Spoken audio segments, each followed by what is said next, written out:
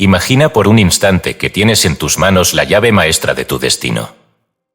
Una fuerza que no necesita grandes fortunas, conexiones influyentes ni circunstancias perfectas para transformar tu vida. Esa llave ya está dentro de ti. Se llama la mente. Todo lo que ves, tocas y experimentas comenzó como una chispa en el pensamiento humano, una idea que, con el tiempo, moldeó la realidad. En este libro, El poder de la mente, el secreto de la magia mental, no solo encontrarás palabras, sino herramientas prácticas y reveladoras que te guiarán hacia un despertar mental sin precedentes. William Walker Atkinson no escribe para entretener. Escribe para sacudirte, para desafiarte a mirar más allá de lo evidente y abrazar el extraordinario poder que yace en tu interior. Desde el primer capítulo, serás llevado a un viaje donde descubrirás que el universo no es algo que te sucede, es algo que puedes crear. Tus pensamientos son más que simples ideas pasajeras. Son energía pura. Y si pudieras dirigir esa energía para manifestar salud, prosperidad, éxito y felicidad. Y si pudieras aprender a dominar las leyes universales que rigen la mente y la vida misma. Este no es un libro cualquiera, es un manual para quienes están listos para cambiar su percepción del mundo y, por ende, su destino. Es una llamada para quienes sienten en lo más profundo que hay algo más, que la vida no es solo sobrevivir, sino crear, florecer y conquistar. Prepárate para ser desafiado, inspirado y transformado. Porque este libro no promete magia como un truco, sino magia como un poder real, accesible y tangible, que ha estado esperando pacientemente a que decidas utilizarlo. Si estás listo para tomar el control de tu vida y descubrir los secretos de la verdadera magia mental, este es el momento. La pregunta no es si puedes hacerlo, sino si estás dispuesto a comenzar. La magia comienza ahora. ¿Estás listo para liberarla? William Walker Atkinson. La magia mental. Prefacio. En este libro envío al lector un mensaje que ha estado buscando su expresión durante algún tiempo. Es un potente mensaje de elemental poder y primitiva fuerza. Se lo ofrezco en su original sencillez, y no se cubre con brillantes ropajes metafóricos, ni con graves prejuicios o predilecciones teológicas. He tratado de exponer, en toda su desnudez, la verdad concerniente a la magia mental, aun cuando, para hacerlo así, he tenido que dejar de lado vestidura sobre vestidura de opiniones personales de escritores, profesores, escuelas y cultos. He prescindido, pues, de tales elementos, y presento la verdad, sencilla y natural, tal como la he encontrado. Los que sientan predilección por estas vestiduras adicionales se quejarán de su omisión. No puedo ayudarles en tal conflicto. Francamente, no he escrito este libro para ellos. A otros sorprenderá la desnudez de la verdad, tampoco podré remediarlo. Este libro no se ha escrito para los beatos mentales, dejémosles que escondan el rostro entre sus manos. Si así les place. Siempre echarán una miradita a hurtadillas, cuando creen que nadie les observa. Es práctica constante en tales gentes. Estas lecciones son sólidas y contienen una fuerte alimentación para hombres fuertes. En ellas no hay el menor rastro de merengue o alfenique. Son alimentos sólidos, y es preciso que los tomen constituciones sólidas. Administrados debidamente, nutrirán y fortalecerán, reconstruyendo músculos, tejidos y huesos. Pero, engullidos de cualquier manera, pueden ocasionar una grave dispepsia mental. Las leyes higiénicas obran del propio modo, tanto en el lado mental como en el físico. Estas lecciones están llenas de información concentrada y condensada, y es preciso deglutirlas en pequeñas dosis, masticarlas bien previamente, y todo lo preciso para asegurar una buena digestión.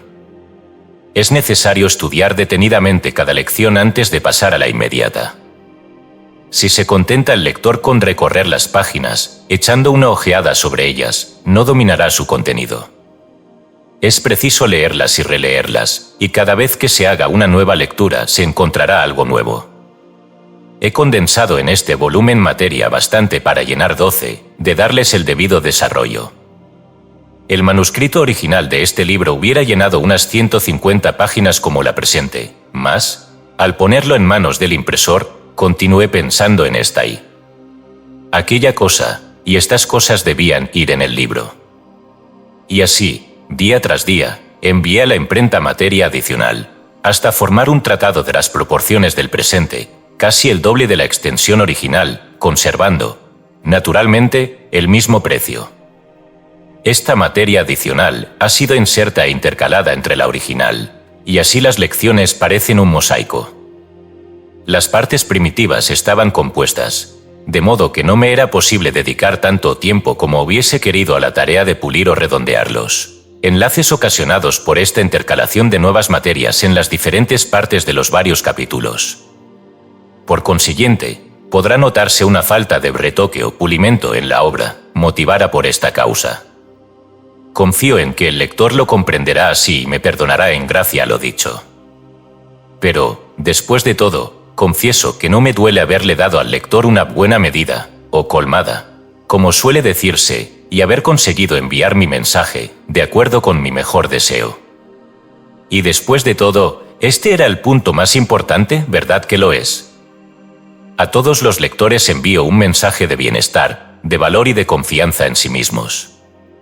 Todos somos centros de poder en el gran océano del poder universal. Démonos cuenta de esta verdad, y habremos obtenido lo que buscamos. El lector ha adquirido este libro, ahora adquiera la ley que contiene, y utilícela. Y así Corno le proporciona esto, también le proporcionará aquello que desea tan ardientemente. William Walker Atkinson. Capítulo I. Magia mental. Definición. Por magia mental entendemos todos los admirables ejemplos de la influencia de una mente sobre otra, como se ha comprobado en miles de diferentes formas, grados y fases. Sea en la forma de magnetismo personal o en la de un sutil encanto fascinador de una mente sobre otra.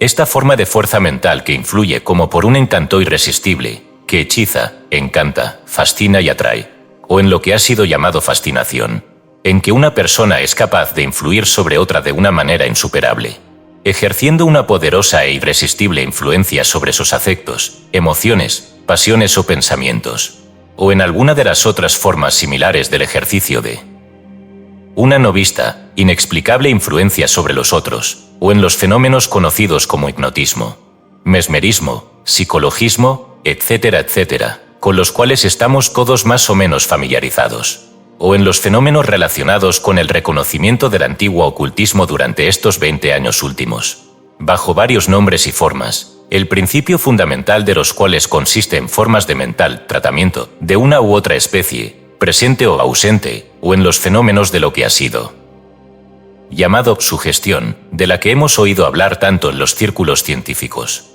o en las varias formas de curas mentales o de fe, de las que tanto se ha hablado en estos últimos años, y sobre las que se han construido cierto número de religiones y cultos, o en las formas repulsivas de la influencia mental, conocidas como hechicería, vodoísmo, magia negra, etcétera, etcétera, encontramos el mismo principio fundamental y la manifestación de alguna fase de los fenómenos generales de la magia mental. La misma causa radica en todas sus manifestaciones, bueno o malo, blanco o negro. Todo es operación de una gran ley o principio de la naturaleza. Misteriosa influencia del poder mental. Vemos en todas partes hombres que parecen ejercer una admirable y misteriosa influencia mental sobre otros, sobre los que están relacionados con ellos o sobre la mente en general. Estos se elevan a gran altura, debido aparentemente a alguna misteriosa influencia sobre las mentes y voluntades de los otros.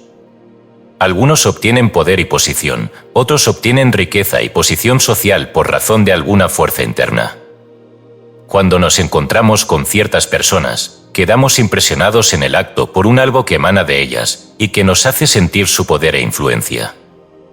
Parece Corno que irradian una fuerza peculiar que cautiva nuestra voluntad y nos obliga a convenir con sus deseos en mayor o menor extensión. Sabemos que cuando entra en un salón una persona determinada, parece llevar consigo una indefinible influencia que se hace aparente a todos. Ciertas casas y tiendas tienen su atmósfera propia, que es perceptible para las gentes que penetran en ellas. Ciertos lugares son deprimentes para todos los que habitan o concurren a ellos. Algunos negociantes inspiran cierto sentimiento de confianza a primera vista, mientras otros producen un efecto enteramente contrario. Algunas personas atraen, otras repelen. Algunas gentes parecen tener un modo de influencia sobre la mente de los que se ponen en contacto con ellas, de tal suerte que estos se agrupan alrededor del que reconocen como jefe, inconscientemente, y así se forman cultos, religiones y erismos. Todos sabemos cuán lejos puede llevar a sus partidarios un fuerte y magnético jefe. Hemos visto muchos ejemplos de esto en los últimos 20 años. Las gentes han seguido a estos iluminados como una manada de ovejas. Y seguirán haciendo lo mismo hasta que el principio fundamental sea comprendido y les proteja por sí solo. Y todas estas cosas van a formar parte de los fenómenos de la magia mental. Seguramente el asunto es digno de investigación. El presente interés sobre la magia mental. Hoy, como nunca, el sujeto de las fuerzas místicas de la mente atrae la atención de la mayoría de las gentes pensadoras. En las antiguas edades, el conocimiento del asunto pertenecía a muy pocos, que lo guardaban celosamente de la mente del vulgo, obteniendo éste solamente algún desilvanado informe de la cosa, adulterado por la más grosera superstición y atribuido a la particular forma de la religión primitiva, prevaleciente en el particular lugar y en un tiempo dado. Y aún hoy, no obstante el interés popular sobre el sujeto, muy pocos han llegado a una científica comprensión de la materia, y la mayoría adquiere su conocimiento de la nueva psicología en la forma de dogma y teoría, expuestas por algún culto o secta particular. La magia mental ha sido, en una u otra forma, conocida por la humanidad desde los tiempos prehistóricos. Desde los primeros siglos, encontramos huellas de ella entre casi todos los pueblos. Y aún hoy es conocida y practicada, de un modo más o menos ignorante, por todas las razas, desde el pueblo de más elevada civilización conocida, hasta los ignorantes salvajes africanos. Muchos se han desviado de una seria consideración del asunto por el hecho de que muchas de sus formas van acompañadas de la más grosera superstición y las más absurdas y repugnantes ceremonias. No han sabido ver que detrás de todas las extravagantes ideas y métodos de aplicación debía encontrarse una ley fundamental de la naturaleza. Y como quiera que esta ley está en constante operación y todo se halla sujeto a su influencia y efecto, es un deber de la gente culta el relacionarse con esta elevada fuerza o ley, a fin de que puedan comprender sus manifestaciones, obtener ventajas de sus beneficios y preservarse de sus errores. Creyendo que esto debe tenerse presente, esta serie de lecciones han sido escritas a fin de dar luz sobre un asunto comúnmente dejado en las sombras, o al menos en la penumbra, de la humana inteligencia. La base de los modernos sismos. Estoy plenamente impuesto del hecho de que muchas ingeniosas teorías han sido anticipadas por modernos escritores en lo referente a los fenómenos de la magia mental. Pero todos los que han estudiado el asunto se han percatado de que estas teorías, por hábilmente que hayan sido planteadas, son más o menos contradictorias en sí mismas, y más de un lector ha rechazado con disgusto el asunto después de vanas tentativas para reconciliar los opuestos puntos de partida. Y, para empeorar la materia, varios cultos y sectas e ismos han surgido a luz, cuyos propagadores han usado los aceptados principios de la magia mental como un fundamento para construir en el aire edificios de religión, filosofía y metafísica. Muchos de estos cultos han pretendido un cierto monopolio de la gran fuerza natural y han asumido el derecho de ser los únicos custodios de los secretos comprendidos, alegando que proveen, del artículo legítimo, que todos los demás son bajos imitadores, no obstante que todos ellos han llegado, por lo menos, a un práctico conocimiento de la fuerza y obtienen resultados, logrando cada uno de ellos el mismo tanto por ciento de triunfos, a pesar del hecho de que cada cual niera al otro la posesión del secreto y el derecho de usarlo. Y no es indiscutible para todo inteligente observador que todos ellos usan el mismo, a pesar de sus contrarias teorías, y que sus resultados son obtenidos a pesar de sus teorías más que por causa de ellas. ¿Qué es la magia mental? Quizás el mejor camino para empezar nuestra consideración del asunto será echar una ojeada a las definiciones originales de las dos palabras que componen el título de estas lecciones, magia mental. Siempre es conveniente recurrir al diccionario cuando se comienza la consideración de alguna materia, pues haciéndolo así inculca uno la idea original en la mente de las personas que usan el término por primera vez y da al sujeto pensamiento un firme y sólido fundamento. Se coloca uno en la posición del pensador original y se tiene la ventaja que siempre viene de la posesión de un nuevo pensamiento del venero de la mente. Queda uno capacitado para ver la idea libre de las excrecencias que la atacan luego. La palabra mental deriva de la latina mentis, la mente, y Webster define la voz inglesa como de o perteneciente a la mente. Las definiciones de la palabra mente son más o menos imperfectas y poco satisfactorias, y esto necesariamente, porque los hombres no conocen la naturaleza real de la mente, y únicamente les cabe definirla en los términos de sus propios estados. Quizá esta definición sea tan clara como otra cualquiera. Por mente entendemos simplemente aquello por lo cual percibimos, pensamos, sentimos y queremos. Así, mental podemos considerarlo como significativo de o perteneciente a aquello por lo cual percibimos, pensamos, sentimos y queremos. Esto por lo que respecta a la primera palabra. Los magos persas. La segunda palabra, magia, deriva de la palabra persa armad, que significa sacerdote. Los sacerdotes persas eran taumaturgos o mágicos, siendo la última palabra derivada de la voz magos, nombre de una casta hereditaria de sacerdotes de la antigua Persia y Medea. Esta orden magiana o culto esotérico del sacerdocio zoroástrico representaba el centro del antiguo ocultismo en aquel periodo de la historia del mundo, y su influencia se dejó sentir en todas partes y ha continuado hasta nuestros días. Tan altamente eran respetados y considerados sus miembros, que los términos sabio y mago eran sinónimos. Los 3 hombres sabios que acudieron a venerar a Jesús en su nacimiento, Mateo 2, eran conocidos como magos u hombres sabios de Oriente. De la palabra magos deriva el término magia, que Webster define sigue.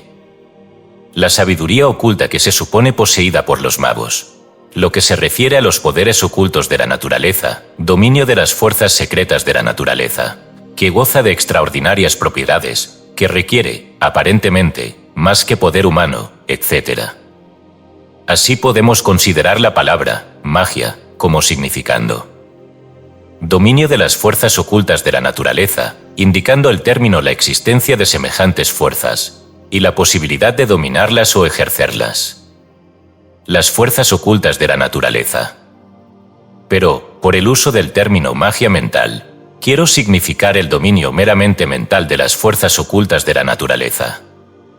Quiero significar que estas fuerzas ocultas de la naturaleza son mentales en carácter y naturaleza, y que su gobierno o dominio significa simplemente el consciente uso, dirección, dominio y aplicación de ciertas fuerzas mentales, llamadas ocultas, poseídas por los humanos, y usadas por todos, bien sea consciente o bien inconscientemente. La dirección o dominio de estas fuerzas significa que uno puede aprender a aplicar inteligentemente lo que ha venido usando ciega y desconocidamente. Y como conocimiento e inteligente uso siempre significan poder, el conocimiento de los principios de estas fuerzas y la consiguiente inteligente aplicación proporciona poder a los que las adquieran. El conocimiento esotérico. En tanto que es verdad que lo que se conoce por magia ha sido siempre mezclado con una masa de credulidad, superstición e insignificantes formas y ceremonias, el hombre aplicado verá que estas excrecencias y apéndices se originan necesariamente de las supersticiones de la masa del pueblo y de las varias formas de primitivas religiones que la humanidad ha profesado durante la precesión de los siglos y las edades.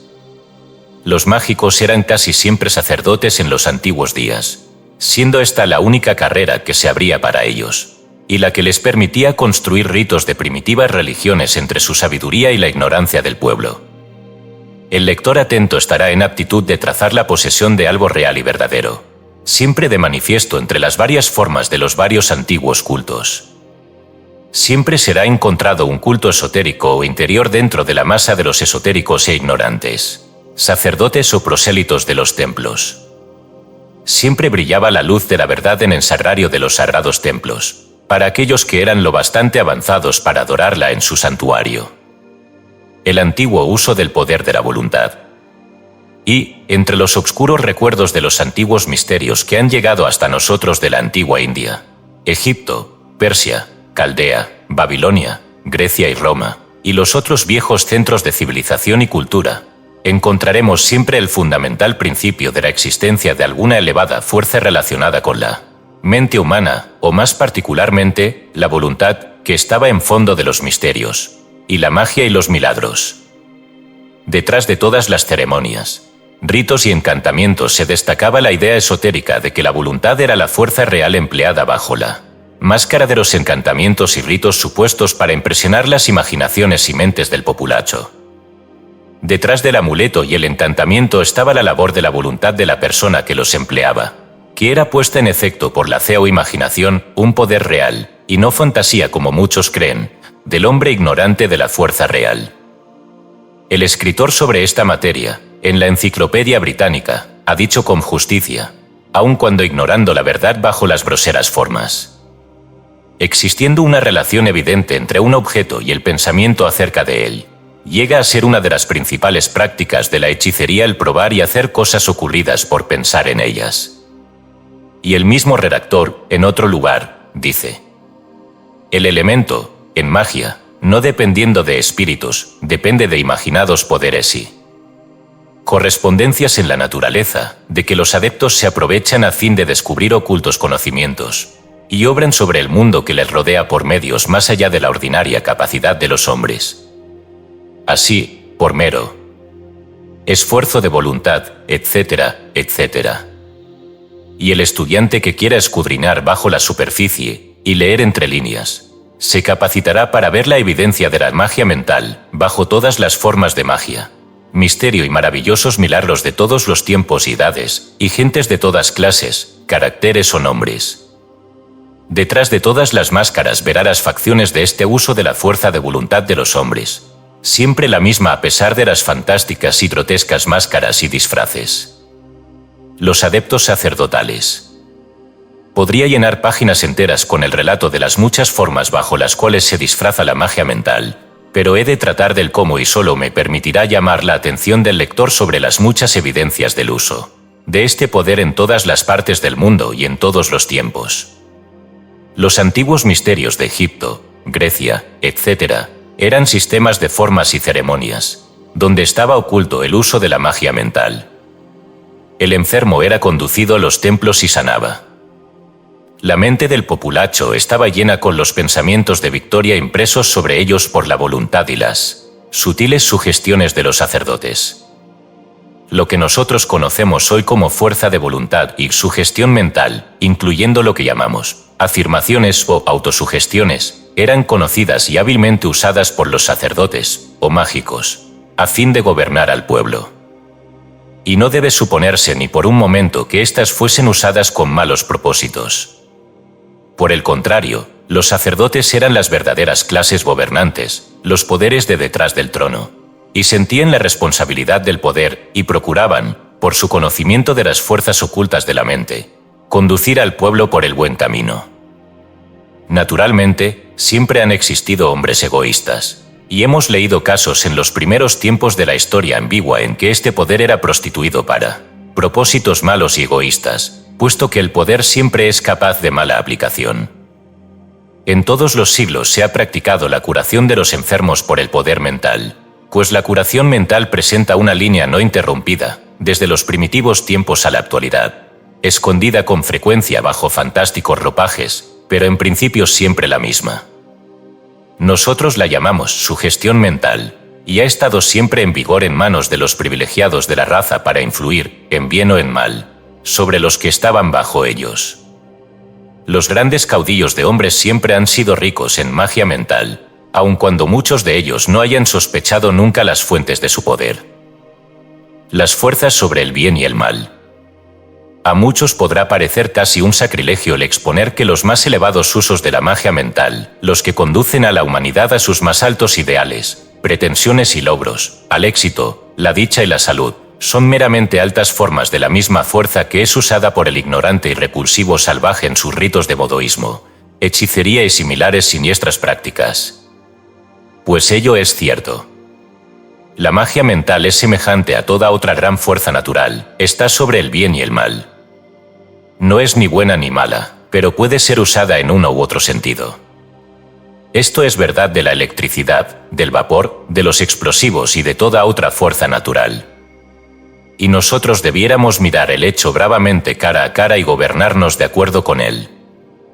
La misma fuerza que usa el moderno curandero cuando emprende el tratamiento de un enfermo, o de alguno que ansía un buen resultado u otra cualidad apetecida, es la que usan los bodos negros, el brujo del Congo, el hechicero de Salem, el conjurador de Hawái, que eleva plegarias por el pueblo en caso de enfermedad o muerte, el hombre medicina de los indios americanos, con sus hechizos y encantamientos, los encantadores de la Edad Media, el práctico de tratamientos adversos o magnetismo mental malicioso de los modernos cultos.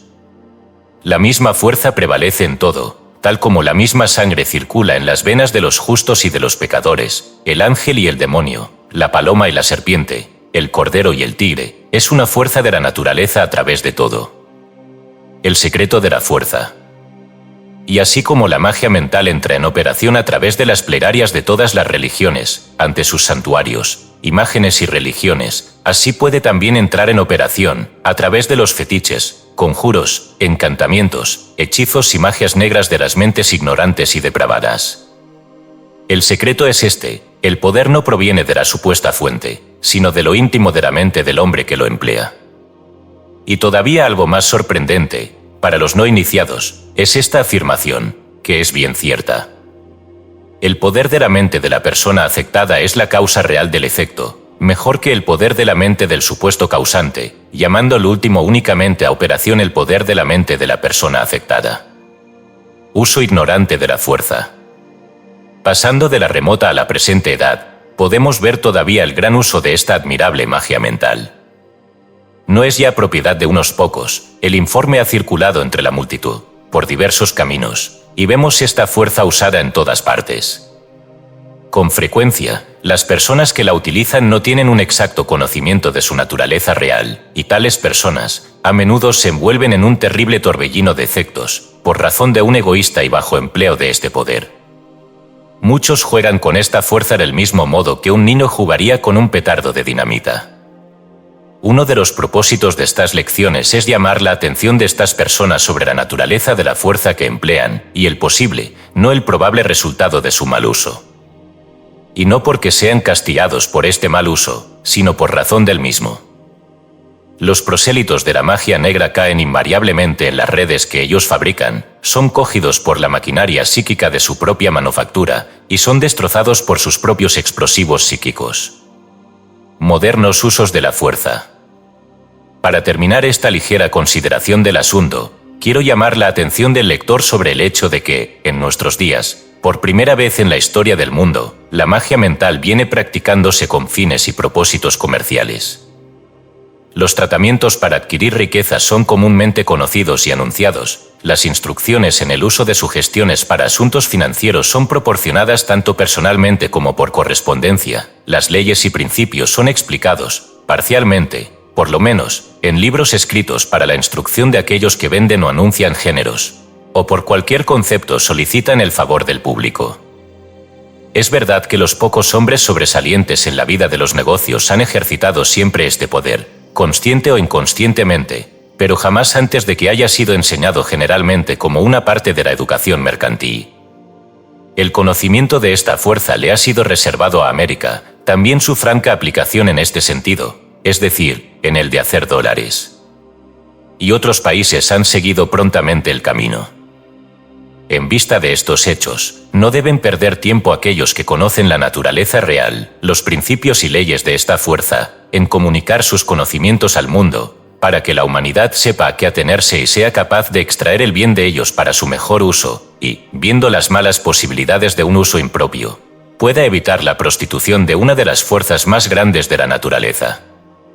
Tentativas para monopolizar los conocimientos ocultos.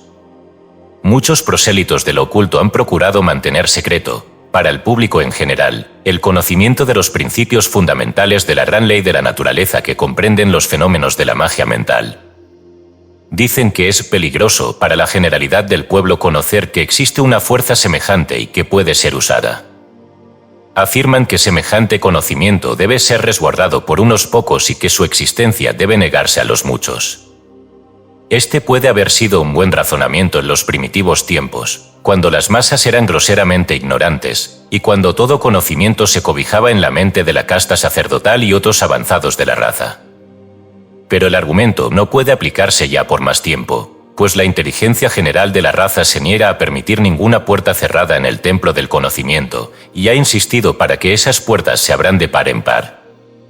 El resultado ha sido que una considerable parte del conocimiento oculto ha sido abierta a las miradas del público, y este dama por más. La mayor parte del conocimiento poseído por el público respecto a la magia mental no es más que un casi conocimiento, verdades a medias, y ha llegado la hora en que se publique el conocimiento entero.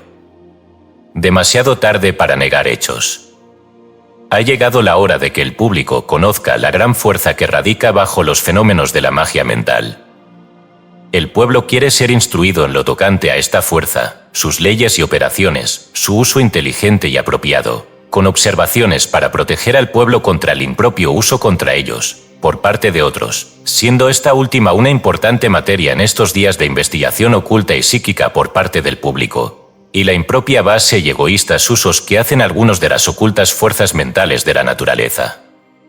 Es demasiado tarde para negar la existencia de la elevada fuerza mental en la naturaleza, que comprende las varias formas de fenómenos que van a formar las fases exteriores de la magia mental, buenos y malos.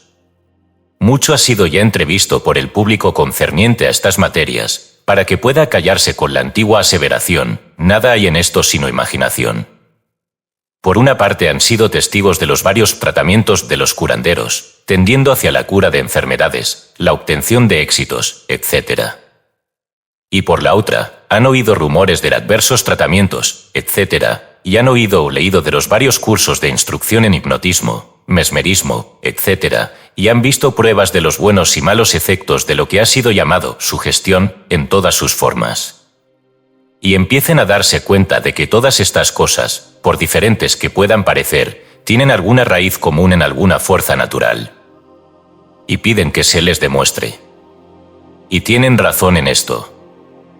Un elevado poder para el bien y el mal. La humanidad ha reconocido siempre la existencia de una elevada fuerza de la naturaleza que el hombre ha empleado, consciente o inconscientemente, en el sentido de influir sobre los demás hombres, otras formas de vida, y aun las llamadas cosas inanimadas que le rodean.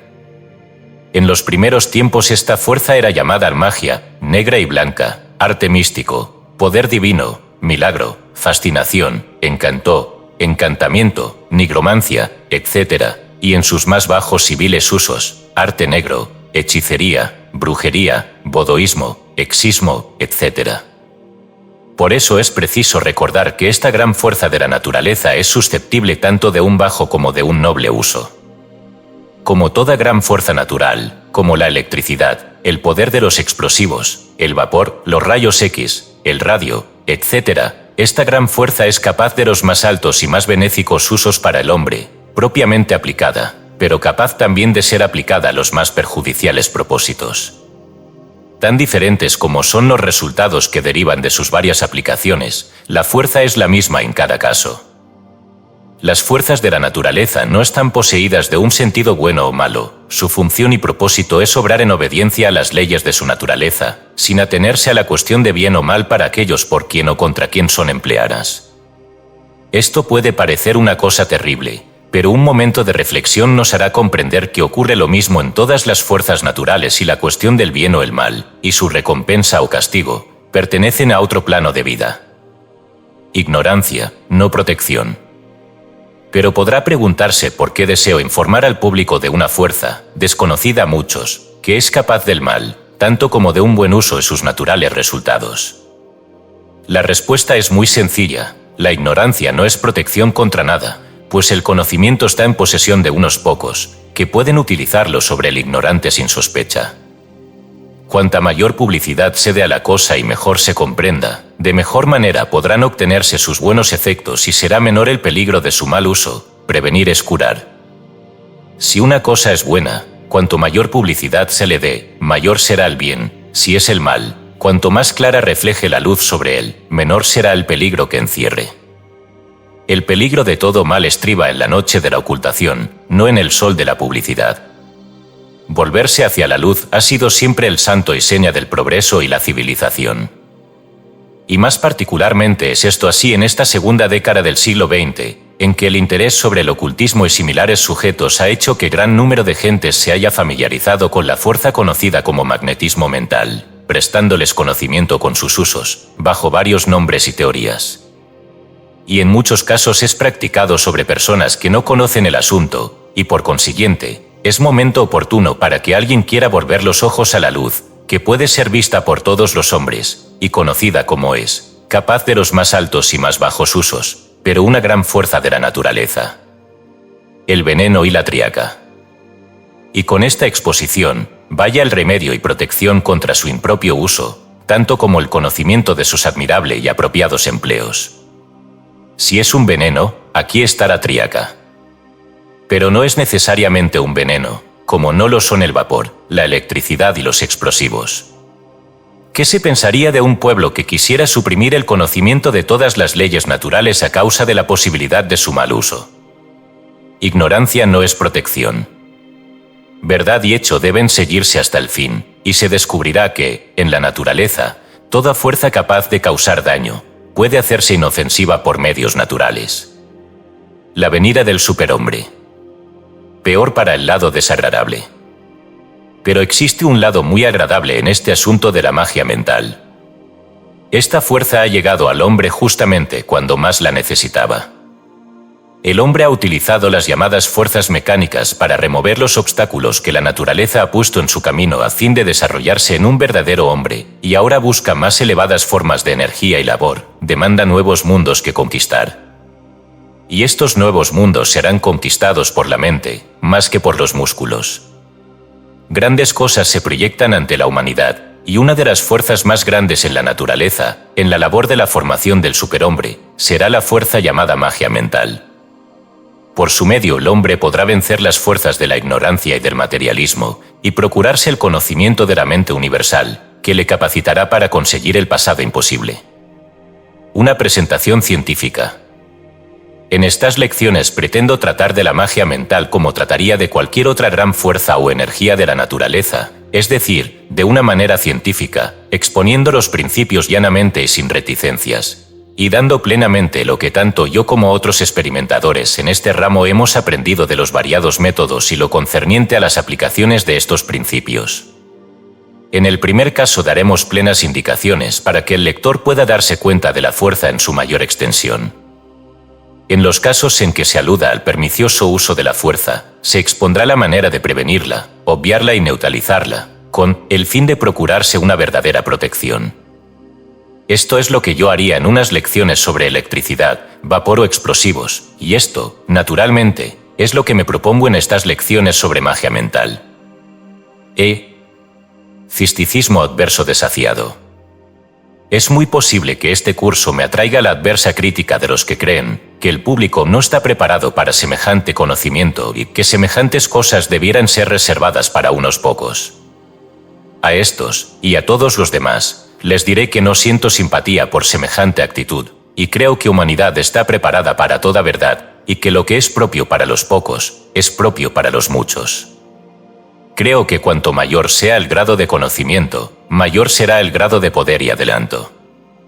Creo que la ignorancia no es felicidad, y que mantener a un hombre ignorante de un hecho natural, a fin de que pueda contrarrestar sus efectos, algo igual a encender un cigarro cuando estuviese sentado sobre un barril de pólvora, en vez de hacerle ver su imprudencia y enterarle de la condición de los explosivos o, para usar otra figura, aconsejarle que metiese la cabeza en la arena como los avestruces, en lugar de observar la proximidad del peligro probable. No creo en semejantes sofisterías, no. Creo en la ignorancia, no creo en la oscuridad. Volveos hacia la luz. Capítulo 2. La fuerza fundamental. Introducción.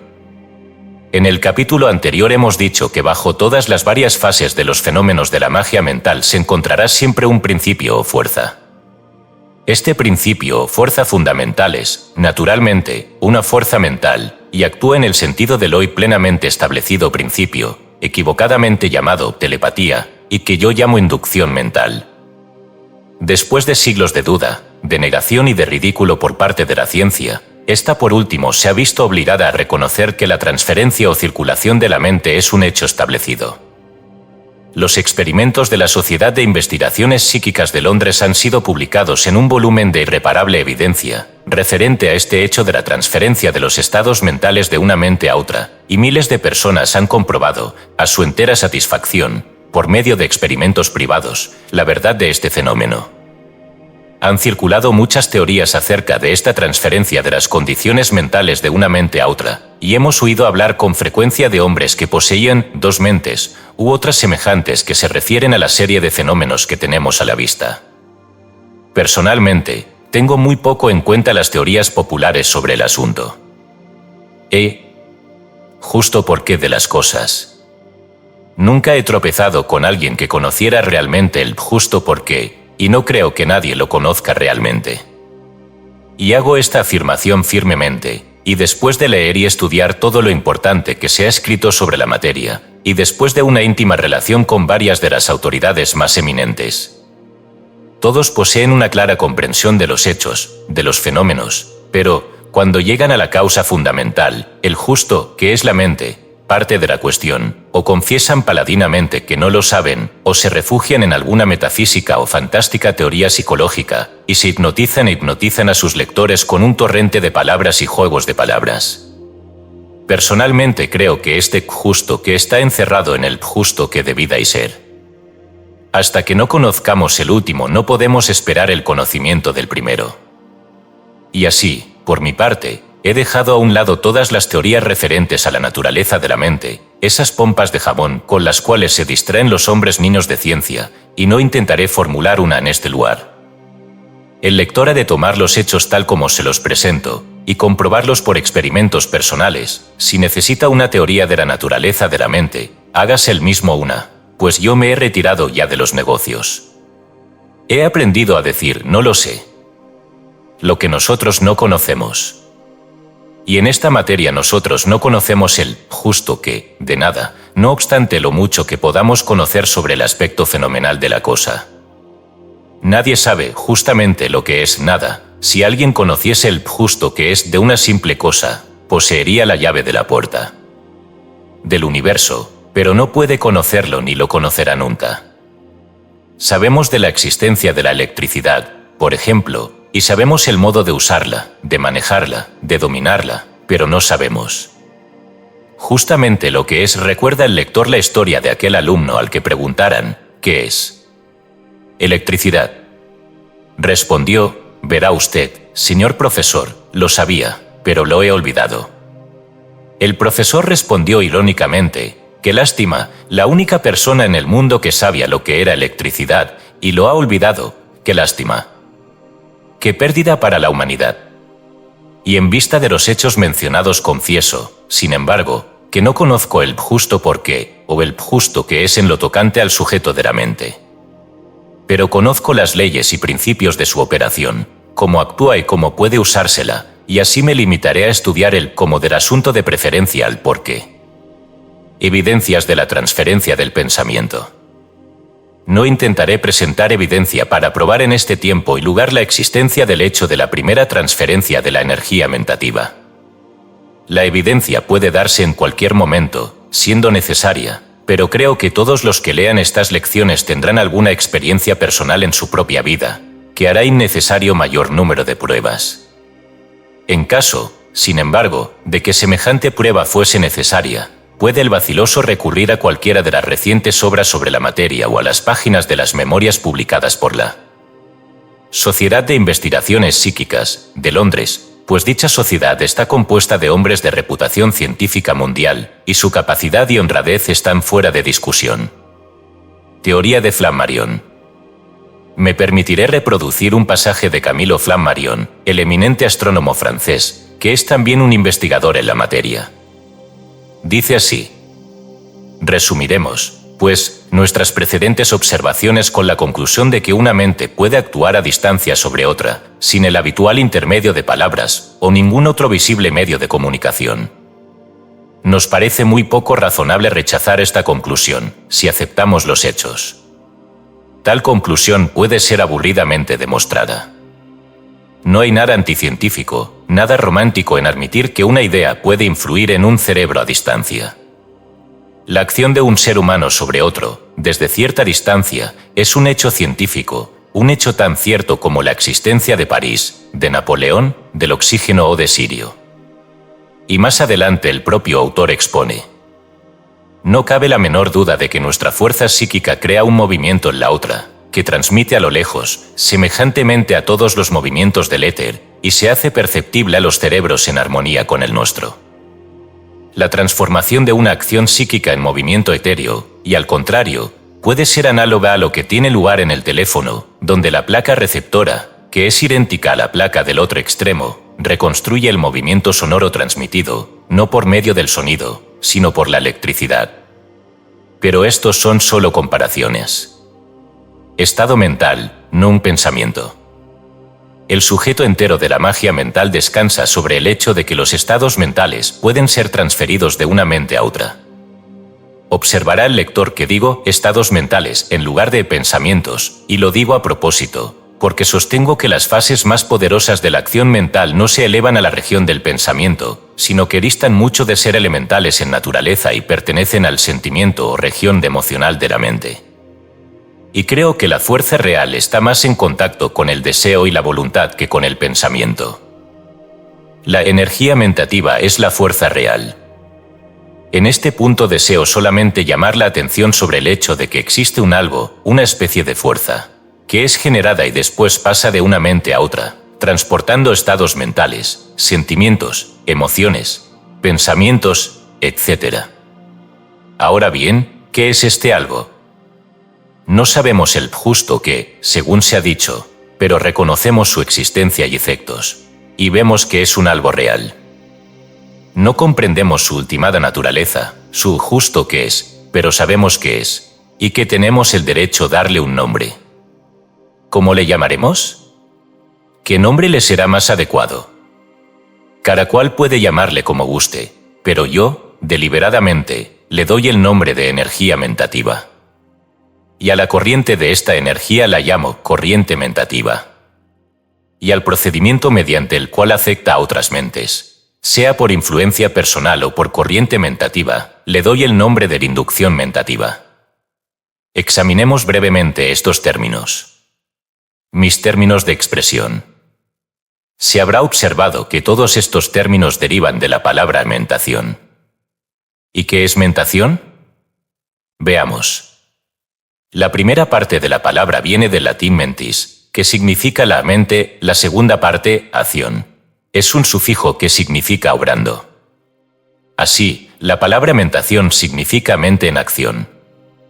Así, pues, tenemos las siguientes definiciones. Mentación, actividad mental. Mentativo, relativo a la actividad mental. Mentar, manifestar actividad mental. Mentador, el que menta. Energía mentativa, la energía que nace de la actividad mental. Corriente mentativa, una corriente de. Energía mentativa. Inducción mentativa, inducción por mentación.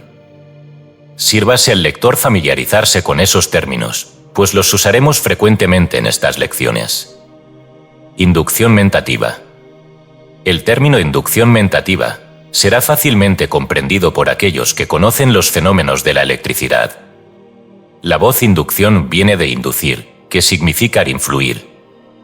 En la ciencia eléctrica, la palabra inducción se usa en el sentido del procedimiento por el cual un cuerpo que posee propiedades eléctricas o magnéticas reproduce estas propiedades en otro cuerpo, sin contacto directo.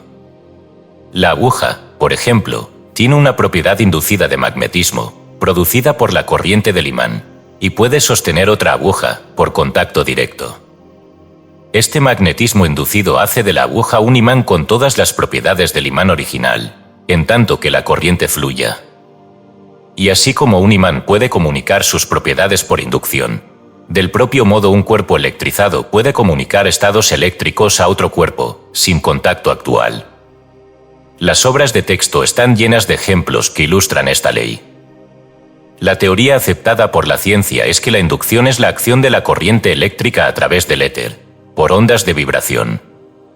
Y yo sostengo que así como las ondas vibratorias del magnetismo y la electricidad pasan a través del éter y, producen propiedades similares en otros cuerpos por medio de la inducción. De un modo análogo, las ondas vibratorias de la energía mentativa de una mente pasan a través del éter, y por inducción crean un estado mental semejante en la mente de otras personas dentro del campo de inducción. Veremos muchas pruebas de esto a medida que adelantemos en este libro. Telementación. Voy a usar otro término nuevo en estas lecciones, que no estará de más explicar en este punto y razón. He adoptado el término telementación para indicar la acción de la mente a distancia por medio de corrientes mentativas. La voz tele viene del griego y significa lejos o de lejos. Sus usos en telefonía, telegrafía, etc., están bien extendidos. Alguien podrá preguntar por qué descarto la palabra telepatía, generalmente usada en el sentido de transferencia del pensamiento. Mi respuesta es que el término es impropio y expuesto a errores. Telepatía, según sus raíces, significa realmente enfermar a distancia, pues la palabra pathi, de origen griego, significa enfermar o sufrir.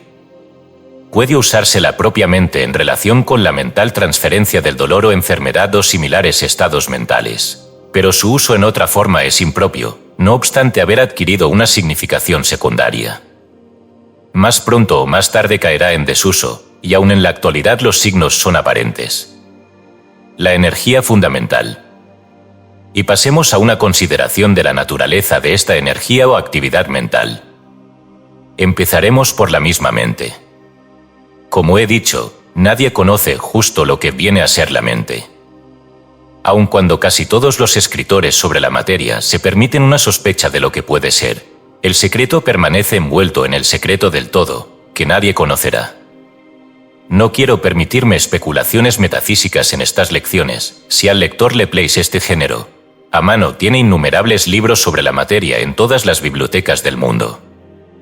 Pero necesitamos un principio para nuestro estudio de la energía mentativa, y es este.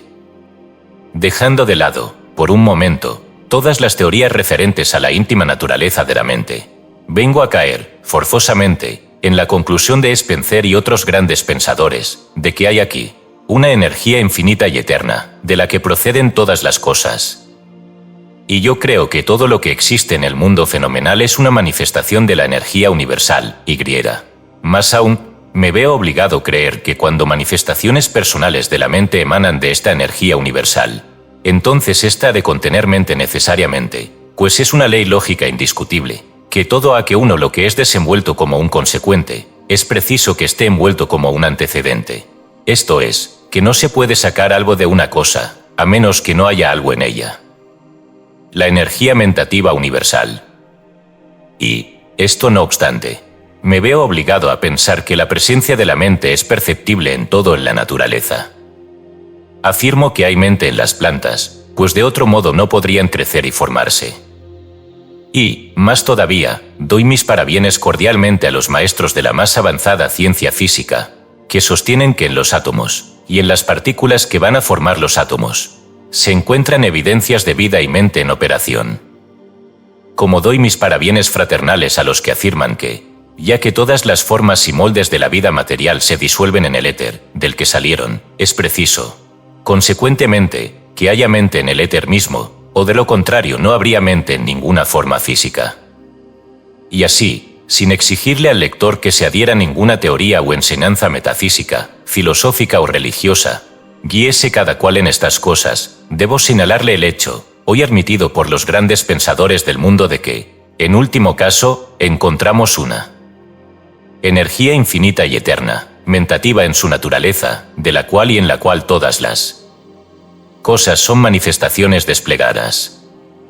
Y usando esto como un fundamento, yo sostengo que todas las manifestaciones de mente individuales o personales, ya sea en nosotros mismos o en otros, no son siriocentros de energía mentativa en la gran substancia de la energía mentativa universal. La energía actúa como la electricidad.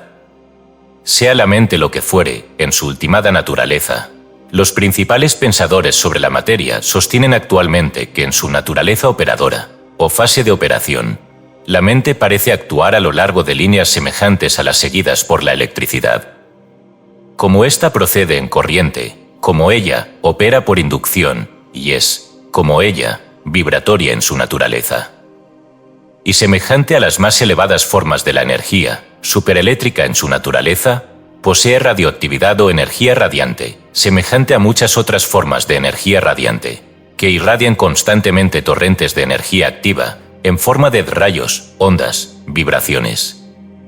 Recientes descubrimientos científicos han probado esto, y dentro de pocos años el mundo quedará sorprendido ante nuevos descubrimientos en este sentido.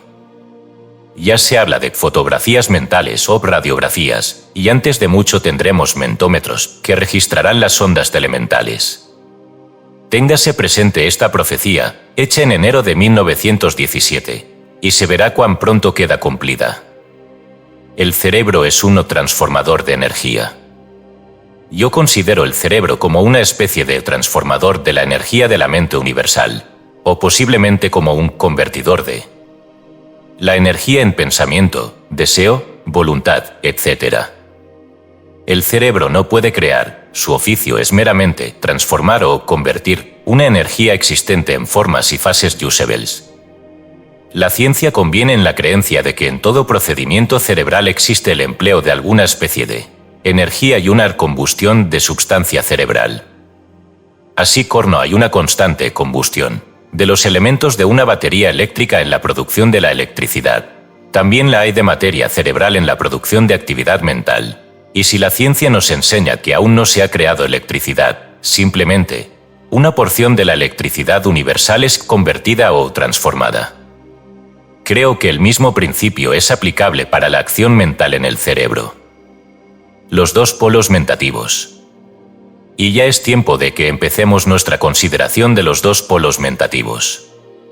En estas lecciones quiero sostener el hecho de que es evidente, en la manifestación de la energía mentativa en todas y cada una de sus formas, la existencia de dos distintas fases o polos. Me veo obligado a echar a la circulación dos términos más para estos polos o fases, pues no existe ninguno de uso común. Llamaré a estos dos polos mentativos, respectivamente, polo emotivo y polo motor. La palabra motor significa el que actúa, quiere, mueve, escoge, gobierna. La palabra emotivo significa lo que manifiesta sentimiento, emoción, agitación, pasión, sensación, etc. El lector puede fijar estas dos ideas relacionadas con los polos mentativos, considerando el polo motor como voluntad y el polo emotivo como sentimiento. Las dos manifestaciones activas de los dos polos mentativos son como sigue. El polo emotivo se manifiesta activamente como deseo. El polo motor se manifiesta activamente como voluntad. Deseo y voluntad siempre en evidencia. Encontraremos estas dos fases, de deseo y voluntad, manifiestas en toda acción mental. Siempre habrá un precedente deseo y una consecuente voluntad, hasta en la producción de un pensamiento. Deseamos conocer una cosa y después queremos conocerla, antes de que el pensamiento se produzca. El pensamiento es hijo del deseo y de la voluntad. Reflexiónese un momento sobre esto. No siempre es posible reconocer los dos elementos, pues frecuentemente se siguen el uno al otro tan íntimamente, que parecen un solo impulso. Y además, el deseo puede manifestarse fuera del campo consciente, pero siempre está presente. Y la mente puede estar tan llena de deseo, que uno no reconozca la acción de la voluntad, aunque ella esté siempre allí. Estas dos fuerzas, deseo y voluntad, se manifiestan a través de toda la naturaleza. Haeckel, el filósofo alemán, en sus obras, escritas con el más adelantado pensamiento científico, nos dice que, aun en las acciones de los átomos, son evidentes el sentimiento o deseo de atracción o repulsión y el impulso de voluntad respondiendo a ello, causando la acción de acuerdo con el deseo. Es una ley universal y sus evidencias pueden verse en todas partes. Deseo y voluntad en la telementación. Y, en la mente, estos dos polos desempeñan una parte importantísima en lo referente a la telementación. No tan solo el deseo origina una respuesta de la voluntad, sino que ambos son fuerzas activas por sí solos, y accionan y reaccionan sobre los polos mentales, deseo y voluntad, de otros individuos. Veremos muchas pruebas de esto a medida que adelante este libro. En efecto, la teoría y práctica enteras de la magia mental descansan sobre este principio fundamental. La fuerza del deseo es capaz de despertar la voluntad de otro en respuesta a aquel. Puede de igual modo originar vibraciones en otra mente, despertando en esta similares deseos. El poder de voluntad de uno puede hacer nacer deseo en la mente de otro y causar acción de acuerdo con ella. Puede asimismo sobrepujar la voluntad de otro y sujetarla a la suya. La voluntad y deseo combinados y encauzados en una corriente mentativa pueden producir un efecto combinado sobre la mente de otros por inducción telemental. Estos dos polos de la mente son a la vez activos y poderosos en sus efectos. Ambos pueden ser movidos a una intensa actividad, de acuerdo con bien conocidas leyes, que enumeraremos después. Permítasenos tomar algún tiempo y considerar el sujeto de la fuerza del deseo y poder de la voluntad, antes de seguir adelante. El pensamiento no es el poder motor. Los que han estudiado los fenómenos de la influencia mental han aceptado generalmente la teoría de que el efecto sobre este individuo era producido por el pensamiento del remitente, y toda la enseñanza sobre la materia se ha dado en el mismo sentido. Yo he seguido este error, y durante muchos años he disertado sobre el poder del pensamiento, etc. Pero he modificado mis ideas sobre el asunto. Naturalmente, todo el que haya dedicado alguna atención al sujeto sabe que la transferencia de pensamiento es un hecho y que la telementación es una realidad establecida. Pero existe una gran diferencia entre el hecho de que los pensamientos pueden ser enviados y recibidos como un mensaje telegráfico, de una parte, y que las personas puedan ser influidas y afectadas, y se dobleguen al deseo o la voluntad de un tercero. Por otro lado, es muy parecida a la diferencia que hay entre pensar y hacer en la vida ordinaria. Uno puede enviar sus pensamientos de modo que otro los reciba, pero ¿qué tenemos con esto? ¿De dónde vienen el hacer y compeler? Es evidente que la fuerza real debe ser mirada en alguna mucho más elemental y vital operación de la mente, que el lógico y razonador pensamiento. ¿Qué es pensamiento, después de todo? Webster lo define como un ejercicio de la mente en cada una de sus elevadas formas: reflexión, elección. Nada hay en esto que suene a la fuerza y poder más elementales.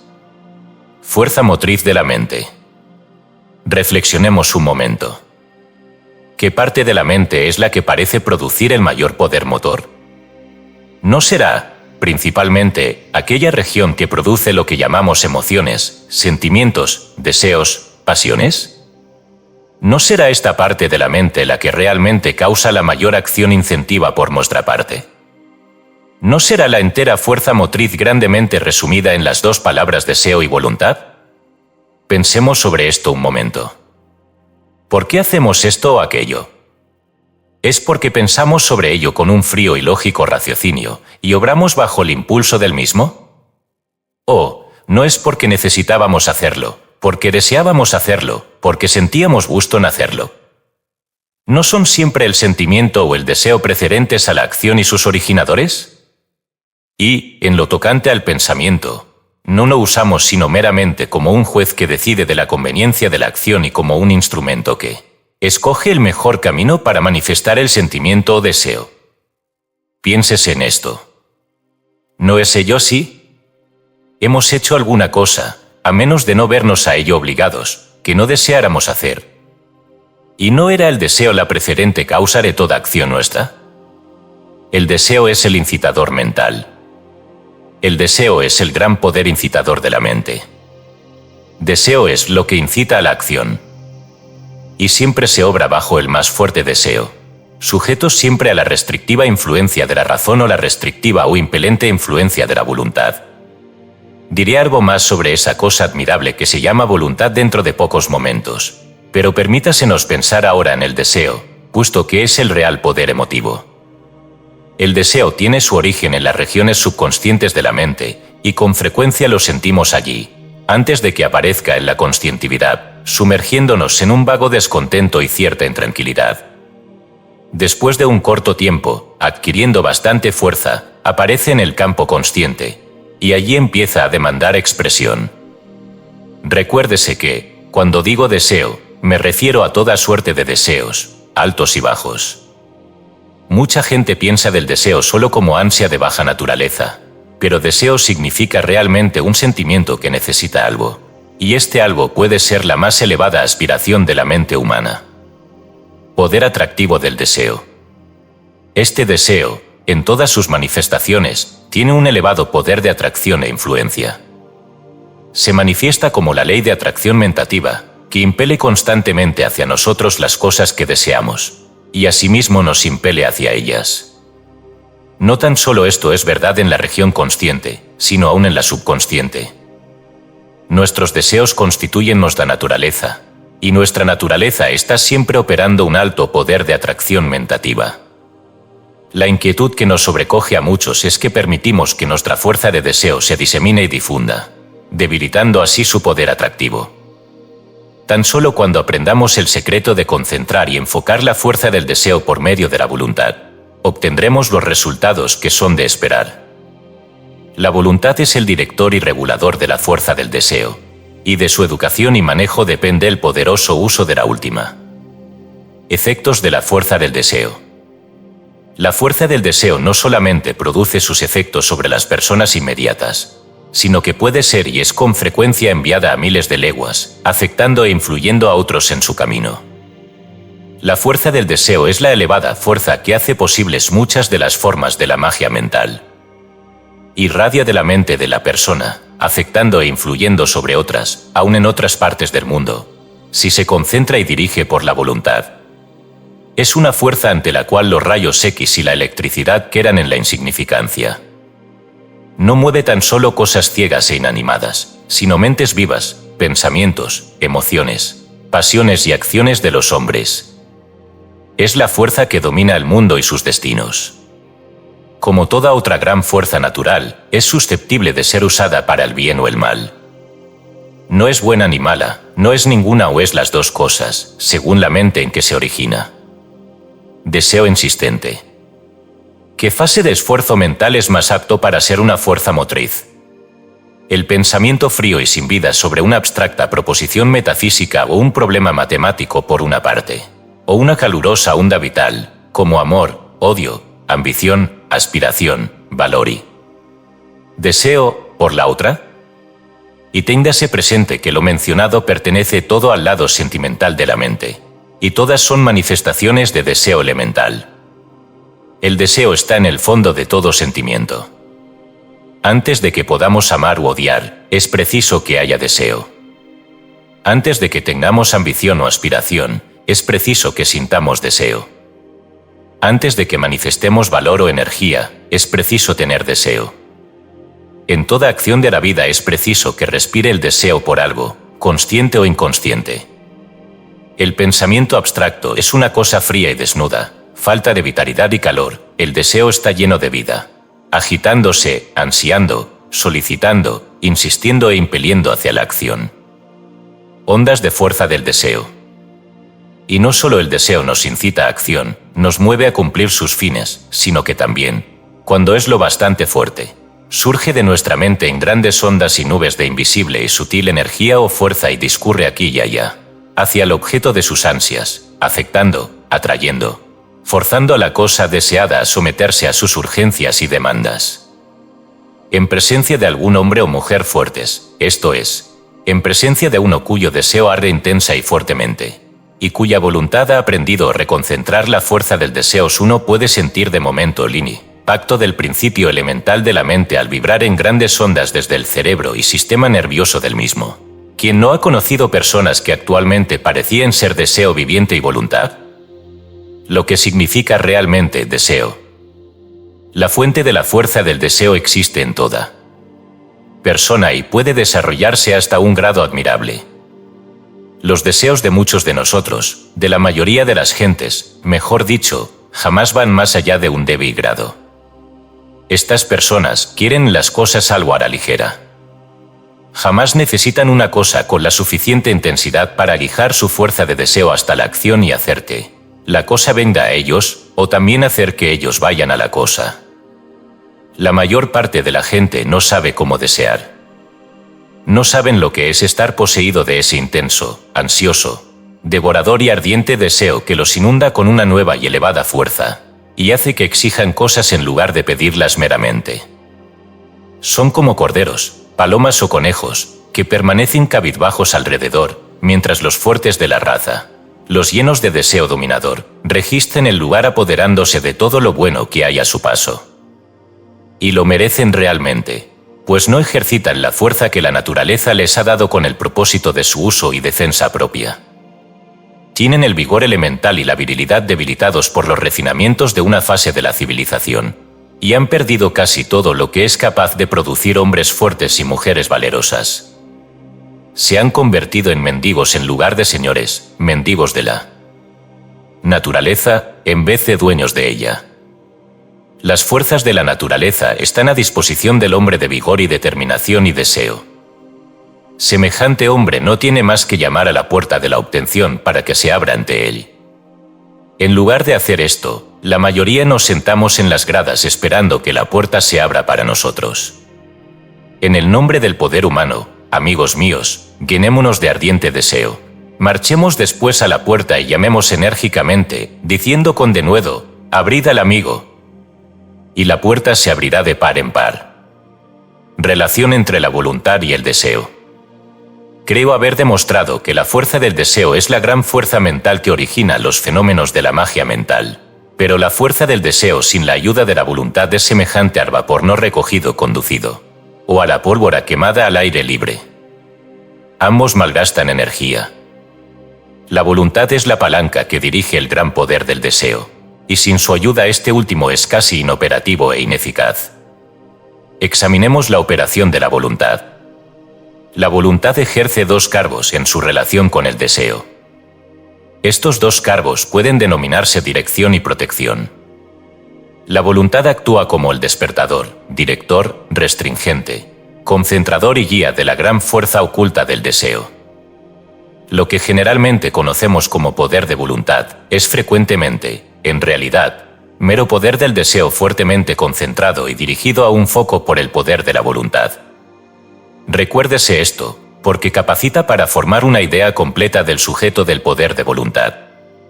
Con frecuencia el lector habrá oído hablar del poder de voluntad como atribuido a deseo intervenido, dirigido y enfocado por la voluntad.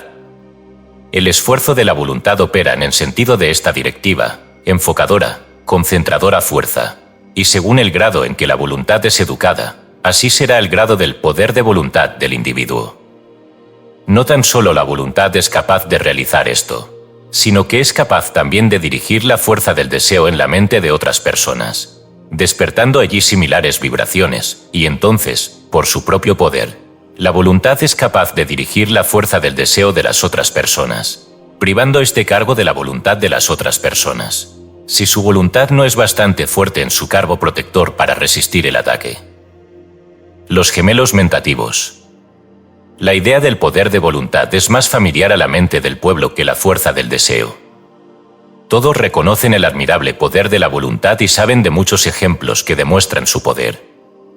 Y sin embargo, son muy pocos los que se detienen a considerar que, sin un deseo precedente, no habría manifestación de voluntad. A menos que una persona desee, esto es, necesite hacer una cosa, no manifestará poder de voluntad.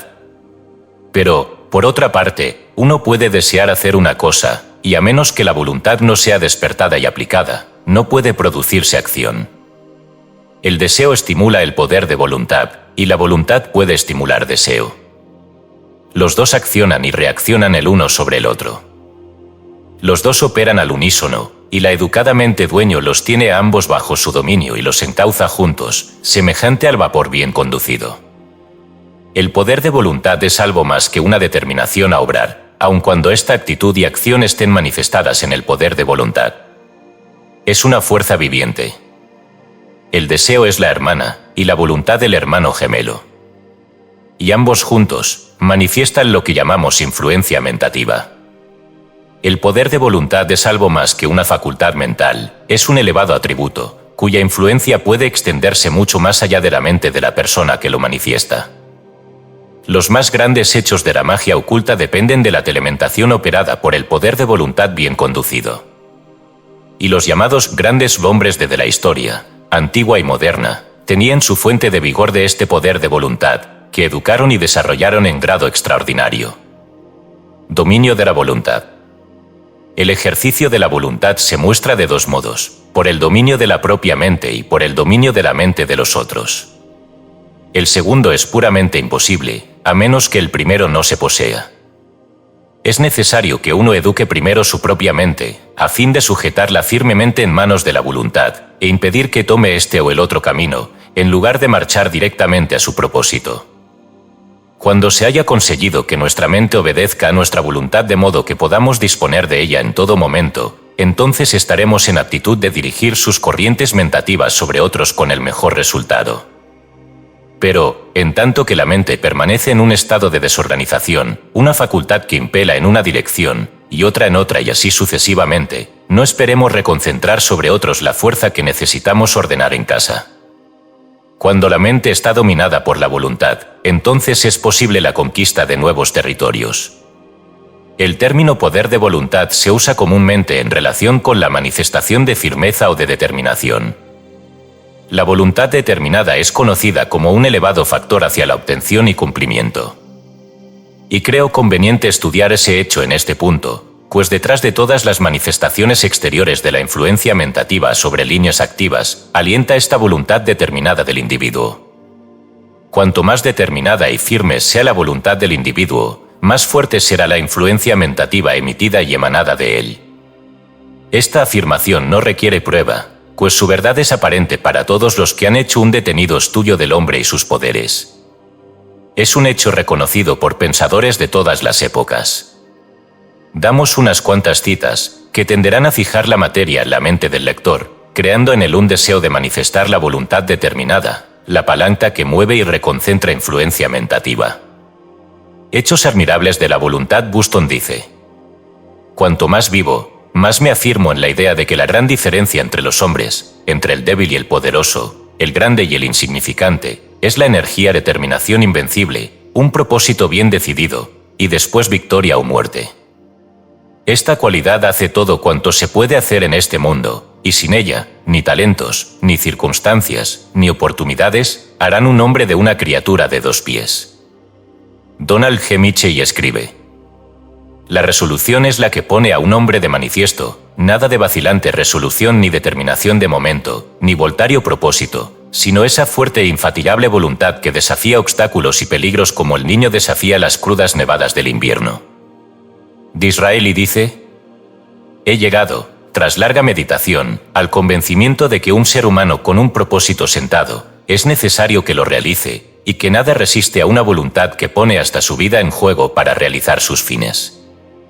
Sir John Simpson afirma: un deseo apasionado y una voluntad inquebrantable pueden realizar imposibles o los que parecen tales a los seres apáticos y débiles. John Forster escribe: es admirable cómo hasta las cualidades de la vida parecen inclinarse ante un espíritu que no quiere doblegarse ante ellas, y ayudan a realizar un designio que ellas, en su primera aparente tendencia, amenazaban frustrar. Cuando un firme y decidido espíritu es reconocido, es curioso ver cómo el espacio se aclara ante él, cediéndole lugar y libertad. Pero tales materias han de ser tratadas en otra parte de este libro, y debo apresurarme a considerar las manifestaciones del poder como el director de las corrientes mentativas que afectan a personas y cosas fuera del individuo que las manifiesta. La voluntad, proyector de la fuerza mentativa. Según hemos visto, el uso de la voluntad, como proyector de corrientes mentativas, es la base real de toda magia mental, sea cualquiera el nombre con que se manifieste. Y la fase de voluntad conocida como telementación es la forma cuyos resultados impresiona al observador con mayor fuerza. Las corrientes de voluntad de un hombre fuerte alcanzan mucho más allá de los límites de su cerebro e influyen sobre personas y cosas, inclinándolos a someterse a sus deseos. Muchos hombres han ejercido su voluntad sobre otros muy distantes, y mucho de lo que es conocido como transferencia de pensamiento, telepatía, influencia mental, etc., es realmente esta labor de las corrientes de la voluntad en el espacio. Lo que los ocultistas han llamado formas de pensamiento, etc., son realmente manifestaciones de la energía de la voluntad. La voluntad es una fuerza viva que puede ser proyectada y empleada a distancia. Posee la propiedad de reaccionar. sobre otros, y los impregna de una esencia mental que no es suya, a menos que no repelan la invasión o se fortifiquen contra el ataque. Maravillas de la voluntad. El deseo y la voluntad son formas más elevadas de mentación que el pensamiento. Ambos lo producen. Aún el sentimiento precede al pensamiento, y deseo y voluntad forman la esencia de lo que llamamos sentimiento. Mucha gente vive casi enteramente en la región del sentimiento y ejercita muy poco el pensamiento. El niño desea y quiere antes de que pueda pensar. El deseo y la voluntad son realmente el medium de que emerge el pensamiento. Un autor místico ha dicho: no hay fuerza en el universo, excepto la fuerza de voluntad. Significando, naturalmente, la gran fuerza natural o energía llamada voluntad, de la que el deseo y la voluntad son expresiones en el hombre. El deseo es una fuerza natural, y puede ser utilizada, gobernada y dirigida lo mismo que cualquier otra fuerza natural. Y lo que conocemos como poder de voluntad es la fase positiva del deseo dirigido. Los orientales han educado y cultivado este poder de voluntad hasta un grado que parece milagroso a las mentes occidentales, y por medio de este poder educado ejecutan los llamados milagros, que confunden a nuestros científicos. Pero hasta el occidente tiene sus hombres de férrea voluntad, cuya influencia se siente en todas partes, y cuyo poder es francamente reconocido por el público. En Oriente los hombres son generalmente ermitaños y sabios, mientras que en Occidente son hombres de acción, caudillos, reyes de la industria, etc. La energía masculina y la femenina. La energía mentativa es la esencia de toda influencia mental y otras formas del dominio mental de una persona sobre otra. Incluye la fase positiva, forzadora, impelente, llamada voluntad como su polo motor, y como su polo emotivo posee ese algo atrayente, encantador, fascinador que llamamos deseo. La energía mentativa se manifiesta en las fases de ambos, en la forma en que usarnos generalmente estos términos, pues está compuesta con elementos de ambos, y podernos decir que la voluntad representa el lado masculino de la energía mentativa y el deseo el femenino. Será esto de mucha ayuda para fijar en nuestra mente los atributos, rasgos característicos y naturaleza de estas dos fases de la energía mentativa, asociándolos con la idea de masculino y femenino. Deseo que el lector se enseñe a pensar de la fuerza del deseo como de la calurosa, ardiente y tenaz energía que palpita en las manifestaciones de la energía mentativa, y del poder de voluntad como del frío, profundo, fuerte y dominante proyector de la energía. Fijando estas imágenes mentales en nuestra mente, estamos más capaces para manifestar las dos fases, según la ocasión. La voluntad directora. Además de su cargo como director de la energía, la voluntad desempeña el muy importante de refrenador de la fuerza del deseo. Ella, cuando está bajo la férula del yo del individuo, tiene poder para impedir que uno exprese perjudiciales o peligrosos deseos. Se niega a proyectar la fuerza del deseo o a permitir al deseo que tome efecto en acción. Es de la mayor importancia que el individuo adquiera el dominio de su voluntad, pues de hacerlo así será apto, no tan solo para expresar sus deseos con la mayor fuerza y efecto, sino para refrenar deseos perjudiciales y evitar sus manifestaciones en el plano de acción. La voluntad protectora. Y desempeña asimismo la voluntad otro importante cargo, el de protector. Es el poder de voluntad el que repele la influencia o vibraciones de otra mente, y el que hace a su poseedor inmune contra maléficas ondas de pensamiento o vibraciones que pueden llegar hasta él, si contra él fuesen dirigidas, o bien si eran vibraciones emanadas de la mente de otros y enviadas inconscientemente. La voluntad, cuando se usa apropiadamente, actúa como un aislador contra los ataques sobre el polo del deseo de nuestra mente, y evita que las vibraciones lleguen a su destino. Y si está bien ensinada y reforzada, es capaz también de resistir los más poderosos ataques que les dirija la voluntad de otros, y rechazar las vibraciones que intentan cautivarnos. Inducción mentativa. Y permítasenos ahora examinar el asunto de la operación de la energía mentativa, en la fase de su empleo para afectar, de modo consciente o inconsciente, la mente de los otros. Verdad es que este asunto será tratado detalladamente en nuestros capítulos sobre la influencia personal o telementación, pero será conveniente echar una ojeada sobre la elaboración general en este punto. Será breve, pues la elaboración se estudia en los correspondientes capítulos. En primer lugar, consideremos la materia de la inducción mentativa. Como hemos visto en este capítulo, las corrientes de energía mentativa fluyen en ondas vibratorias de la mente del individuo y actúan sobre la mente de otros de acuerdo con las leyes de la inducción mentativa. Envían así vibraciones correspondientes a la mente de otros individuos. En otros términos, estas vibraciones inducen o imponen por inducción en la mente de otros los estados mentales que existen en la mente del destinador. Esos estados mentales inducidos son similares en calidad y naturaleza a los de la mente original. Pero, naturalmente, dan más detalles, pues una parte de la energía original se ha disipado en muchas direcciones, y entonces, nuevamente, cierta cantidad de fuerza se pierde, según el grado de resistencia que ofrezca la mente receptora. Si ésta opone, consciente o inconscientemente, una considerable resistencia a las vibraciones, las neutraliza y repele enteramente, o bien las hace perder mucha fuerza. Si, por el contrario, la mente receptora está por su naturaleza más o menos de acuerdo con las vibraciones, opondrá muy poca o ninguna resistencia, y la condición inducida puede ser casi tan fuerte como el impulso original. Un poco de reflexión nos aclarará este concepto. Corrientes mentativas. El éter, o tenue sustancia que satura el espacio, está constantemente lleno de estas corrientes mentativas, de todas especies y grados, que surgen de la mente de toda clase de gentes. Estas corrientes, naturalmente, se ponen en contacto unas con otras, y con frecuencia, o se combinan o actúan para neutralizarse mutuamente. Por ejemplo, corrientes de un cierto grado o especie de vibración, esto es, de cierto estado mental, cuando entran en contacto con otras corrientes de similares vibraciones, tienden a fundirse y combinarse, habiendo entre ellas atracción y armonía.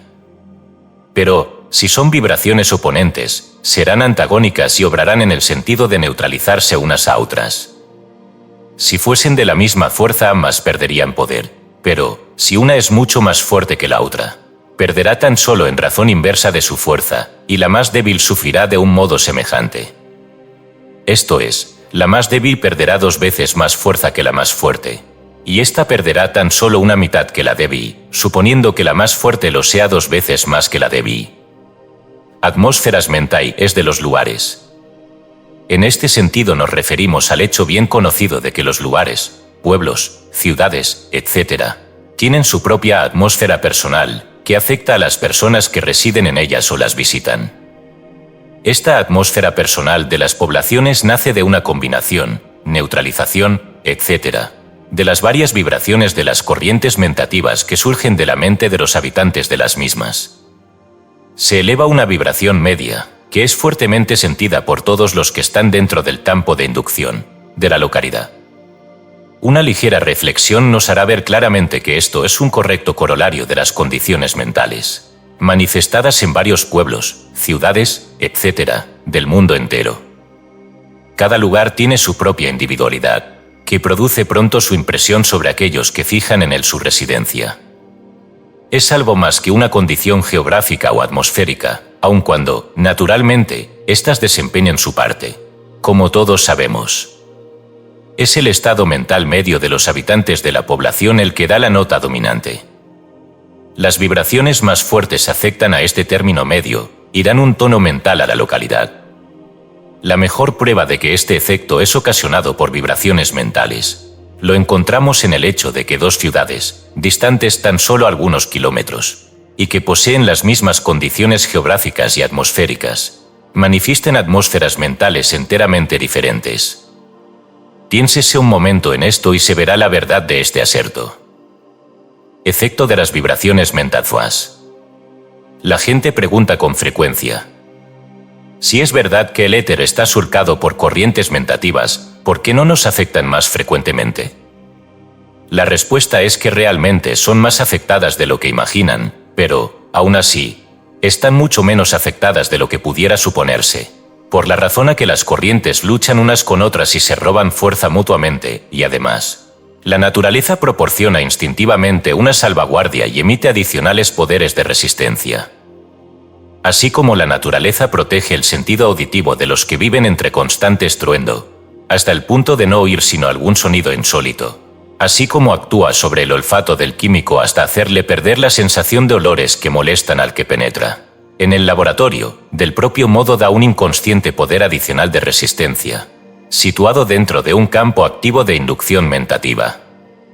Traslademos a una persona de un lugar tranquilo a una bulliciosa y activa población, y será impulsado su primitiva vida con un casi irresistible impulso, o será repelido por razón de las inarmónicas corrientes mentativas.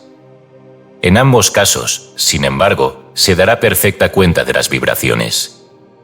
Pero el mismo hombre, transcurrido algún tiempo, dejará de ser afectado, y estará en mejores condiciones de resistir las vibraciones, y se arreglará para vivir con mayor paz y sosiego que antes, aun cuando, naturalmente, altere su naturaleza más o menos en armonía con el prevalente tono de la localidad. Sentirá las vibraciones menos que en los tiempos pasados. Algunas personas tienen tan desarrollado este poder resistente, que son casi inmunes, mientras otros tienen tan poca resistencia que son llevados aquí y allá por cada potente onda de energía mentativa, que los alcanza, están siempre en algún campo de inducción y son alcanzados por sus vibraciones. Ondas de sentimiento. Esta fase de inducción mentativa explica los fenómenos que descansan sobre estas grandes ondas de sentimiento que soplan sobre una ciudad, semejantes a la emoción que siguió al hundimiento del Men en la bahía de La Habana. El lector recordará el primer choque que le produjo la lectura de la noticia. Después sobrevino un creciente sentimiento de algún inminente acontecimiento de gran importancia, mezclado con un sentimiento de horror e indignación, seguido de un casi irresistible deseo de vengar el ultraje. Este último sentimiento se hace más perceptible cuando pasan sobre la comarca onda tras onda, fijando un creciente sentimiento mental por inducción. Los pueblos antiguos registran muchas ondas semejantes, que barrieron sus países en los pasados días. Ciclones mentativos. Estas cosas son comunes y darán al lector una clave del aparente misterio de la formación y acción de motines, perpetrados por un número de individuos que se congregan y luego cometen actos que no cometen aisladamente ninguno de los individuos que forman el conjunto. La consciencia de los motines es, aparentemente, una cosa aparte de las consciencias individuales que componen la masa. Después de la excitación, al siguiente día, muchos, si no todos los que se propasaron, sienten horror y admiración de su obra. Un motín es un centro ciclónico de corrientes mentativas, semejante a un torbellino o vorágine, con un centro activo y una circunferencia menos activa. Las grandes ondas de fervor religioso, perceptible en las comunidades durante el progreso de nuevos factores, pueden tomarse en este sentido. Unos cuantos iniciadores activos forman un torbellino de cérvido sentimiento y emoción, y este va ensanchándose en círculos siempre crecientes hasta llegar a su apogeo, y entonces su pérdida de fuerza es aparente, hasta volver al acostumbrado estado mental de la comunidad. Estos torbellinos o vorágines de excitación emocional, de la especie que sean, se fortalecen por las sugestiones constantemente repetidas de los que participan en ellas, que, con el constante creciente volumen de energía mentativa que llega a ellos, sirve para añadir leña al fuego. Esta fuerza no se detendría jamás, ganando siempre en impulso y volumen, si no fuera por la previsión de la naturaleza, que produce la ley de elevación y caída, crecimiento y decrecimiento, esa universal ley de ritmo, tan manifiesta en esto como en todo lo que cae bajo su dominio. Todo tiene su ascenso, su cumbre y su descenso. Y basta sobre estas ondas generales de energía mentativa. Pero hay otra fase digna de ser considerada, muchas fases, en realidad. Vamos a examinarlas. Centro o los torbellinos mentales. En primer lugar, hay corrientes mentativas que nacen del intenso deseo reconcentrado de alguna persona, que formando una fuerte mental imagen, por medio de la visualización, crea por sí propio un centro de fuerza de deseo, que guiado por su poder de voluntad, atrae así todo lo que es conveniente a sus planes. Constituye un centro mentativo alrededor de su idea visualizada, y envía constantemente corrientes mentativas, cargada con la más fuerte y más ardiente fuerza de pensamiento, dirigida y proyectada por su desarrollado poder de voluntad. Así pone en operación la gran ley de atracción de que tanto hablaron los primeros escritores sobre ciencia mental. Estas corrientes mentativas, cargadas de deseo, se extienden, y empieza un movimiento rotativo semejante a un torbellino, siempre echando hacia su centro personas y cosas, tendiendo a llenarlo todo con los planos del centro. El deseo original en la mente del hombre es reproducido en especie en la mente de millares de seres por la ley de inducción mentativa, y todos caen en el plano, dependiendo el grado, naturalmente, del grado de positividad o negatividad del mentador. Los grandes planes de los llamados reyes de la industria son llevados a cabo por razón de esta ley. Muchos de estos grandes centros de la fuerza del deseo, esos hombres que llenan, que atraen a ellos lo que necesitan y a las personas que necesitan, no se percatan de la naturaleza de la fuerza que utilizan, pero hay un cierto número, siempre creciente, que se da cuenta y trabajan la cosa por todo lo que vale. Muchos de estos fríos y severos caudillos de las masas están realmente versados en sumo grado en las leyes ocultas. Si se divulgasen los verdaderos hechos del caso, ocasionarían en el mundo una de las más grandes sensaciones conocidas: influencia mentativa. Existe otra fase de la materia. Aludo a los casos de ciertos hombres que, en general conscientemente, pero a veces inconscientemente, enfocan sus corrientes mentativas directamente sobre alguna persona o personas que son necesarias a sus planes y deseos. Están llenos de deseo de que esas personas se comporten de esta o la otra manera, o de que no hagan esto o aquello, según los casos. Estos hombres, según su grado de concentración y poder de voluntad, dirigen a otra persona o personas fuertes corrientes mentativas de fuerza de deseo, y por inducción mentativa producen vibraciones en una proporción correspondiente de la mente de aquellas personas, dependiendo el grado de efecto producido, naturalmente, del grado de negatividad del recipiendario. Este efecto es producido en dos sentidos, ambos de acuerdo con la ley de la influencia mental. El primer sentido es transmitir las correspondientes vibraciones de deseo a la mente del otro, a fin de que éste, a su vez, fuerce su voluntad para cumplimentar el deseo. Una variante de este caso es dirigir la fuerza del deseo hacia la voluntad del otro, y así sugestionar o hechizar aquella voluntad de acuerdo con el deseo del remitente. Esto se comprenderá si el lector quiere recordar lo que he dicho sobre la semejanza del polo del deseo con lo femenino y la del polo de la voluntad con lo masculino. Se verá un ejemplo de esto en cada caso de la influencia mentativa. Más sobre la influencia mentativa. En el segundo sentido, el remitente se abre paso en la voluntad del otro y categóricamente hace el amor al deseo del otro y procurará seducirlo por pura fuerza y persistencia hasta que accede a sus deseos. La variante de esto se ve en el caso en que la voluntad agresora se apodera a la fuerza de la voluntad del otro, y por razón de mera superioridad de poder la vence y la cautiva.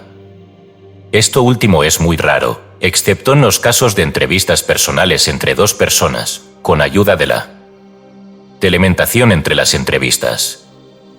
El lector notará que la fase en que el polo del deseo del mentador realiza su operación a través de las líneas de acción femenina, la fuerza es de una naturaleza encantadora, fascinadora, atractiva, y cuando la voluntad es empleada, la acción es decididamente masculina, osado el ataque y con una demostración de fuerza, sin un asomo de atracción. Los gigantes en el arte de la atracción mentativa combinan ambos polos en sus ataques. Influencia personal. También aquí, una vez más, vemos el uso de la inducción mentativa en lo que se denomina influencia personal, que estudiaremos en otro capítulo de este libro. En esta fase, el mentador emplea corrientes mentativas, ya de una manera general o también de una manera concertada y directa hacia el otro, en una entrevista personal. Este es el secreto de lo que llamamos magnetismo personal, y asimismo de esa inenarrable manera que tienen algunas gentes de sobreponerse a los demás por su figura de carácter. La fase del magnetismo personal de la influencia personal es la fase del deseo, la actividad femenina, y la fase de fuerza de carácter es operación de la voluntad, la actividad masculina. Sugestión mental. Aquí tenemos la forma de inducción mentativa llamada sugestión mental, que estudiaremos en el capítulo siguiente. Aun cuando la sugestión se produce más con palabras, etc., que con corrientes mentativas, el principio es el mismo, el estado mental es inducido por palabras o cosas físicas, que son el resultado de sentimientos y estados mentales, del propio modo que la placa fonográfica registra el resultado de la conversación original que puede después reproducir, cuando el diafragma es puesto en contacto con ella por medio del estilete. Y hay muy poca sugestión mental que no se realice con corrientes mentativas, poca o ninguna, realmente, como veremos en el próximo capítulo. Armadura protectora de la naturaleza. Antes de terminar este capítulo, quiero prevenir a mis lectores que deben refrenar toda manifestación o sentimiento de temor por lo que he dicho, sobre la energía mentativa de otras personas. Téngase presente que el temor es la influencia más negativa y más enervadora de todos los estados mentales. Vuelve negativo al hombre más positivo si transige con él. No importa cuán potentes puedan ser estas corrientes mentativas, nada hay que no pueda hacerse impotente e ineficaz por nuestro poder de voluntad puesto en acción por nuestra fuerza de deseo. Todos y cada uno de nosotros tenemos dentro y bajo nuestro dominio una fuerza que puede hacernos perfecta y absolutamente inmunes contra toda influencia mentativa perjudicial, sea quien fuere el que la use en contra nuestra.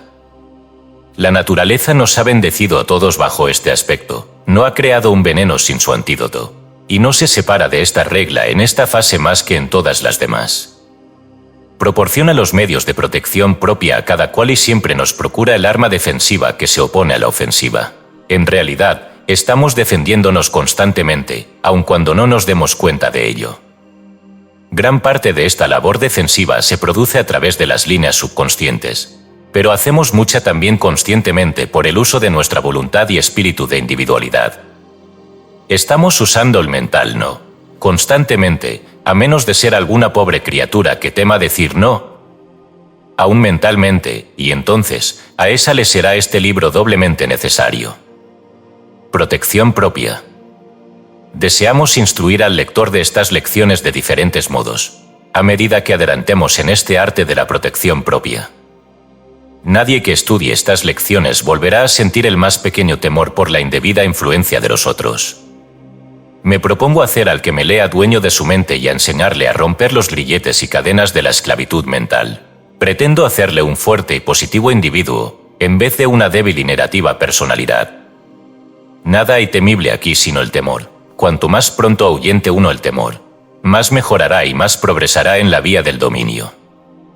Aun cuando no es este lugar para ejercicios, deseo que todos y cada uno de mis lectores enmiende su camino y se forme una mental actitud de impavidez y fuerza, para que pueda emitir corrientes mentativas. Si el lector lo hace así, y me consta que lo hará, notará en el acto la mejora.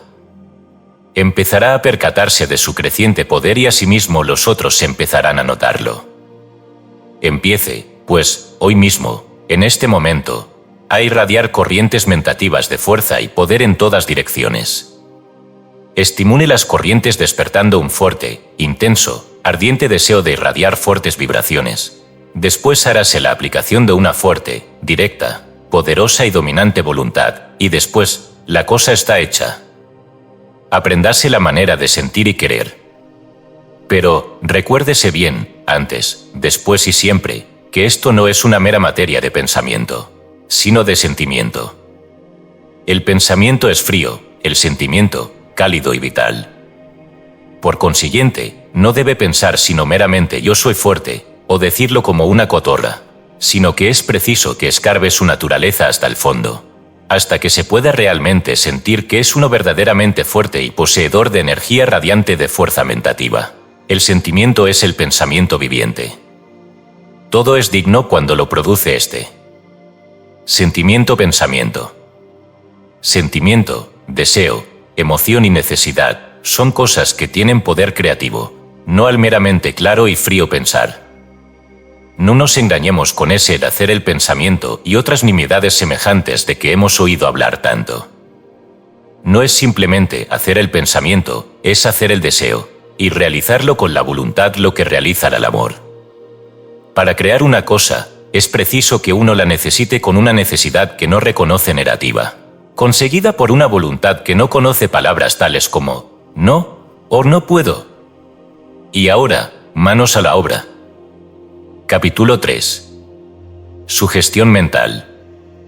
Todos los estudiantes de psicología y ciencia mental han oído y leído mucho sobre la fase de fenómeno mental llamada sugestión mental. Mucho se ha escrito y enseñado sobre la materia, y el término ha sido apadrinado por algunos profesores para cubrir todas las fases de la influencia mental. No convengo enteramente con estos partidarios extremos de la sugestión, pues encuentro mucho en el sujeto que pide una más amplia explicación. Esto no obstante, tengo la certeza de que la sugestión mental desempeña una parte muy importante en cada caso de esta clase de fenómenos y debe ser seriamente considerada por aquellos a quienes interese el asunto. Combinada con la inducción mentativa por medio de las corrientes mentativas, explica casi todas las fases de los fenómenos de la influencia mentativa. Por consiguiente, dedicaré un capítulo entero a la consideración de sus principios fundamentales, leyes y métodos de aplicación. Tengo la creencia que uno no puede ser un buen practicante de influencia telementativa o magnetismo personal, si no es un buen sugestionador, porque el verdadero toque de proyectar fuertes sugestiones es necesario para la enérgica proyección de energía mentativa y corrientes mentales. ¿Qué es sugestión mental? Mientras que todos los que han examinado el sujeto se dan cuenta de la fuerza y efectos de la sugestión mental, pocos han encontrado posible definir o describir correctamente el término o explicarlo a otros. Y así en este capítulo quiero emprender una tarea en la que muchos escritores sobre la materia han fracasado. Pero tengo la seguridad de que mis teorías de inducción mentativa y los dos polos de la mente capacitarán al lector para formar un claro y comprensivo conocimiento de las leyes fundamentales del sujeto, de manera que, comprendiéndolo a fondo, sea capaz de operar su método de aplicación con las mayores ventajas. El término sugestión mental usado en el sentido de influencia personal significa la influencia o dominio de los estados mentales de otros por medio de palabras, acciones, apariencias, etc. Fases de la sugestión. Divido los fenómenos de la sugestión mental en dos clases o fases generales, que son sugestión activa, sugestión pasiva. Por sugestión activa entiendo la inducción de estados mentales en otros por medio de mandato positivo, afirmación, etc., operando directamente sobre el deseado estado mental. Por sugestión pasiva quiero significar la inducción de estados mentales por la sutil insinuación, introducción o inserción de ideas en la mente de otros, cuáles ideas insinuadas actúan en el sentido de inducir el deseado estado mental. Las sugestiones activas están relacionadas con el uso del polo motor de la mente del sugestionador, y las sugestiones pasivas lo están con el polo emotivo del sugestionador. Uno es el método masculino y el otro el femenino. Sugestión enteramente emocional. Y aquí se presenta una buena ocasión de llamar la atención del lector sobre un hecho muy importante, relativo a la operación de la sugestión para inducir estados mentales en los demás. Aludo al hecho de que la sugestión opera en el sentido de mentalidad emocional o sentimiento, y no tiene el menor contacto con el juicio, la razón, el argumento, la prueba, etc. Pertenece francamente al lado sentimental de la mente, mejor que al pensante. Podemos apelar a nuestra razón para un profundo razonamiento, argumento, prueba, etc. Pero esto pertenece a una fase de mental acción enteramente diferente. La inducción de estados mentales en otros por medio de la sugestión está enteramente dentro de la fase sentimental de la mente. Tiene más contacto con la producción de mentalidad emocional que con la de mentalidad racional.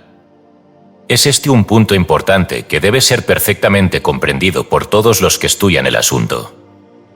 Verdad es que la sugestión puede ir acompañada de un llamamiento a la razón o juicio de la persona influida, y, generalmente, así se practica, pero, estrictamente hablando, constituye un llamamiento a una parte de la mente enteramente desprovista de razonamiento y juicio.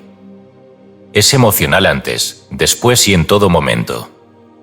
Y opera en el mismo sentido que la inducción mental producida por corrientes mentativas, como veremos. Significación del término. Y ahora, con esta inteligencia preliminar, permítasenos pasar a una consideración de la significación del término usado. Nada hay comparable a una clara inteligencia de los términos empleados al tratar un asunto. Si uno comprende el exacto significado de los términos, progresa grandemente en una exacta comprensión del asunto, pues los términos son las ideas cristalizadas, involucradas en el asunto. Para comprender el pleno y completo conocimiento de los términos de alguna materia es necesario conocerla. Materia a fondo, pues nadie puede comprender una materia concienzudamente hasta que no conozca el total de sus relaciones, todo cuanto pertenece a ella. Permítasenos empezar con la palabra sugestión, tal y como la usan los escritores sobre sugestión mental. Algunas autoridades dan la amplia y general definición de algo que es impreso en la mente a través de los sentidos, pero yo considero esta definición demasiado lata, pues comprende los conocimientos de toda especie, sin tener en cuenta la parte de la mente a que se hace el llamamiento, pues todo conocimiento del mundo se obtiene a través de los sentidos. Otras autoridades definen el término como algo insinuado en la mente, sutil, indirecta y cautelosamente, siendo esta definición muy aproximada a la que dan los diccionarios al definir la palabra sugestión, en su sentido general, que es el siguiente: una indirecta, una mención reticente, una intimación, algo presentado indirectamente a la mente, una insinuación, etc. Pero esta definición de la sugestión mental no llena todas las fases del sujeto. Llena admirablemente la fase conocida como sugestión pasivas, descrita anteriormente, pero deja indefinida la fase de sugestión activa, que opera por mandato forzoso, directo, etc. Mi definición. Y así, me veo obligado a dar una definición de mi cosecha, para expresar mi concepto e inteligencia de su significado. Por consiguiente, defino mi uso del término sugestión mental como sigue: un agente físico que induce estados mentales. Esta es una amplia definición que abarca, en mi opinión, todos los fenómenos observables de la sugestión mental. Uso la palabra físico para distinguir el agente sugestivo de los agentes mentales, que inducen estados mentales por obra de la energía mentativa, corrientes mentativas, telementación, etc. Naturalmente, esta distinción no agradará a los que proclaman poder acción o viceversa. Pero, como quiera que he de trazar una línea divisoria, prefiero hacerlo entre el agente físico y el mental, y creo que mis lectores aprobarán esta solución. La palabra agente significa poder o causa operante. La palabra inducente, como se usa en este libro, ha sido definida en el capítulo anterior. Así, pues, mi definición de una sugestión mental es un agente físico que induce estados mentales. Recuérdese. Poder de las palabras. En mi uso del término físico en la definición antes mencionada, incluyo todas las palabras, habladas, escritas o impresas, mimetismo, acciones físicas de toda especie, rasgos físicos y apariencias, etc., etc. Todas estas manifestaciones físicas actúan como agentes que inducen estados mentales bajo favorables circunstancias. Entiendo por estados mentales del sentimiento o emoción, no abstractas ideas o manifestaciones de razón, inteligencia o juicio. Podrá oponérsenos que el uso de palabras habladas, escritas o impresas puede ser y es empleado en toda apelación a la mente de otro, ya sea en el sentido de sugestión o de argumento, razón, etc. Verdaderamente. Pero todos no son agentes que inducen estados mentales, por ejemplo, el sentimiento o la emoción. Los argumentos apelan a la razón, pero no a los sentimientos y a la emoción, al juicio y a la que son, por el contrario, excitados o inducidos por sugestiones u otra forma de inducción emocional. Uno puede presentar una idea a otro, atrevidamente, de una manera forzosa y lógica, acompañada de argumento o prueba, pero esta es una apelación a la razón y al juicio, no al sentimiento o la emoción, que pertenece a un campo mental enteramente diferente. Y a mayor abundamiento, muchas apelaciones personales, hechas aparentemente a la razón, lo son realmente a la parte emocional. Uno puede insinuar sutilmente en un argumento o conversación un llamamiento a los sentimientos o emoción del oyente en forma de una idea en la naturaleza de una mención indirecta. Semejante idea será sentida, por el interlocutor, aceptada en su mente, y bien considerada como uno de sus propios pensamientos, como una idea suya. Pensará que piensa aquello, y es que siente sencillamente. Y el sentimiento es inducido. Este es un caso de sugestión. La insinuación sutil. En las ordinarias relaciones sociales, encontramos que las mujeres son bastante más aptas que los hombres para esta forma de sugestión insinuadora. Los hombres exponen asertos e ideas y procuran probarlas, pero la mujer insinúa la idea suavemente en la mente de otra persona, de tal manera que, sin haber probado un hecho, se las compone para crear una idea definida de sentimiento en la mente del otro, por sugestión. No creo necesario presentar ejemplos de este hecho, es manifiesto para todos los que están dotados de cierto sentido de observación. Y realmente esta sugestión tiene gran semejanza con primera sugestión mental de los psicólogos. Verdad es que los practicantes de la sugestión mental, en su tratamiento, usan con frecuencia de directas y concluyentes exposiciones, tales como, eres fuerte, sano y feliz. Pero se notará que, aún aquí, el sugestionador no da arguye el punto o intenta probar sus asertos. Afirma y asegura simplemente el hecho, y por constantes y repetidas sugestiones induce finalmente a la mente de la otra persona a aceptar la idea. Como vemos, la sugestión puede ser o bien una sutil insinuación o una categórica y positiva conclusión, pero no es nunca un argumento o procedimiento de prueba. Impresión e inducción. La palabra impresión es pertinente si se aplica a una sugestión, pero prefiero atenerme a mis propios términos y, por consiguiente, considero que el efecto de la sugestión mental es causado por inducción. ¿Cómo puede decir el lector? Yo creía que inducción era un término que se usaba cuando un estado mental era impuesto a alguien por corrientes mentativas de la mente de otro.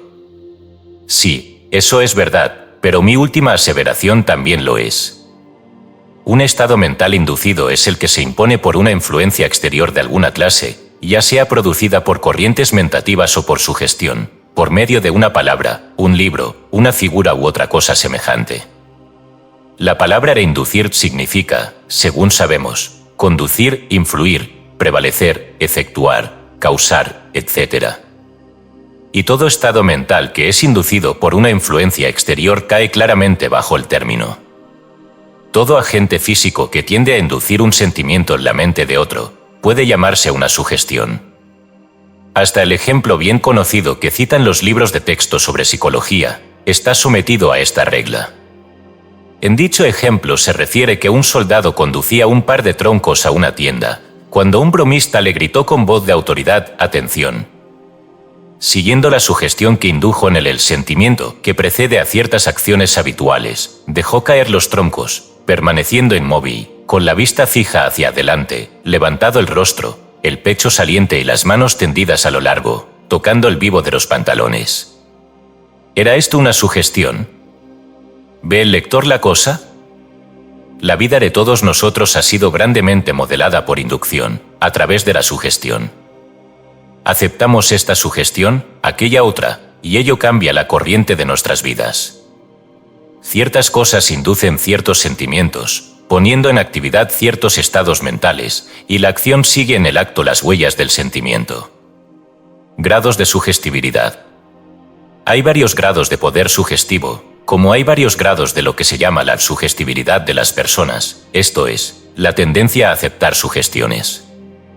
Hay personas que siquiera obran por motivos originados en un fuero interno, pero cuyas vidas enteras son vividas en una pasiva obediencia a las ideas sugeridas y los sentimientos de otros.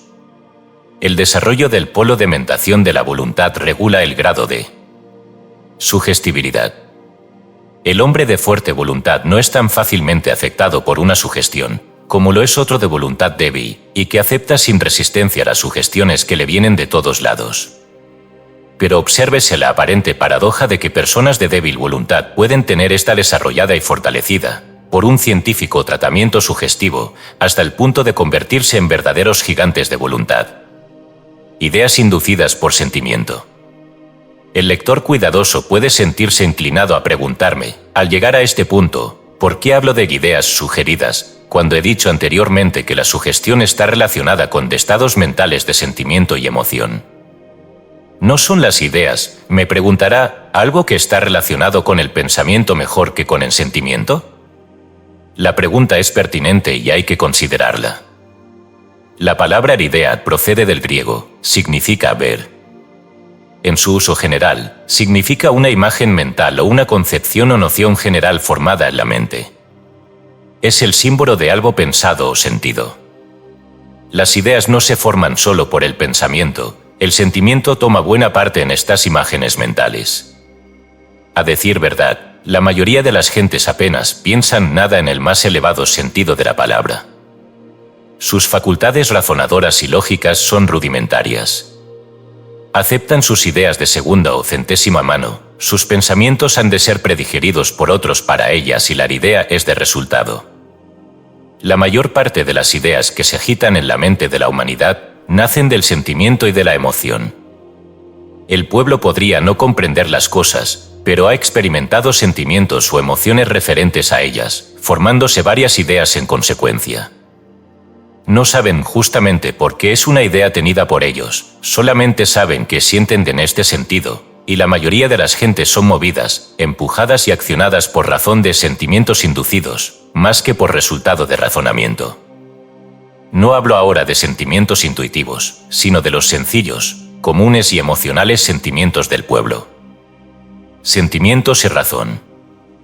¿Sabe el lector lo que es un sentimiento?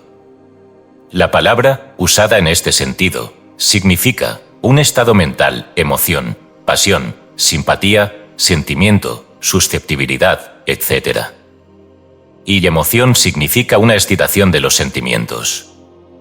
Los sentimientos pertenecen al lado instintivo de nuestra mente, mejor que al lado racional o razonador. Exponen el extracto subconsciente de la mente en respuesta a la causa excitante que viene de dentro. La parte instintiva de nuestra mente está llena de experiencias, sentimientos, emociones y estados mentales de nuestra larga línea de antecesores, que los adquirieron en los primeros comienzos de la vida. En esta parte de la mente están aletargados instintos, emociones y sentimientos, nuestra herencia del pasado, que esperan solamente la causa inducente que los ponga en actividad. La razón o juicio por medio de la voluntad actúan como un refrenador, naturalmente según el grado de desarrollo del individuo.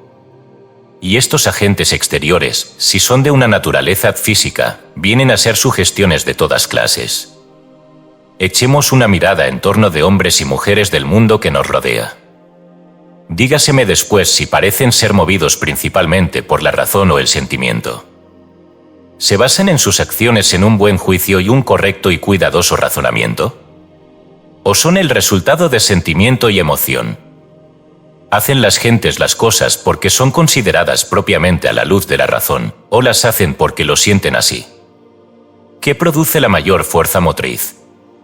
¿Un llamamiento a la razón de cierto número de gentes, o un llamamiento a sus sentimientos o emociones? ¿Quién reúne un grupo de pueblo, sus votos, las acciones de un motín? ¿La razón o el sentimiento? ¿Y quién te mueve a ti, lector, la razón o el sentimiento? Respóndase a estas preguntas sinceramente, y se poseerá la clave de la influencia sugestiva. Las 4 líneas de acción.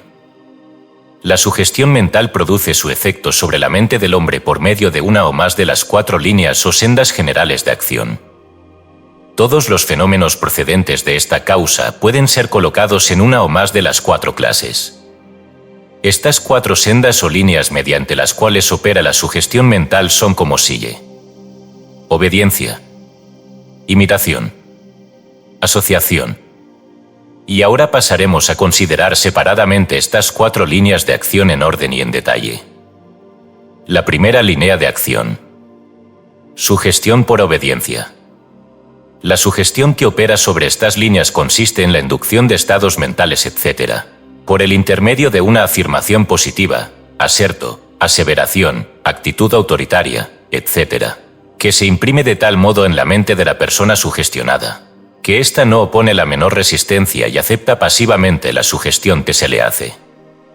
La forma más común de esta clase de sugestión se ve en la general aquiescencia que la mayor parte de las personas prestan a una real o presunta autoridad.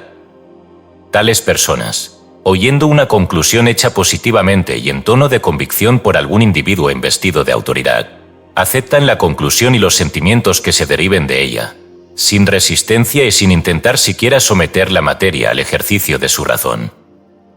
Y esto es verdad no tan solo cuando el individuo en cuestión tiene un derecho a hablar autoritariamente, por virtud de su conocimiento, experiencia, sabiduría, etc., sino también cuando alguno que asume aires de superioridad habla en un estilo categórico y de forma imponente, e imprime en sus oyentes la idea que desea sugerirles. El hombre animal obediente. Es asombroso, desde cierto punto de vista, ver cuán obedientes son las masas a esta forma de sugestión. Permiten que sus estados mentales, sentimientos y emociones sean inducidos por las imprudentes conclusiones y asertos de hombres astutos e interesados, tanto como por fanáticos e ignorantes, que influyen en ellos y les arrastran. Estas autoridades de hechura propia exponen sus conclusiones y opiniones en tono de absoluta certeza, y el pueblo las toma como moneda de buena ley. Parece ser únicamente necesario para algún hombre positivo el atraerse la atención de la gente y después echar a volar alguna atrevida afirmación en el tono y manera apropiados y con apariencia de autoridad, para que sean creídos por la mayor parte. ¿No ha pensado el lector en el pueblo como un grupo de animales obedientes? Pues bien, lo son siempre y cuando se las componga uno para impresionarlos con su autoridad. Al pueblo le es mucho más fácil convenir en una cosa que negarse a reconocerla. Encuentra mucho más cómodo pensar y decir sí, que decir y pensar no. Su voluntad no es frecuentemente llamada a acción por su razón y juicio, pues está con demasiada frecuencia bajo el dominio de los sentimientos y emociones. Origen de la obediencia a la sugestión. Existe una ley fundamental bajo esta fase de acción sugestiva, y para encontrarla es preciso que retrocedamos a los albores de la humanidad, y quizás más allá todavía. En los primeros días había jefes naturales entre los animales y los hombres, que gobernaban por fuerza de superioridad de cuerpo o de mente. Estos jefes naturales eran implícitamente obedecidos por las masas, que habían aprendido por experiencia que era mejor para la tribu o rebaño, como un conjunto, el ser gobernados por sus más fuertes y mejor dotados miembros. Y así gradualmente esta idea dominante de aquiescencia y obediencia a la autoridad fue desarrollándose y se grabó en la mente de la raza. Y está firmemente asida en la mente de la raza actual, tanto que solamente las mentes más poderosas son capaces de libertarse de ella en un límite elevado. Era autoridad aquí y era autoridad en todas partes y se la ve en la ley, en la literatura, en la religión, en la política y en todo otro campo del progreso humano. El pueblo jamás empieza por preguntarse ¿qué es lo que yo pienso sobre la materia?, sino que sale del paso diciendo ¿qué es lo que piensan Zutano y Mengano sobre la cosa? Esos Zutano y Mengano son su autoridad, son los que piensan por ellos, y de los cuales toman la nota fundamental. Si estos jefes y autoridades fuesen realmente los más conspicuos del conjunto, la cosa no revestiría mayor importancia, aun cuando todavía sí. Esto pudiera prevenir el desarrollo de la individualidad en las masas. Pero lo peor del caso es que la mayoría de estas autoridades no saben y saben que no saben, aunque el pueblo no se ha percatado de ello. Asumen las maneras, el aire, la apariencia, etc., de la cosa real, y como el pueblo está acostumbrado a estos símbolos de autoridad y equivoca el artículo imitado por el genuino, queda impresionado por la afirmación autoritaria y acepta la sugestión. El hombre de confianza. Este hecho es bien conocido de las clases que viven del público. El hombre de confianza, dentro y fuera de la clase criminal, adopta este aire de autoridad y sus sugestiones son aceptadas por el pueblo. Son buenos actores, este es uno de los requisitos del sugestionador. Tales gentes entienden bien la ley. Proceden de conformidad con la teoría atribuida a Aaron Burr, cuya observación, quizá el lector lo recuerde, era que la ley es aquella que se afirma contundentemente y se mantiene plausiblemente. Y estas gentes afirman contundentemente, mantienen plausiblemente y encuentran que generalmente la cosa marcha. Ejemplos extremos. Para considerar un principio, en su desnuda sencillez, debiera uno buscar para su operación los ejemplos extremos. Y el ejemplo extremo en este caso es el sonámbulo hipnótico que ha supeditado enteramente su juicio a la mente del operador. El sonámbulo se presta a las más absurdas sugestiones del operador y procura ponerlas en práctica. Y la sugestión, como sabemos, es el factor activo en el hipnotismo, siendo la condición hipnótica solamente una condición psicológica en la cual se acrecienta el efecto de la sugestión. Pero no es necesario que acudamos al terreno del sonambulismo para encontrar casos sorprendentes. Estos pueden encontrarse en todos los caminos de la vida, entre individuos que no tienen propia individualidad, sino que parecen vivir y obrar enteramente según él, así dicen de otros. Estos no poseen ninguna cualidad de iniciativa, sino que es preciso que otros les digan lo que han de hacer y cómo lo han de hacer. Estos individuos aceptan casi todo género de sugestión, si está hecha en tono y de manera autoritarios. No hay que persuadirles por medio de argumentos, sino que se dejan conducir y ordenar pasivamente por las personas de voluntad más fuerte. Son impresionables y sensibles y parecen no tener voluntad suya. Estas personas son muy sugestionables y todos los días se relata estupendos casos de los efectos de la sugestión, por aquiescencia de parte de tales personas. La nota fundamental. La nota fundamental de esta forma de sugestión es un positivo aserto o mandato dado con aire y apariencia de autoridad. El secreto del efecto es la tendencia de parte de la mayoría del pueblo a seguir un aserto o mandato autoritario mejor que a discutirlo, y la tendencia a pensar, sí mejor que no. Los que se aceptan fácilmente. Esta forma de sugestión se observa en su más alto grado entre aquellas personas que han dependido siempre por su profesión o instrucción y que jamás han utilizado sus propias iniciativas y recursos en la vida. Los jornaleros del campo y los hijos de padres acaudalados pertenecen por regla general a esta clase. Estas gentes parecen necesitar de alguien que piense por ellos aún en los más nimios acaecimientos de su vida y son altamente sugestionables en tal sentido. Este grado de sugestibilidad sobre esas líneas decrece a medida que ascendemos entre gentes que han tenido que hacer cosas y que no han dependido de otras con tanta extensión. Es mucho menor entre individuos que han tenido a otros bajo sus órdenes o que han dependido de su propia iniciativa a través de la vida. Los hombres de marcada iniciativa apenas presentan un indicio de esta forma de sugestibilidad. La iniciativa, según sabemos, es un término que significa hacer cosas sin que se las digan a uno, usando uno su propio ingenio y recursos, el verdadero espíritu americano, del cual carecen muchos americanos. El grado de poder. El grado de poder en la práctica de esta forma de sugestión depende materialmente del desarrollo de la voluntad por parte del sugestionador y asimismo de su revestimiento, de la apariencia, maneras, aire y tono de autoridad, siendo estos últimos requisitos los símbolos exteriores. Si uno tiene el poder de voluntad fuertemente desarrollado, los símbolos aparecen por sí propios como una consecuencia natural. Para los que no tienen desarrollado el poder de voluntad, y cuya autoridad es más o menos contrahecha, la asunción de los signos exteriores viene a ser materia de gran importancia, y tales gentes dedican mucho estudio al cultivo de estas formas externas. Y esos símbolos contrahechos, el arte del actor, sirve a su propósito de impresionar y sugerir a la multitud, y de esta manera obtienen un brillante resultado en el papel que desempeñan. Esto hasta que tropiezan con hombre de verdadero poder de voluntad, ante el cual se retiran cortésmente, al primer choque de las espadas mentativas. A los que sean negativos y demasiado susceptibles a esta forma de sugestión les aconsejo el cultivo del poder de voluntad, que se explicará en la última lección de esta serie, titulada Arquitectura del Carácter. Nada sino el cultivo de la voluntad les hará positivos y refractarios a influencias sugestivas de esta especie. La segunda línea de acción. Sugestión por imitación. Esta forma de sugestión mental es muy común, quizás la más común de todas ellas.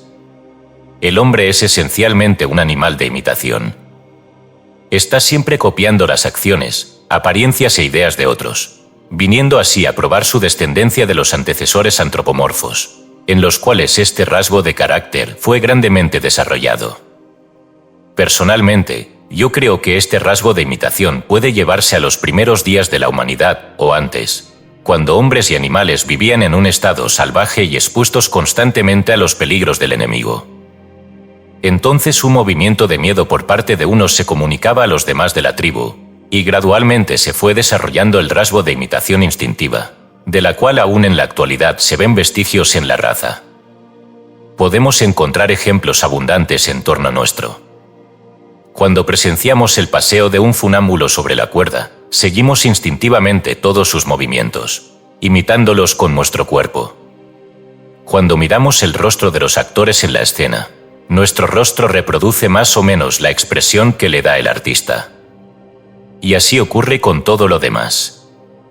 Los niños manifiestan un elevado grado de imitación y copian y adquieren las maneras de los que viven con ellos, hasta un sorprendente grado de detalle.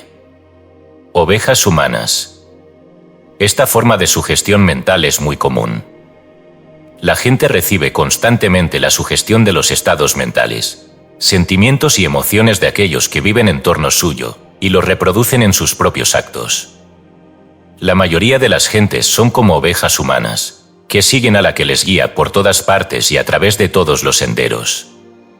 Estamos constantemente haciendo cosas sencillamente porque otras personas las hacen. En nuestras modas, estilos, etc., somos serviles imitadores. Contagio mental imitativo. Esta ley de imitación desempeña una parte importante en los fenómenos de sugestión mental en el sentido imitado. Alguien hace cierta cosa e inmediatamente otro individuo acoge la sugestión y copia al actor original. Si los periódicos detallan cierto crimen sensacional, muchos otros de la misma índole se seguirán en un corto espacio de tiempo. Si se trata de un suicidio, seguirán otros varios, adoptando usualmente los mismos métodos. Se presenta un número de casos de alguna clase de locura y disipación, e inmediatamente declárase una epidemia de la misma cosa. Si ocurre que los periódicos hablan mucho de la aparición de una nueva enfermedad, inmediatamente buen número de personas presentan síntomas de la misma. Precisamente las enfermedades se ponen de moda por este sistema. Los sentimientos y emociones de la parte instintiva de la mente son puestos en simpática acción a través de los canales de la sugestión imitativa y prontamente se siguen los efectos físicos. Los hombres perspicuos sacan ventaja de esta tendencia de la mente humana, e interesando a un número de personas en ciertas cosas, consiguen imponer la manera, y la multitud sigue como un rebaño de ovejas. Que cierto número de gentes hablen de una cosa, y el contagio se extiende hasta todo sujeto en la materia. La mayoría del pueblo es más o menos susceptible a esta forma de sugestión, dependiendo el grado de su hábito de pensar, juzgar y actuar. Los individuos que tienen ideas suyas no se dejan impresionar por cada ola de manera, estilo y pensamiento popular, tan fácilmente como aquellos que mantienen una actitud más negativa hacia la mente de otros. El método de curar una indebida tendencia hacia la acción imitativa es procurar el construirse uno su propia individualidad y desarrollar positividad según los métodos mencionados en el último capítulo de nuestro estudio. La tercera línea de acción. Sugestión por asociación. Esta forma de sugestión mental es muy común. Se basa en las impresiones adquiridas por la raza, por las cuales ciertas palabras, acciones, maneras, tonos, apariencias, etc., van asociadas con ciertos estados mentales previamente experimentados. Los estados mentales toman forma en acción física y expresión, según sabemos. Un hombre que siente de cierto modo es apto para expresarse mediante ciertas acciones o ciertas palabras. Estas acciones y palabras vienen así a ser símbolos de los estados mentales que las producen, y en su consecuencia, producen en la mente de la persona que las ve o las oye la imagen mental relacionada con el estado mental. Y esta imagen mental está indicada para inducir un estado similar o correspondiente en la mente de la persona que ve o escucha. De manera que estos símbolos son realmente sugestiones mentales, desde el momento en que tienden a inducir estados mentales. No palabras, sino símbolos. Aquí me permitiré recordar al lector que toda palabra o palabras escritas, impresas o habladas, son la expresión física o extrema de algún interno estado mental de la persona que pronuncia o escribe las palabras. Estas son los signos visibles y exteriores de un sentimiento interno, téngase siempre presente. Las meras palabras, por sí propias, no tienen valor sugestivo. Ese valor depende de la significación impresa sobre ellas, acompañada de una inteligencia de su significación por parte de la persona que las oye o las lee. La palabra borror, por ejemplo, tiene una definida significación para las personas que la conocen. Posee una relación directa con un sentimiento mental o emoción, y es la expresión física y exterior del mismo. Uno puede repetir la palabra tantas veces como quiera a una persona que jamás la haya oído, o a uno de otra raza que no comprenda el término, y así no se sigue ningún efecto sugestivo. Pero pronúnciese la palabra delante de uno que esté acostumbrado a relacionarla y asociarla con un sentimiento definido que haya experimentado previamente, y el sentimiento será reproducido o inducido, si la circunstancia del uso de la palabra es favorable. La palabra amor, propiamente usada, despertará en la mente de los oyentes sentimientos relacionados con el término. Y es preciso que estos sentimientos hayan sido experimentados antes, directa o indirectamente, para que puedan ser inducidos por sugestión. Los sentimientos experimentados por nuestros antecesores dejan una huella en nuestra mentalidad subconsciente, que puede también ser inducida por apropiada sugestión. A mí, las palabras me parecen así como la placa encerada del fonógrafo. La superficie se cubre de diminutas impresiones producidas por las ondas sonoras que penetran en el fonógrafo.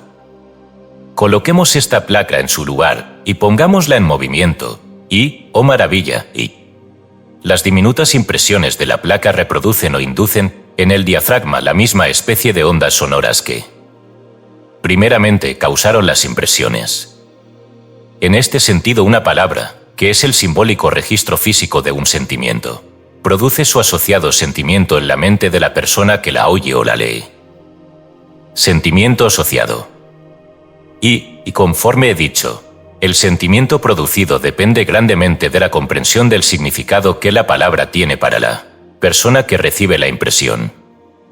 Por ejemplo, en el caso de la palabra amor, supongamos que el término es fuerte y sentimentalmente sugerido a cierto número de personas al mismo tiempo y, del propio modo, y encontraremos que el sentimiento inducido en una persona será el del amor paterno, en otro el amor filial, en otro el amor conyugal, en otro el amor a Dios, en algunos un exagerado afecto por una persona del sexo opuesto, y así sucesivamente, experimentando cada cual un sentimiento ocasionado por la asociación de la palabra con algún sentimiento previamente sustentado.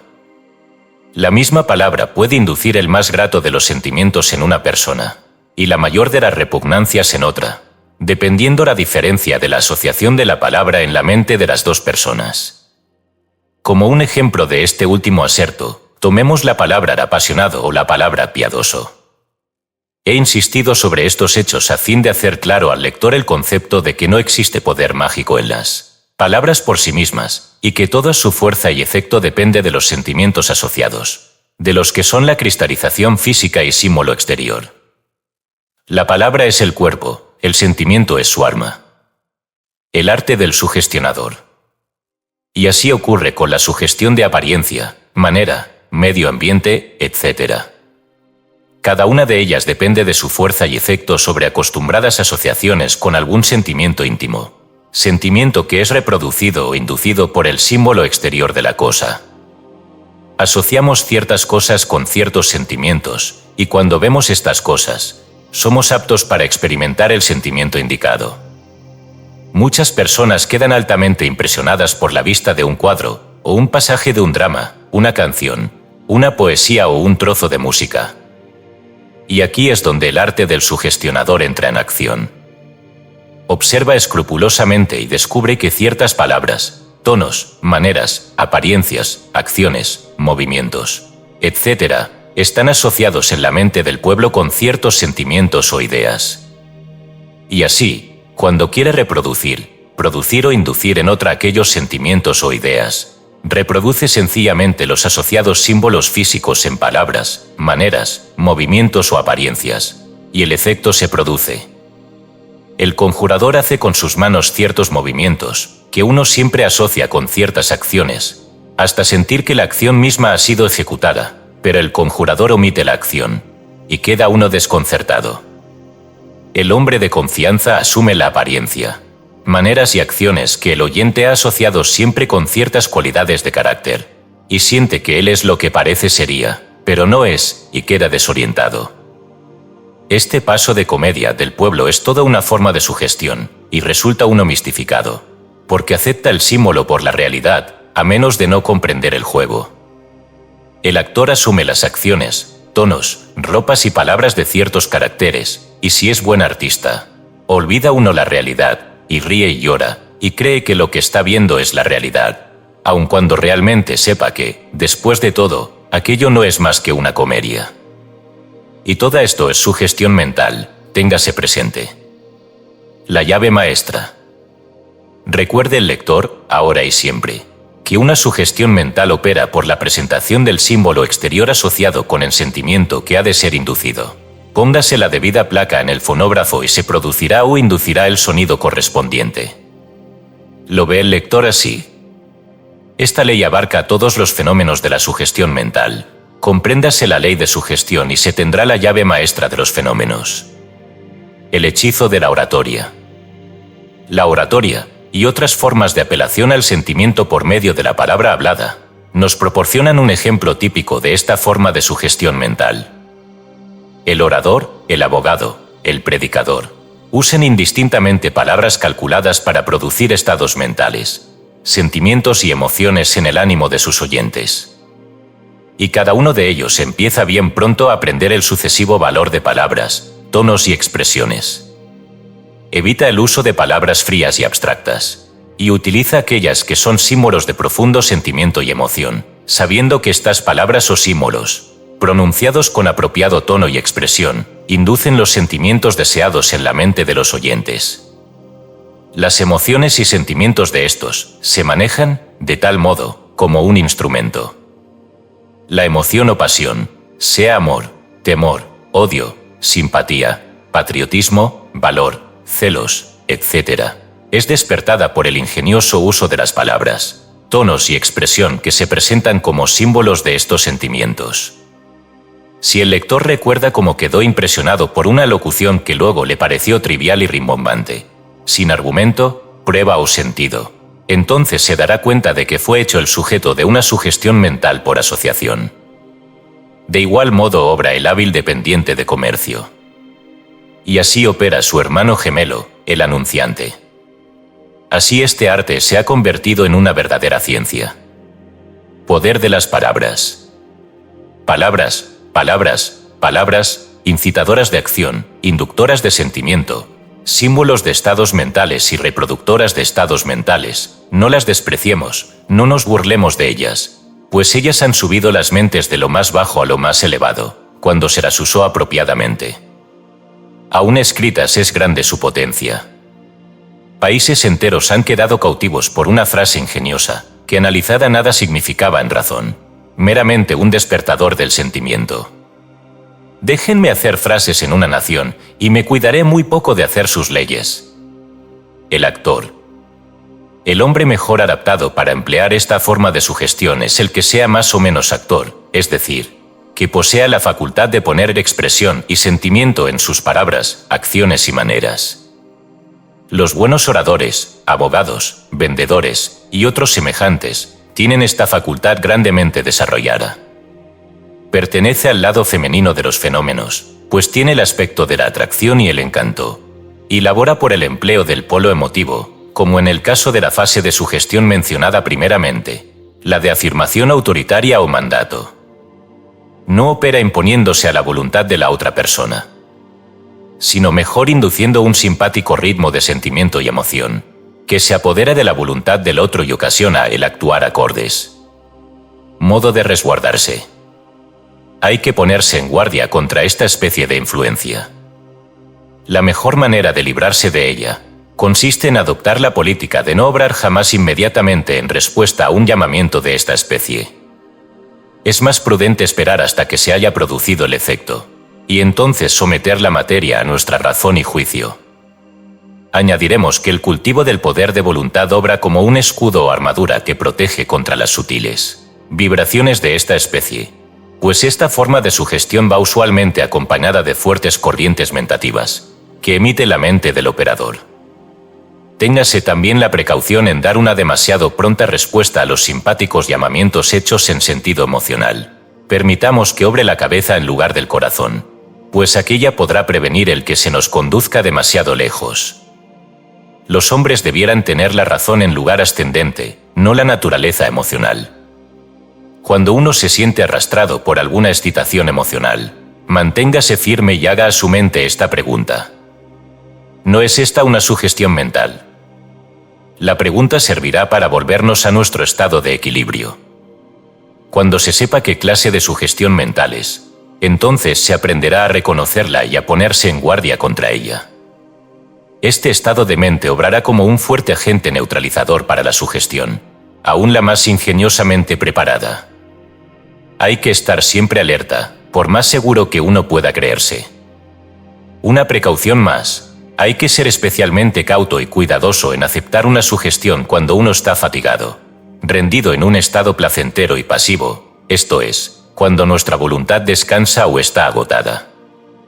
En estas ocasiones, en la duda abstente, se evitará uno muchos disgustos con solo recordar este pequeño aviso, basado en una ley psicológica comprobada. Yo he aprendido esta ley por amarga experiencia personal. Recuérdese. La cuarta línea de acción. Sugestión por repetición. Esta forma de sugestión mental es enteramente común, y el estudio de sus manifestaciones es sumamente interesante, pues pone en operación un principio psicológico muy conocido, que tiene su correspondencia en el mundo físico. Una gota de agua cayendo constantemente orada la más dura de las piedras. ¿Conoces, lector, la historia de aquel hombre que a fuerza de repetir un embuste acabó por creerlo él mismo? Pues bien, este es un hecho psicológico. Muchas personas dan cierta apariencia de verdad en palabras o maneras por asimilarse como verdad algo que no lo era. Después continúa repitiendo ese algo, añadiendo un poquito aquí y otro poquito allá, hasta que el algo llega a ser una idea fija en ellos, y acaban por creerlo. Y si una persona puede ingerirse el aceptar una falsa creencia en este sentido, puede figurarse el lector cómo obrará en otros. El secreto de esta forma. El secreto de la operación de esta forma de sugestión se basa en los hechos psicológicos de debilitar la resistencia mediante la repetición del ataque y la fuerza del hábito. La primera vez que se hace una inusitada sugestión, la mente opone una activa resistencia, pero cuando se presenta otra vez la sugestión, ya no es tan poco familiar como antes y la resistencia se aminora, y esto es repetido hasta que ya no se opone resistencia alguna y la sugestión es acertada. Corno dice el antiguo verso: el vicio es un monstruo de tan espantoso rostro que para odiarlo solo es preciso verlo. Pero visto con frecuencia y conocidas sus facciones, primero lo soportamos, luego lo compadecemos y por fin lo abrazamos. Y esta regla está perfectamente de acuerdo con las sugestiones. Primero las resistimos, después las soportarnos y por último las aceptamos, a menos de no comprender el juego. Otros sentimientos. El hecho psicológico inherente a esta forma de sugestión es que las impresiones sobre las células del cerebro se hacen más profundas por la constante repetición. Es semejante a lo que sucede a un alfiler clavado en una torta de cera, que entra cada vez más a cada nueva presión. La mente es muy apta para aceptar como verdades todo aquello que encuentra profundamente impreso en sus registros. Ha adquirido la costumbre de encontrar estas impresiones profundas solamente cuando éstas fueron hechas por repetidos esfuerzos de su propia inteligencia o juicio o experiencia. Y así cuando encuentra estas impresiones profundas que fueron colocadas allí por repetidas sugestiones de otros, no se halla en aptitud de desecharlas. Y se ve sintiendo aquellas cosas que fueron repetidamente impresas sobre ellas. Semejante al huevo del cuco en el nido del pinzón halla estas ilegítimas impresiones mentales como muy propias de impresiones mentales. Hay una constante lucha por la existencia sobre la parte de las ideas o imágenes mentales impresas en uno. La más fuerte aniquila a la más débil. Y en la mayoría de los casos las más fuertes son aquellas que o han sido impresas de una manera vivida o bien por repetición. La segunda vez que encontramos a un hombre nos costará algún trabajo el recordarlo, pero la tercera vez la cosa es más fácil y así sucesivamente, hasta que por último olvidamos aún hasta que era un extraño para nosotros. Lo mismo ocurre con estas ideas sugeridas, nos familiarizamos con ellas por constante repetición. Pierden para nosotros su carácter de extrañas y por último cesamos de mirarlas con recelo. Una cosa extraña es generalmente inspeccionada, examinada, observada sospechosamente, etc. Pero después que la extrañeza ha desaparecido, cesamos de ejercer la primitiva cautela. La familiaridad origina menosprecio y asimismo la falta de cautela. La sugestión gana fuerza en cada repetición. Esta es una de las leyes fundamentales de la sugestión, que debieran todos recordar. Fuerza de las afirmaciones repetidas. Si el lector quiere hacer un inventario mental de sí mismo, encontrará que posee un vasto número de sentimientos, ideas y opiniones, cuya posesión la debe simplemente a esta ley de sugestión repetida. Uno ha oído afirmar ciertas cosas una y otra vez, hasta venir a aceptarlas como hechos verdaderos, no obstante no tener ni el más ligero conocimiento personal de ellas o alguna prueba lógica concerniente. Los hábiles moderadores de opinión pública emplean esta ley y repiten constantemente cierta cosa, variando palabras y estilo, hasta que por último el público la acepta como un hecho probado e incuestionable. Más de un individuo ha adquirido reputación de sabio, meramente porque sus amigos lo han afirmado repetidamente y el público ha aceptado la sugestión. Más de un estadista se ha hecho una reputación mediante sus amistades en la prensa, cuya constante y repetida sugestión ha venido a cristalizar la idea en una forma material en la mente del público. Y más de una reputación ha sido destruida por las repetidas reticencias, burlas e insinuaciones de gentes de mala fe y mala voluntad. Los anunciantes comprenden esta ley y mantienen la sugestión repetida, sugestión del mérito de sus artículos continuamente ante la mente del público, hasta que llega a ser el evangelio para éste. Si al principio no se consigue, y jamás se tome un no por una respuesta, son dos axiomas que están grabados en el corazón del hombre que usa la sugestión en sus negocios. Un aviso. No hay que dejarse engañar por esta forma sutil de sugestión. No hay que imaginarse que una cosa inverosímil pueda llegar a ser verdad a fuerza de repetirla. No hay que permitir que nuestro juicio sea adormecido por esta infantil repetición de una canción de nodriza. Mantengámonos despiertos. Mantengámonos despiertos. La inteligencia de esta ley de sugestión arrojará luz en muchas cosas que antes nos habrían conturbado. Piense el lector un poco en ello cuando tenga tiempo. Las tres formas de aplicación. Permítasenos ahora considerar las varias formas de aplicación de la sugestión en la vida cotidiana.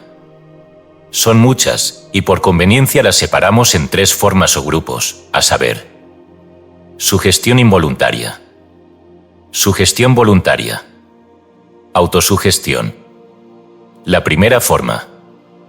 Sugestión involuntaria. Por este término, entiendo yo el uso involuntario de la sugestión sin un propósito particular o inconscientemente. Todos ejecutamos sugestiones de palabras, maneras, acciones, etc., en cada momento de nuestra vida. Y estas sugestiones son constantemente aceptadas por aquellos que nos rodean. Influimos continuamente sobre las personas que se ponen en contacto con nosotros, y la mayor parte de esta labor la practicamos inconscientemente. Actuamos como una viviente inspiración para unos, y como un viviente desaliento para otros. Según las circunstancias, nuestro estado de ánimo, nuestras acciones, palabras, apariencias y maneras, etc., obran como sugestiones para con las personas que tratamos. Y no hablo ahora del efecto de las corrientes mentales, etc., sino de la sugestión mental pura y simple. Una casa de negocios se impregna de la personalidad de su jefe y sus características personales se transmiten, más o menos a su dependencia, y todo por medio de la sugestión. Él da la nota de la conducta general. Si es activo y emprendedor, también lo serán sus empleados, y si es descuidado y perezoso, los demás seguirán su ejemplo. Afectamos a aquellos que nos rodean por nuestras actitudes mentales puestas en acción, y ellos nos afectan a nosotros, en caso de que lo permitamos. Los niños y la sugestión.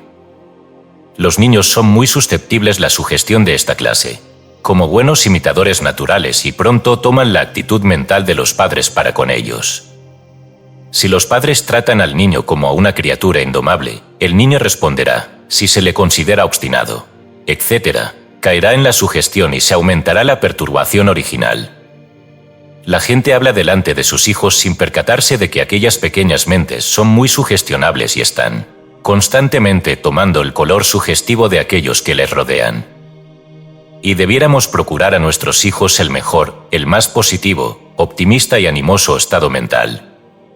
Debiéramos evitar darle al niño la impresión de que es malo, o pícaro, o engañoso, o tímido, o algo de esta especie. El niño aceptará siempre la sugestión que viene de una fuente a la cual naturalmente acude para informarse y no vacilará en proceder a efectuar la sugestión y realizar las palabras de los padres como una verdad. Sembremos la semilla sugestiva que deseemos ver germinar en la realidad y seamos cuidadosos en la selección de la mejor especie. Este punto de la sugestión de los niños, tratado aquí a la ligera, merecería llenar por su importancia un volumen entero. Regla de la sugestión involuntaria. He aquí la regla de la sugestión involuntaria. Nuestras palabras, acciones, maneras, tonos, apariencia y personalidad general producen sugestiones en aquellos que nos rodean, induciendo estados mentales en concordancia con ellos. Por consiguiente, desempeñemos tan solo el carácter que queramos imprimir en la multitud, y actuemos de la mejor manera que sepamos. El mundo relaciona al individuo con la parte que está desempeñando de acuerdo con las sugestiones así efectuadas, y a veces recae sobre nosotros un veredicto mucho mejor que el que con justicia merecemos. A veces es peor del que merecemos, pero, a todo evento, nuestra actitud mental, reflejada por nuestras sugestiones involuntarias, habrá originado el veredicto, cualquiera que éste fuere. Por consiguiente, modelemos una correcta actitud mental basada en un ideal de la parte que queremos desempeñar, y entonces representemos esta parte con primera mayor habilidad que poseamos. Fijémonos mucho en la apariencia externa del papel que estarnos desempeñando, pues esto es lo que el mundo ve primero, después y todas las veces, y somos juzgados por nuestra subjetiva labor y acción escénica. Desempeñemos nuestra parte, pues de esto depende el veredicto del público. La segunda forma. Sugestión voluntaria. Esta forma de la aplicación de la sugestión se manifiesta en casos en los cuales la sugestión es hecha a propósito y deliberadamente, con el fin de impresionar a otras personas. Sus manifestaciones pueden ser agrupadas en 3 clases, del modo siguiente. Tratamiento sugestivo. Sugestión hipnótica. Sugestión en forma de influencia personal. Tratamiento sugestivo. Por tratamiento sugestivo quiero significar la práctica de la sugestión mental usada como una forma de tratamiento para enfermedades, deficiencias mentales, etc. El tratamiento para las enfermedades cae bajo la jurisdicción de la terapéutica sugestiva, a la cual dedicaremos una lección entera. El tratamiento por sugestión para las deficiencias mentales, etc., es una rama de la ciencia que va extendiéndose rápidamente. Durante algún tiempo este hecho estuvo oscurecido por su equivocada relación con el hipnotismo, pero en la actualidad, que forman ramas separadas, el tratamiento va siendo usado en grado sorprendente por hombres de ciencia en todas las partes del mundo. Su principio estriba en el hecho de que los centros y células del cerebro pueden engrosar, desarrollarse y aumentar por medio de sugestiones apropiadamente dirigidas, de tal modo que uno puede ser rehecho mentalmente. Pueden ser inducidas nuevas cualidades y disminuidas otras perjudiciales. Los hábitos y rasgos discutibles pueden ser eliminados y sustituidos o inducidos por otros más ventajosos. Las maravillas de esta forma de psicología práctica se extienden rápidamente y una gran era se presenta ante nosotros en esta rama de la ciencia. Yo he hecho muchos experimentos en este sentido, con resultados sorprendentes, durante los últimos 7 años, y me propongo hacer públicos estos resultados en fecha no muy remota. El amplio principio del tratamiento radica en el hecho de que los estados mentales inducidos por apropiadas sugestiones tienden a ejercitar y desarrollar la porción del cerebro en que ellos se manifiestan. De aquí que, comprendida la teoría y aplicado y adoptado el mejor método, el resto del tratamiento viene a ser tan sencillo como el desarrollo de cualquier músculo del cuerpo mediante un ejercicio apropiado. Sugestión hipnótica. La sugestión en el hipnotismo es un sujeto al cual aludiré meramente, pues no es este un manual de hipnotismo. Será suficiente apuntar que el hipnotismo es una combinación del uso de la energía mentativa. En cierta forma, con la sugestión la voluntad del sujeto hipnótico es dominada por la mentación, y las Sugestiones son producidas entonces. Es un hecho psicológicamente probado que en la condición hipnótica, todas las sugestiones adquieren un efecto altamente exagerado, y una sugestión que acaso no hubiera sido notada en el estado ordinario, se convierte en una poderosa fuerza motriz. Para un individuo en el estado de hipnosis, en ese estado se aceptan las más absurdas sugestiones y se actúa. Sobre ellas, se cobijan las más extrañas ilusiones, y las sugestiones de acción futura posthipnóticas se hacen efectivas. Hablaré con más extensión de este sujeto en mi próxima lección sobre influencia personal, pero aconsejo a mis lectores que no se presten a ser hipnotizados, bien sea con fines experimentales o con otros propósitos. Esto conduce a una condición negativa y desapruebo cordialmente su uso. Yo no he permitido nunca que se me hipnotizase y requiero de mis lectores que adopten una actitud semejante ante la invitación de los experimentadores. Los mejores efectos de la sugestión pueden ser obtenidos sin la hipnosis, siendo esta meramente un estado anormal y morboso altamente perjudicial para las personas normales. La tercera forma. Autosugestión. Por este término queremos significar la sugestión de sí mismo o las sugestiones dirigidas por uno su propia mente. Es esta una de las más interesantes fases del sujeto, que trataré con la debida extensión en mi última lección sobre arquitectura mental. Por medio de esta autosugestión, muchos hombres se han rehecho mentalmente y han llegado a ser lo que querían ser. Sus principios son precisamente los mismos que los de las otras formas de sugestión, excepto que el tratamiento se lo administra uno a sí mismo, en lugar de dárselo a otros. Sentimientos y razón. Un eminente profesor del uso de la sugestión en asuntos mercantiles, hablando del efecto de la sugestión, como inductora de los estados mentales, dice: puede hacerse pensar a un hombre lo que uno desea si se apela a sus sentimientos o elevada naturaleza, aun cuando nos dirijamos a su juicio ordinario. En este sentido podemos desorientar su razón lo suficiente para hacerle cometer cualquier acción de la que un hombre es capaz. Y este profesor está perfectamente en su aserto, aun cuando sigue la antigua idea de la mente subjetiva e identifica el sentimiento con la elevada naturaleza, en vez de tratarlo como perteneciente al polo emotivo de la mentación, cual yo lo hago. Y perdóneseme si me atrevo a sugerir que el citado aserto hubiera estado un poco más cerca de la verdad de ser. Expresado así, podemos hacer sentir a un hombre lo que nosotros queramos si apelamos a su mentalidad emotiva, etc. Psicología del comerciante.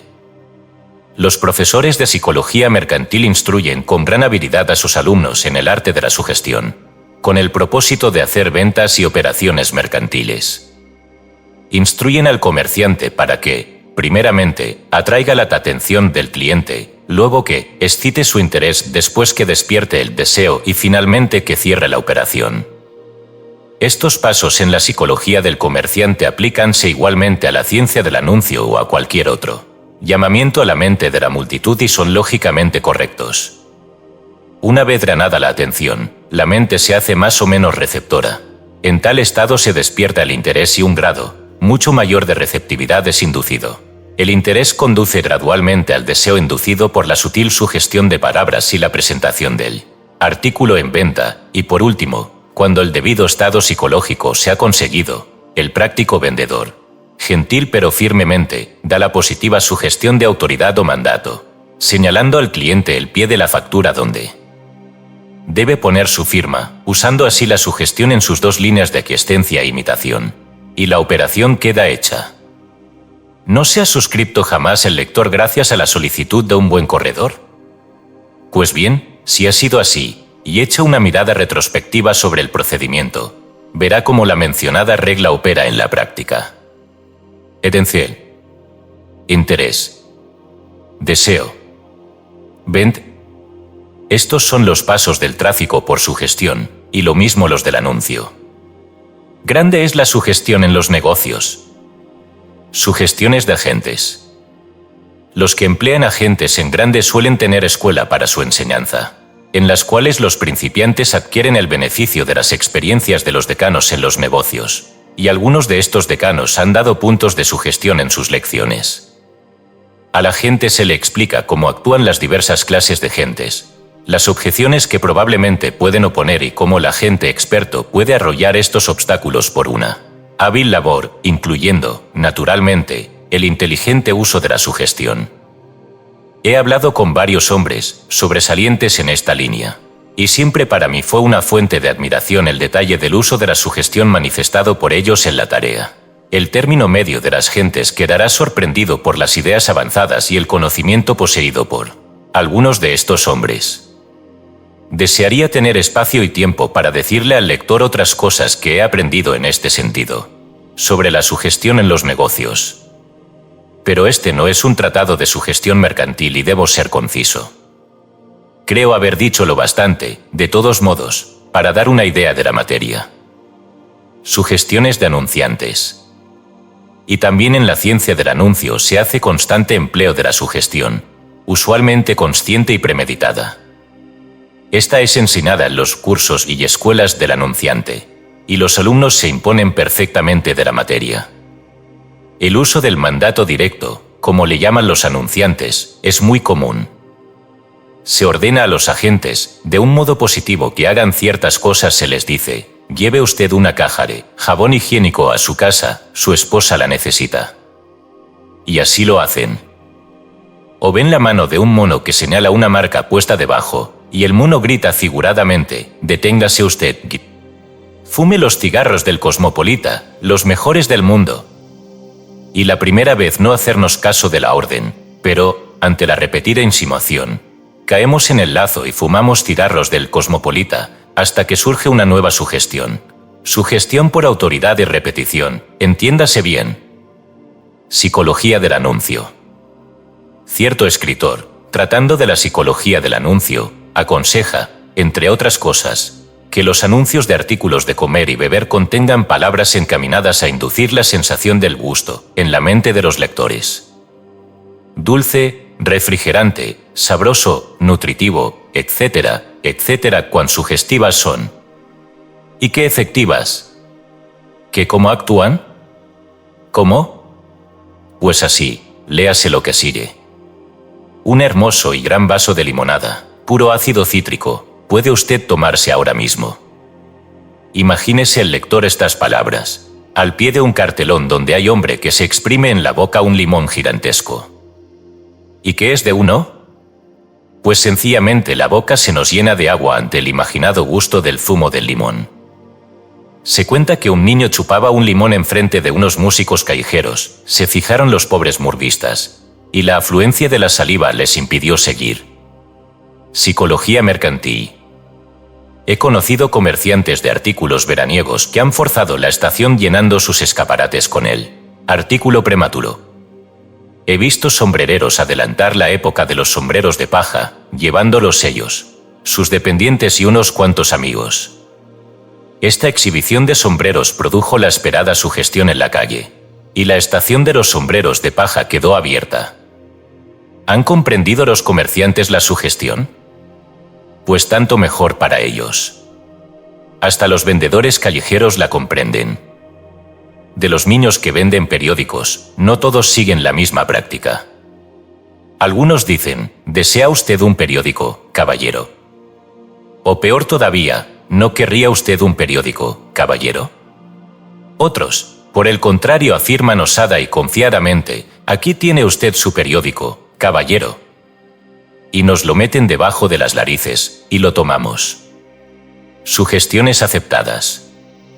He visto jugadores de bolos que han hecho una mala jugada porque cualquier espectador les sugirió aquel falso golpe. Lo mismo sucede en salones de tiro, etc. No tiene uno más que echar una mirada en torno suyo y verá este caso repetido en todos los tonos. Y recuérdese que todo es sentimiento inducido. Esta es la llave de todas las manifestaciones de la sugestión. Pongámonos en guardia. Y, finalmente, sé de un niño que ejemplarizó la ley de la sugestión una tarde de carnaval colocando a la espalda de otro compañero un cartelón que decía: «Pégueme usted». El niño del cartelón tuvo que refugiarse en una portería. Sugestión entre abogados. Los abogados prácticos usan la sugestión sobre todo en el examen e interrogatorio de los testigos. Sugieren cosas a un testimonio sugestionable y coartan y conducen su voluntad a admisiones y afirmaciones que no intentaban hacer, a veces afirmaciones que no son estrictamente correctas. Los tales suelen decir, usted hizo esto o lo otro. O usted vio lo que estoy diciendo, ¿no es eso? Y esta directa afirmación, hecha de una manera autoritaria, causa la afirmación del testigo. Desconfíese siempre de estas maneras autoritarias, sean de un abogado o de cualquier otro. Están calculadas para conducirle a uno a la aquiescencia, pues el hombre es un animal obediente, y es mucho más fácil decir sí que o no, sobre todo cuando nos piden el sí. Un uso peligroso. Se culpa a la policía de haber logrado falsas confesiones de criminales sugestionados en esta forma, hallándose distantes de ellos y sin ningún interrogatorio hasta sobrevenir la depresión. En este entonces el criminal decía sí, para librarse de un interrogatorio más extenso. Algo así como la muchacha que finalmente acepta las repetidas proposiciones de un amante a fin de librarse de su constante persecución. Esta firme, decidida y autoritaria afirmación o demanda, unida a la ley de la repetición, ha causado muchos errores en el mundo y muchos han incurrido en ellos con postrero remordimiento. Confío que estas palabras de alarma salvarán a otros de peligros de esta especie. Una vez comprendida la ley, es comparativamente fácil escapar de la sugestión. Toda la fuerza de los sugestionadores de esta clase se basa en la ignorancia de la persona sugestionada. En este caso, prevenir es curar. Empieza el lector a ver mi idea de volverse hacia la luz. ¿No? La cuestión sugestiva. He oído de negociantes que instruyen a sus dependientes en la manera de hacer preguntas a sus clientes en esta guisa. ¿No es esta la forma que a usted le gusta? O bien, vea usted qué medio color tan hermoso, ¿verdad? Etcétera, etcétera. Ve el lector el fondo de la cuestión. La afirmación se hace primero y la pregunta le sirve de coronamiento. ¿No es más fácil decir sí que no a esta clase de preguntas? Y ahora vea el caro lector cómo sigue el mismo procedimiento sin haber reparado en ello. La posición sugestiva. En este punto puedo añadir que es un hecho psicológico bien conocido que, entre dos personas que sostienen una conversación, la que está de pie o se sienta más alta que la otra tiene la ventaja de una cierta actitud o posición positiva. Y, al contrario, la persona que ocupa el asiento más bajo, se ve colocada en una situación o posición relativamente pasiva o negativa. Esto es, habiendo igualdad entre ellos, la persona elevada será positiva para la otra y la que está sentada ms abajo, será pasiva relativamente. La elevada plataforma del catedrático, del orador, del predicador, aun la del humilde charlatán, tienen una buena base psicológica. Y el poder que un abogado siente cuando ve a sus pies al jurado, sentado enfrente suyo, es una manifestación de una ley de la cual quizá no pueda percatarse, pero el presidente ocupa mejor puesto que él, puesto que el abogado tiene que levantar los ojos para dirigirse a él. Hágase el experimento de practicar las posiciones indicadas con algún amigo, sentándose el uno primero y el otro después, y se verá cómo se siente de momento la diferencia entre ambas posiciones. La posición elevada de los dependientes de comercio en grandes almacenes y los taburetes bajos, puestos galantemente a disposición de los parroquianos, están ordenados de esta manera por varias y buenas razones. Si alguien siente que otro le quiere colocar en una posición pasiva o negativa, se pone en pie, y se siente doblemente fuerte y poderoso. Esta pequeña advertencia puede en alguna ocasión valerle muchas veces el precio de este libro. Recuerde el lector si en las tonterías que ha hecho o que le fueron sugeridas por otros, no se encontraba sentado y el otro de pie, o quizás sentado más alto que el lector. Esto parecerá unanimidad, pero puede a veces producir enormes resultados. Mejor será tenerlo presente. Grados diferentes. Existe una gran diferencia en la sugestibilidad de las personas, pues algunas están casi inmunes contra la sugestión, mientras que otras son tan sugestionables que tan solo necesitan que se les diga una cosa en un tono y maneras positivas y autoritarias para aceptar la sugestión, especialmente si ésta se repite algunas veces. Reciben asimismo las sugestiones de imitación y asociación con la mayor facilidad. Pero ya hemos tratado de este punto en el curso de esta lección. Estudiando las gentes que nos rodean, descubriremos bien pronto los diferentes grados. El sonámbulo hipnótico es el extremo negativo de esta escala. Sugestión e influencia personal. Y ahora, amigo lector, vamos a terminar este capítulo sobre sugestión mental. Como habremos aprendido por lo precedente, el sujeto de la sugestión supedita muchos sujetos de las lecciones que siguen, como se verá patentemente en el caso de la próxima lección sobre influencia personal. Pero era necesario que el lector tuviese una idea de la naturaleza general y efectos de la sugestión y de sus leyes, antes de llevarle a la consideración de la influencia personal. Estudiada la sugestión, el lector estará mejor preparado para comprender lo que a continuación estudiaremos. Importancia de la sugestión. Una advertencia. Si el lector desea saber lo que son las fuerzas mentales, no eche en olvido los agentes físicos empleados en la sugestión.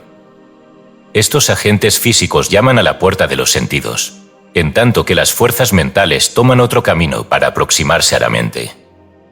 Y ambos son importantes. De las dos, la influencia sugestiva es la que se produce más fácilmente y, en efecto, es la que generalmente emplean los hábiles practicantes de la influencia mental, a causa de su sencillez y de su facultad de preparar un buen fundamento para las otras influencias. Y el que estudie esta materia debe imponerse extensivamente en las leyes fundamentales que producen los fenómenos de la influencia sugestiva. Este es el primer paso hacia la inteligencia de todo sujeto. Un buen sugestionador será siempre el dueño de la influencia mental, porque su toque de sugestión pone en operación la influencia mentativa. La sugestión coloca la apropiada actitud mental para los más elevados fenómenos. Capítulo 4. Influencia personal. El precedente capítulo sobre sugestión mental, el presente, sobre influencia personal y el próximo, sobre telementación, están íntimamente relacionados y la materia del sujeto estrechamente liada. A fin de que el lector pueda comprender esta relación, supongamos que el sujeto de la influencia personal es el pensamiento central. Este pensamiento central va involucrado con la influencia mentativa de la persona. Esta influencia mentativa consiste en la inducción de estados mentales en otras personas. Y esa inducción opera sobre dos líneas. 1, la de la sugestión mental, que requiere un agente físico, y 2, la de corrientes mentativas, que no requieren un agente físico sino que producen un efecto directamente sobre la mente de la persona. Sin la operación de los sentidos físicos o los agentes físicos necesarios para llegar a tales sentidos. Ahora bien, el precedente capítulo tuvo que ver con la sugestión mental, esa línea de la influencia personal que requiere un agente físico de inducción o impresión. El presente tiene que ver con la sugestión mental en su método de la aplicación de corrientes mentativas según las líneas del magnetismo personal, etc. Y en el próximo capítulo trataremos del asunto de las corrientes mentativas en su fase de telementación o operación a larga distancia. Así vemos que, mientras que esos 3 capítulos se aplican en un sentido al sujeto general de la influencia personal, cada uno, sin embargo, sigue su propia línea especial. Y en el presente capítulo convergen todas las líneas. Sugestión mental y magnetismo personal. Pero, antes de abordar el sujeto general de la lección, me permito suplicar al lector que recuerde esta distinción entre sugestión mental y lo que se llama magnetismo personal o influencia personal mediante la agencia de las corrientes mentativas. La principal diferencia es esta. En la sugestión mental es necesario un agente físico, porque la impresión es hecha a través de los sentidos físicos de la vista, el oído, el olfato, el gusto, el tacto, y principalmente a través de la vista y el oído. Pero en el magnetismo personal no es necesario el agente físico, porque no hay llamamiento a los sentidos físicos, pues la impresión es hecha directamente sobre la mente de la otra persona, a través de un sexto sentido. Este sexto sentido no puede ser clasificado estrictamente como un sentido físico, porque no es afectado por agentes u objetos físicos, siendo sus impresiones obtenidas de las vibraciones de las corrientes de la energía mentativa. Así como los 5 sentidos físicos reciben impresiones de los objetos físicos y las transmiten al cerebro y a La mente, del propio modo, este sexto sentido recibe impresiones de las vibraciones de la energía mentativa de otra mente y después las pasa el cerebro y a la mente. Ruego al lector fije esta idea en su memoria, a fin de que pueda comprender mejor la distinción. El sexto sentido. Referente a este sexto sentido, que yo llamo el sentido telemental, diré que se han expuesto un buen número de teorías sobre él, algunas de las cuales llegan hasta localizar un órgano físico al efecto. Algunos autores eminentes apoyan la idea de que la glándula pineal es el órgano que recibe las vibraciones de la energía mentativa. La glándula pineal es una pequeña glándula de color gris rojizo, cónica y adherida al suelo del tercer ventrículo del cerebro enfrente del cerebelo. Se compone de una masa de materia nerviosa que contiene diminutas células o corpúsculos de una naturaleza peculiar. Contiene asimismo pequeñas partículas de materia calcárea, conocida con el nombre de arena cerebral. La ciencia médica no da informes referentes al uso de la glándula pineal y sus libros de texto se contentan con decir que su función no es conocida. No me meteré a probar que esta glándula desempeña alguna parte de los fenómenos del sexto sentido, pues para el propósito de estas lecciones no necesita el lector aceptar o rechazar la idea. Personalmente creo que desempeña su parte, pero también creo que existen muchas otras células que tienen participación en el sujeto. En suma, creo que cada célula del cuerpo es capaz de ser impresionada por las vibraciones de la energía mentativa, hecho que está casi comprobado por las últimas investigaciones en la terapéutica mentativa. Pero todo esto no tiene inmediata resultancia para el asunto de que tratamos, por interesante que pueda ser para mí y para muchos de mis lectores. Diré algo más sobre la materia en mi lección de terapéutica mental. Estados mentales y acciones físicas. Este es otro punto sobre el cual me permito llamar la atención del lector. Me refiero al hecho psicológico bien conocido de que los estados mentales se expresan en acción física. Cada estado mental tiene su asociada acción física. Y estas acciones, cuando son percibidas por otra persona, son aptas para inducir un similar estado mental en esta persona, según las líneas de la sugestión mental. Pero existe otra ley menos comprendida por el público, y es la de que la manifestación de una acción física tiende a inducir en la mente de la persona que la ejecuta el estado mental generalmente asociado con la producción de la acción. Ejemplos demostrativos. Permítasenos presentar un ejemplo común para ilustrar la operación de las dos leyes referidas. Supongamos que el lector está poseído de un estado mental de cólera, de lucha, de combatividad, etc. En este caso observará que su frente se frunce, que sus mandíbulas se adelantan y aprietan como para morder y sus manos se crispan. El estado mental ha tomado su forma en acción física. Perfectamente, todos reconocemos este hecho. Pero aquí tenemos el reverso de la ley. Si el lector frunce el entrecejo profundamente, crispa sus manos, aprieta los dientes, etc., y mantiene esta actitud física durante algunos minutos, al propio tiempo manifestándola en su paso, etc., sin remisión se encontrará acrecentando un estado mental de enojo, combatividad, etc., y si conserva la actitud lo bastante, el estado de ánimo será real y efectivo. Y, cosa aún más notable, si se continúa en esta actitud física hasta que se produzca el estado mental correspondiente, encontraremos que estamos induciendo similares estados mentales en aquellos que nos rodean, por virtud de las corrientes mentativas. Así, pues, podemos ver la estrecha relación que existe entre acción física, estados mentales, sugestión y telementación. Todas accionan y reaccionan unas sobre otras. Lo que se ha dicho del estado mental de cólera es aplicable a todo intenso sentimiento o estado mental. Actúe cada cual su parte. Ahora bien, todo esto significa que el hombre que está poseído de un fuerte estado mental manifestará inconscientemente las acciones físicas que afectarán a otros siguiendo las líneas de la sugestión mental.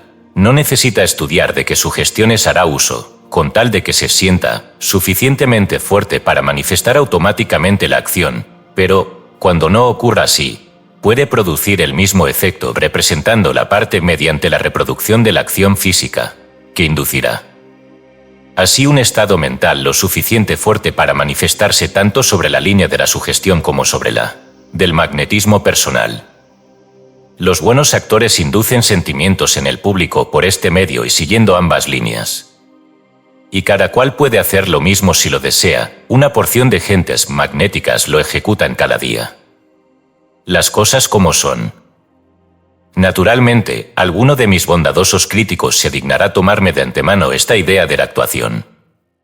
Dirán que oculto principios de engaño, etcétera, etcétera, y después seguirán su camino admirando personalidades magnéticas y lamentando la ausencia de tacto en otras personas que les han señalado el mal camino. He notado que estas personas de supercríticas son también altamente hipócritas. Pero, sea lo que fuere, me propongo ir derecho hasta el fin y decir en este libro las cosas tales como son, y en tanto como sea posible, por qué lo son y qué son.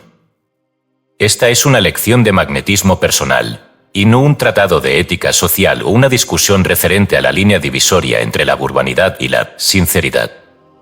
He conocido muchas buenas personas que no eran magnéticas y el mundo les ha arrojado por el suelo y aún las ha pisoteado. Y he conocido un gran número, no tan buenas, que poseían un apreciable grado de magnetismo. Y el mundo las ha recibido con los brazos abiertos, colmándolas de alabanzas y recompensas. Pero esto no quiere decir que uno no pueda ser bueno y magnético al mismo tiempo. Hay muchos hombres buenos que son altamente magnéticos, como hay muchos malos hombres que disfrutan de igual beneficio. Así como hay muchos buenos y muchos malos que carecen de magnetismo. Pero obsérvese el hecho de que tanto los buenos como los malos hombres que son altamente magnéticos se manejan generalmente para hacerse un camino en la difícil vía de la vida. Y tanto los buenos como malos a quienes falta magnetismo son echados generalmente a un lado del camino. El magnetismo no es bueno ni malo, es una ley natural, utilizada por todos. En este respecto es semejante a cualquiera otra ley natural. Uso y abuso.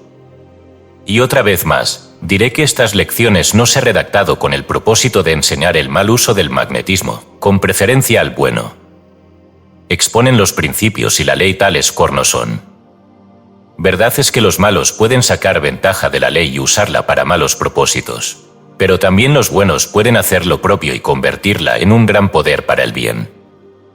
El magnetismo personal es tan efectivo en el predicador como en el hombre de confianza, y tan efectivo en el industrial y comerciante como lo es en el predicador y en el hombre de confianza. Es una cualidad natural y no tiene nada que ver con el bien y el mal, como ocurre con la elocuencia, la habilidad oratoria o la apariencia personal. Si el buen pueblo quiere dejar este importante sujeto para el mal pueblo, es incumbencia suya y no mía. Personalmente pienso de una manera semejante a la del viejo predicador que, habiéndole criticado cierto celoso y beato feligrés el que hubiese introducido algunas innovaciones en la música de los servicios de la Iglesia, le contestó bondadosamente en esta forma: verá usted, hermano mío, puede que esto le choque a usted en algún sentido, pero a mí me parece un error permitir que el demonio monopolice la buena música y haber creído que el Señor debe tener su participación, y yo digo amén a esta respuesta. Si el magnetismo personal fuese tan usado para extender los intereses del derecho como lo ha sido para defender el error, el mundo antiguo hubiera seguido una vía más expedita. Si el predicador quisiera hacer sus pláticas tan de magnéticas, como el actor hace sus comedias y el abogado sus alocuciones al jurado, algo seguramente se hubiese hecho en sentido eclesiástico y el vacío en las iglesias no sería tan pronunciado. Si la bondad se hiciera tan atractiva como la maldad, el demonio figuraría ya entre las clases pasivas. La forma interna. Y ahora permítasenos considerar esta fase de la influencia personal que nosotros llamamos magnetismo personal. Recuérdese que la sugestión mental es la forma externa de la influencia personal y el magnetismo personal, la forma interna. Hemos considerado la primera, trataremos ahora de la última. Magnetismo mental. Quizá la mejor manera sería la de considerar la palabra magnetismo tal como la usarnos en la influencia mental, etc. Con frecuencia hemos oído los términos magnetismo personal, magnetismo mental, personalidad magnética, atracción magnética, influencia magnética, etcétera, etcétera, usados en el sentido de atracción mental, influencia personal, fascinación, encanto, influencia psicológica, etcétera. La palabra magnetismo deriva naturalmente de la palabra magneto. Se verá en los diccionarios que el término magneto se le dio a la piedra imán o magneto natural, porque fue descubierta cerca de Magnesia, una ciudad del Asia Menor. Un poco de historia del ocultismo. La magneto natural o piedra imán era conocida en China, en la India y Persia hace miles de años. Su nombre de magneto viene de la misma palabra persa, como magic viene de mat, significando el sacerdocio esotérico o mágico. Ese nombre se le dio a causa del poder del imán, muy semejante al poder mental ejercido por los magos. Y la piedra fue llamada literalmente piedra de los magos o piedra mágica, de donde vienen las palabras magneto y magnetismo. Corno verá el lector hacernos uso de la palabra de una manera perfectamente natural. Un hecho interesante, y que viene o que la mente discurre sobre caminos trillados, se notará en la circunstancia de que los misteriosos fenómenos del mesmerismo, etc., en boga en Europa y América durante el pasado siglo, vino a ser naturalmente llamado magnetismo animal, magnetismo personal, etc., relacionando la mente del público intuitivamente aquellos fenómenos con los de la magneto, con los cuales tienen mucha semejanza. Y en nuestros días hablamos de gentes que son muy magnéticas, faltas de magnetismo, que tienen una presencia magnética, y la historia se repite. El imán, que era llamado originariamente piedra mágica, porque su fuerza tenía semejanza con la fuerza mentativa manifestada por los magos, sirvió para dar nombre a similares manifestaciones de fuerza mental siglos después. Magnetismo personal. Aun cuando la fase de energía mentativa que relación con la operación de la fuerza sobre distantes mentes y objetos es quizás la más sorprendente, la fase llamada magnetismo personal es también muy importante y notable. Su misma ocurrencia frecuente hace que no nos fijemos en ella, pero es la fase usada efectivamente por aquellos que la comprenden y que nos capacita para resguardamos. Es conocida con muchos nombres, siendo los términos favoritos los de magnetismo mental, sugestión, fascinación, encanto, influencia memérica, etc. Pero estos términos son meramente nombres para el magnetismo personal, el cual a su vez es meramente una manifestación de la energía mentativa. Todos hemos observado que algunos individuos parecen dotados de maneras irresistibles, y son aptos para hacer que otros caigan en su modo de pensar y que hagan lo que ellos quieren. El llamado hombre magnético puede arrastrar auditorios o individuos por un místico poder, y con frecuencia uno no puede darse cuenta de cómo ha ocurrido la cosa cuando recuerda las palabras dichas o las lee impresas en los periódicos al siguiente día. El secreto no radica solamente en lo que se dice, sino en el grado de magnetismo personal que emanaba del orador. Su uso en los negocios. Muchas personas que tienen relaciones con el público en el sentido de colocar géneros, hacer suscripciones, imponer seguros de vida, etc., han adquirido cierto grado del arte de usar el magnetismo personal, inconscientes con frecuencia de la fuerza que están empleando. Y muchas agencias importantes tienen escuelas donde se enseña a los agentes la psicología de la sugestión, influencia personal, etc., y algo también en mayor o menor grado de magnetismo personal, aun cuando con algún otro nombre. Y más aún, toda persona que está ansiosa por algo cuando habla con otra persona, manifiesta más o menos magnetismo personal consciente o inconsciente. Su uso en la religión emocional. Aun cuando el aserto puede traer sobre mi cabeza el enojo de aquellos que creen que los fenómenos de la excitación religiosa son debidos a la labor del espíritu, no vacilo en afirmar que todos los estudiantes de psicología saben que la mayor parte del fervor es debido a la emocional excitación producida por el magnetismo personal manifestado sobre las líneas de las corrientes mentativas y de la sugestión. Su uso en política. Y no solamente en el campo de la religión emocional se manifiesta tan intensamente esta fuerza, se deja sentir del propio modo en el caso de política emocional. Obsérvese cómo las masas son arrastradas por los emocionales llamamientos a sus prejuicios y espíritu de partido. Véase cómo toleran el ser cegados por deslumbrantes promesas y falaces proposiciones, sin una pizca de argumento razonable, hasta dar en el fanatismo. sus emociones son hábilmente despertadas por los jefes y tribunos, y la corriente de magnetismo personal y de sugestión se propaga al auditorio, hasta convertirse en un alboroto, poseídos los oyentes de ideas fijas que se han apoderado de ellos. Las familias se separan por diferencias de partido, el odio reina donde el amor tenía anteriormente su nido. La excitación se hace cada vez más intensa, hasta que llega por fin el día de las elecciones, por ejemplo, y el pueblo entra en un paroxismo de emocional excitación. Y el resultado está previsto.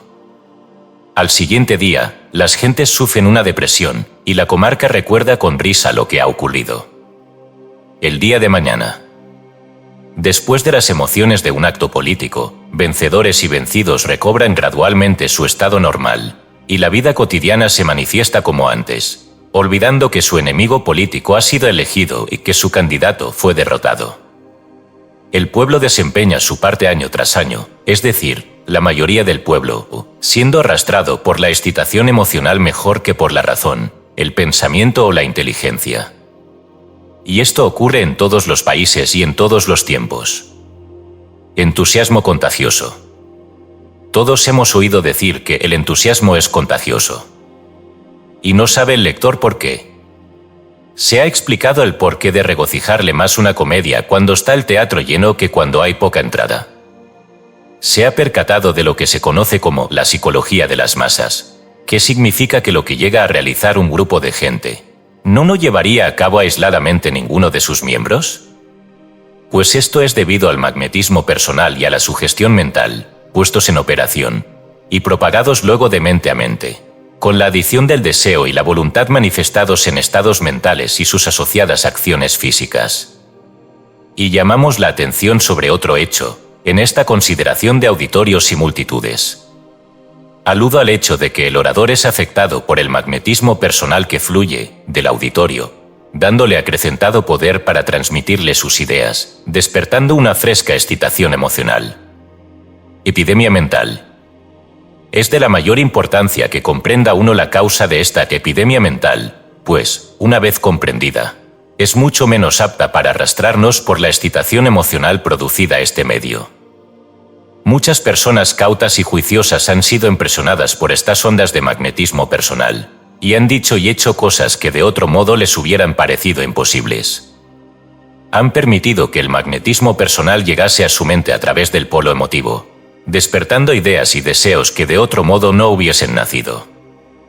Hemos visto huido de respetables ciudadanos, incluyendo miembros de las llamadas profesiones liberales, abogados, médicos, profesores, sacerdotes, que toman parte en algaradas, dejándose arrastrar por el magnetismo personal y la sugestión de los miembros más excitables del grupo, y participan en actos que, reflexionados, les parecerían una horrible pesadilla. La naturaleza emocional está siempre muy próxima a la superficie en la mayoría de los hombres, y por lo tanto deben resguardarse de las exageradas influencias exteriores.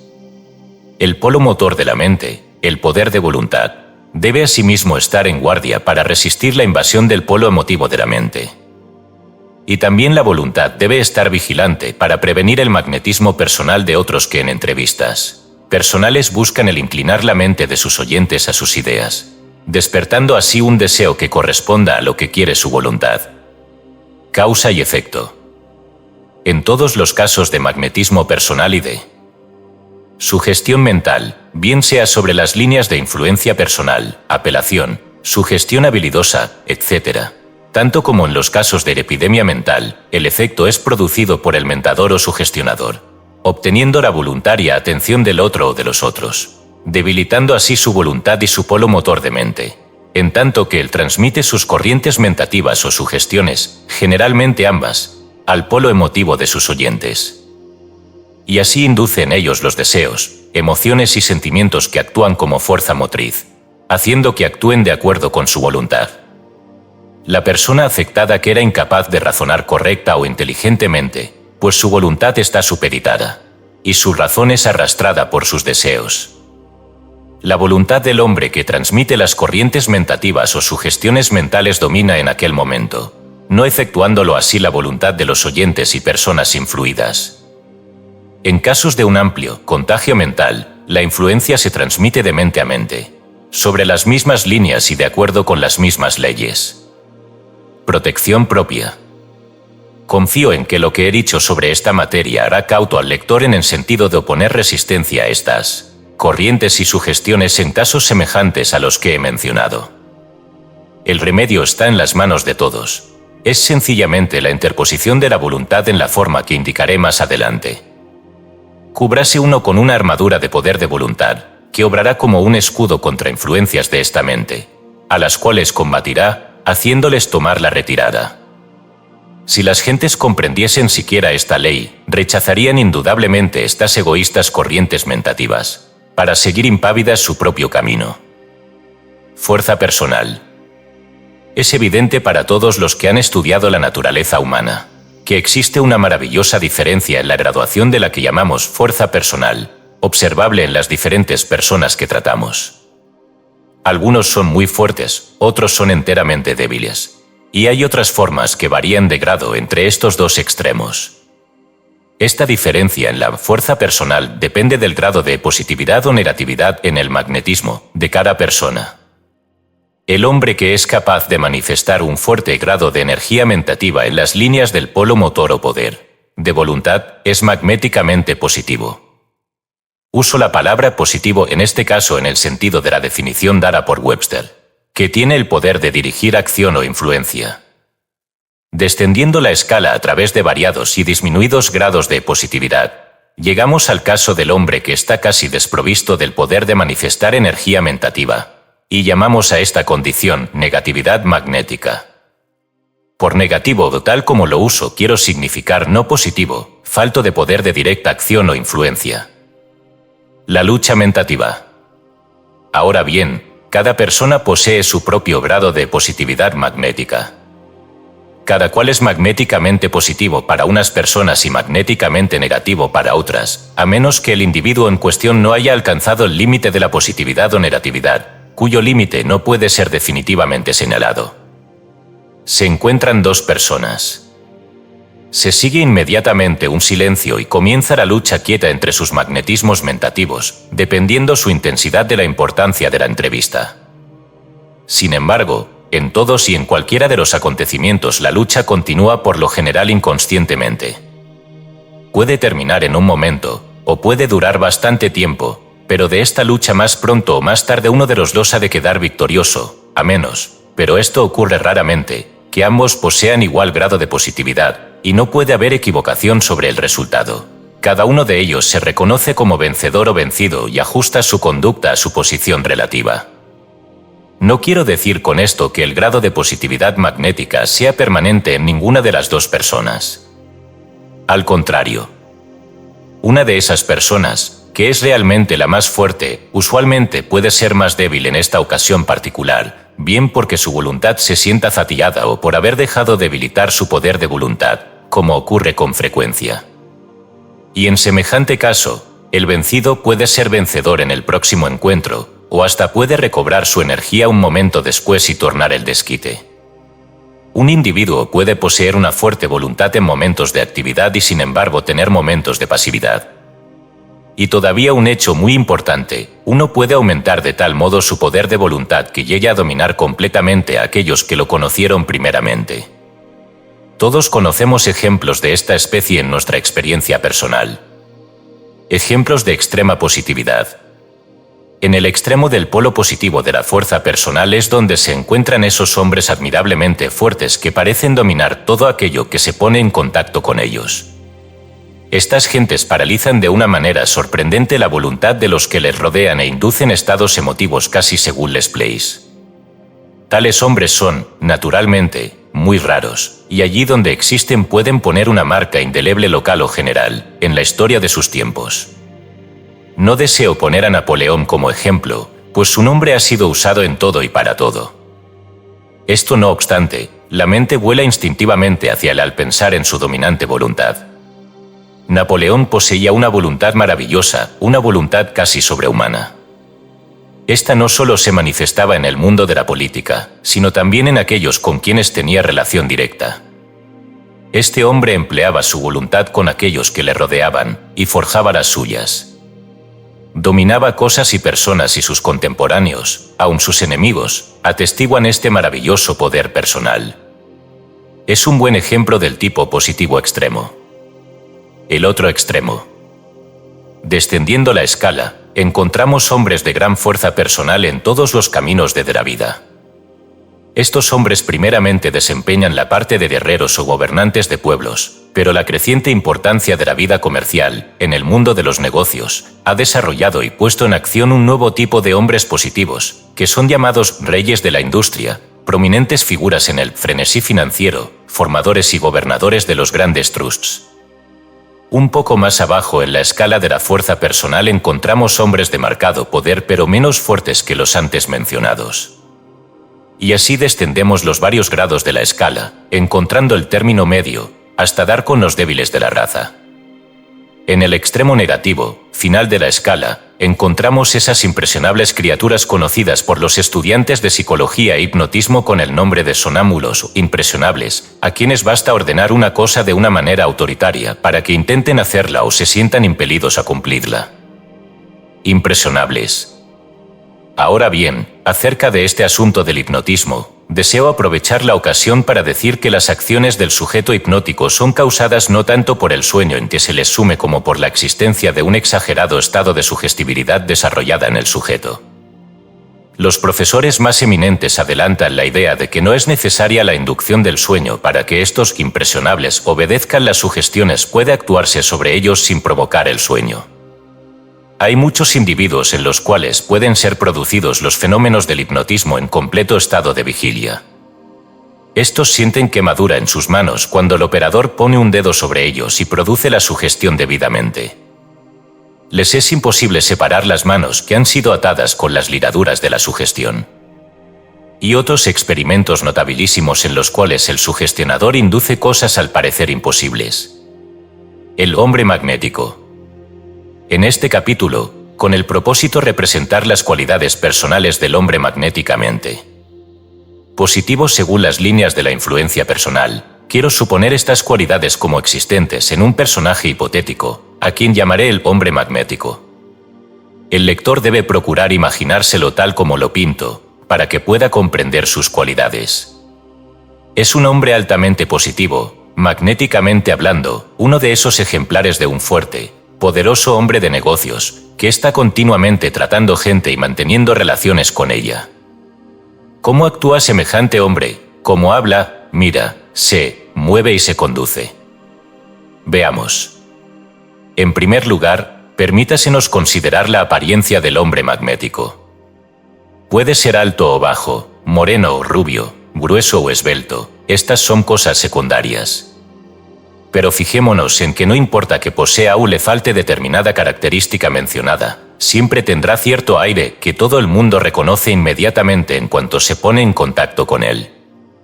Insistamos sobre este aire, pues él puede darnos la clave. Ahora bien, el rasgo principal de este aire, del hombre magnético, es su sugestión de impavidez y confianza en sí mismo. Nuestro hombre parece tener una certeza de un poder y fuerza internos. No es el aire retador y provocativo manifestado por los viles imitadores de nuestro hombre, sino una calma contenida y firme conciencia de su fuerza y de la propia confianza. Parece sentir algo en él que le da una fuerza y firmeza desconocidas de la mayoría de las gentes. Todo hombre magnético posee esta conciencia interna, y yo quiero decirle al lector en qué consiste. Contacto con la voluntad universal. Como he dicho antes, existe bajo todas las manifestaciones de vida y mente una energía mentativa infinita y eterna, de la cual y en la cual todas las manifestaciones personales de la mente no son sino centros de conscientividad. Así, pues, esta energía mentativa infinita y eterna, en sus manifestaciones externas de un poro de su energía, cuando menos tiene semejanza con una voluntad universal. Es decir, que aun cuando su naturaleza interna no puede ser conocida, en el aspecto externo de uno de sus polos de energía tiene semejanza con una voluntad infinita en operación en todas partes. Y, por lo tanto, nos justificamos pensando de ella como de un poder de voluntad universal. Ahora bien, cuanto más positivo llegue a ser un hombre en magnetismo mentativo, más estrechamente se pondrá en contacto con esta voluntad universal. Y cuanto más próximo esté a esta voluntad universal, más positivo llegará a ser. Es un caso de acción y reacción. Voluntad universal y personal. Pero hay que notar eso en relación con esta verdad. Cuando un hombre experimenta el sentimiento de poder que viene de una relación mental con la voluntad universal y permite que la energía fluya a través suyo y se manifieste en sus actos, es que tiene un depósito de poder de voluntad detrás de él, que es inagotable y jamás falla. Pero si en su desdén, nacido de algún éxito victorioso, empieza a pensar que el poder es debido a alguna fuerza personal, entonces es el desdenado, y el orgullo de la personalidad se cernerá sobre él. Y aquí es donde comete error. Tal individuo se separa por su propio impulso de la fuente del poder y coloca una barrera entre él y la provisión universal. Existe un gran océano de voluntad universal en el cual no somos más que centros de actividad, y si tan solo nos abrimos al poder y voluntad contenidos allí, tendremos un inagotable depósito de poder de que echar mano. Un centro de voluntad forzadora. Y así nuestro hombre magnético se coloca en una actitud magnéticamente pasiva solamente hacia esta gran voluntad y en una actitud magnéticamente positiva hacia todo lo demás. En este sentido se convierte realmente en un activo centro de fuerza y voluntad que se hace manifiesto a todos cuantos se ponen en contacto con él. No se da justa cuenta de lo que se está produciendo y puede no conocer nada de la verdad aquí establecida, pero siente que se codea con algo que le ayuda y asiste y que le da fuerza y magnetismo. Hablará de su mente o de su buena estrella, o puede creerse en su fuero interno especialmente favorecido por la providencia. Esta es una creencia secreta de la mayoría de los hombres afortunados, pero subsiste el hecho de que todo hombre positivo y afortunado siente después de todo que tiene algo detrás de él. Y esta creencia toma forma en acción y le impulsa a manifestar ese aire de tranquilo y positivo poder y de confianza en sí mismo que se observa en semejantes hombres. El aire magnético. No puedo describir exactamente a mis lectores lo que es este aire, pues no me comprenderían, a menos de haberse tropezado en el mundo con un hombre de esta especie. Pero es una cosa muy diferente del pomposo, suficiente e importante aire manifestado por los imitadores baratos de los grandes hombres.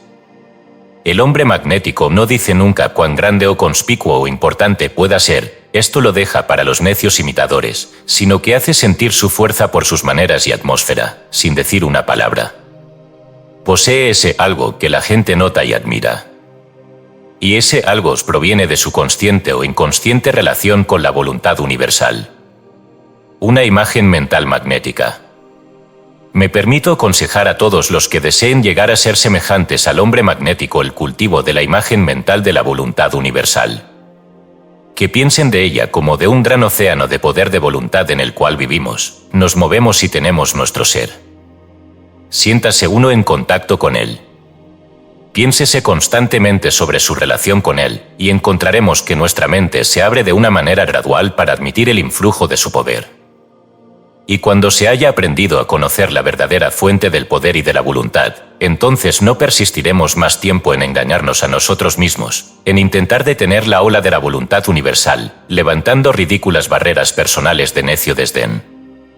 Esta íntima conscientividad del hombre magnético, especialmente si comprende su verdadera naturaleza, reacciona en la apariencia y maneras personales de un hombre y produce ese aire tranquilo, sereno y positivo de poder, voluntad y fuerza que los grandes hombres poseen casi siempre. Y así, si se procura imitar y reproducir el aspecto exterior, las maneras, el aire y conducta de este hombre positivo, se habrá dado un gran paso hacia la inducción en uno mismo del correspondiente estado mental. Pero no hay que contentarse con esto, vayamos derechos a la fuente y recibamos el poder directo de la voluntad universal. Magnética fuerza del deseo. Pero hay asimismo algo en el hombre magnético que es diferente del poder de voluntad. La voluntad es una fuerza fría, profunda y poderosa desprovista de color, es semejante a una gran fuerza natural desprovista de sentimiento o emoción, pero que actúa respondiendo a ellas. ¿Qué otra gran fuerza, pues, se manifiesta extensamente en nuestro hombre magnético? La fuerza de deseo. Sí, esta es la otra gran fuerza que radica en él, la fuerza de deseo. No importa cuán fuerte pueda ser la voluntad de un hombre, aun cuando esté en el más íntimo contacto con la voluntad universal nada realizaría, a menos de poseer el deseo altamente desarrollado. Es preciso que uno desee hacer las cosas antes de que quiera hacerlas. Esto queda explicado en una lección anterior. Veamos lo que es esta fuerza de deseo. La energía mentativa universal parece ser un poderoso algo que contiene en sí toda la fuerza y energía que existen en el universo. No demuestra poseer los atributos de la personalidad, excepto cuando se manifiesta en mentes personales o centros de conscientividad. Cuando se establece en la energía universal un centro personal o mente personal, parece ponerse en manifestación un deseo creador que impulsa constantemente hacia la expresión externa. Esta fuerza de deseo se ve en la naturaleza en todas sus formas y se manifiesta en todo lo que llamamos energía de vida, esto es, la energía que rige la construcción de forma y figura. Esta fuerza de deseo es evidentemente idéntica a la fuerza de vida, tal como la conocemos. Ella hace que la semilla germine y la planta crezca, que se multiplique la célula y que las formas más elevadas evolucionen desde las más bajas. Es la gran energía creadora de vida manifiesta en la naturaleza. Es esencialmente un principio femenino y desea constantemente dar a luz, crear, etc. Espolea la voluntad hacia la acción y jamás se satisface si no ejecuta labor creadora mental o física. Mentación creadora. Ahora bien, hay personas que poseen al parecer muy poca de esta fuerza de deseo, excepto en el plano físico. Su plano mental manifiesta esta fuerza muy reducida, y en su consecuencia realizan poco o nada de las labores que impone el mundo, llevando a cabo meramente los deseos de los demás. Pero hay otros en los cuales esta fuerza se manifiesta de una manera poderosa. Están poseídos de una impulsiva y ansiosa fuerza, que les impele a hacer las cosas. Los hombres más fuertes del mundo tienen esta fuerza de deseo altamente desarrollada y un esfuerzo hacia la expresión es lo que hace que tales hombres realicen cosas. Entiéndaseme bien. Este deseo no obra siempre en el sentido de poseer cosas, sino más bien en el de hacer las cosas.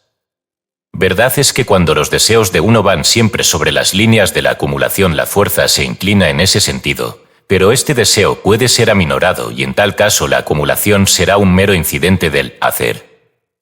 La llama mágica. Los que deseen hacer cosas deben conservar la llama de un deseo ardiendo incesantemente. Deben alimentarla con el aceite de la sugestión y colocar ante ella los cristales de la linterna que representan imágenes mentales de la cosa deseada. La gente instintivamente cede a las sugestiones del fuerte deseo de un hombre.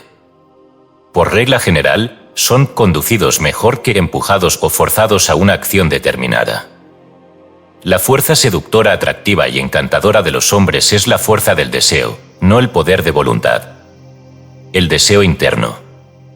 Se habla mucho del poder de voluntad y de su posesión, pero la mayoría de los hombres fracasan porque no desean las cosas con bastante intensidad. Es necesario que deseen cosas que en el peor sentido, y entonces lo atropellen todo para conseguirlas. Esto es verdad, tanto en el caso de buenos como de malos deseos. La ley es la misma en ambos casos y opera sobre las mismas líneas. Si uno pone en sus planes la apropiada acometividad y aspiración, el mismo grado de energía que los malos ponen en sus intrigas, podrá remover montañas de dificultades. Las fuerzas gemelas. Esta fuerza del deseo en el hombre magnético es la que nos hace pensar que él necesita tal cosa y gestiona su adquisición. Si el lector ha tratado con alguno de estos hombres poderosos, conocerá el sentimiento a que aludo. Sabe que por atraer a ellos una provisión de la energía universal quedan capacitados para transformarla en fuerza de deseo tanto como en poder de voluntad, pues el polo motivo queda cargado lo propio que el polo motor. Ambos salen de la misma fuente y ambos tienen un inagotable depósito supletorio. Y ambos pueden manifestar un admirable grado de esta energía, transformada en forma de poder de voluntad y fuerza de deseo.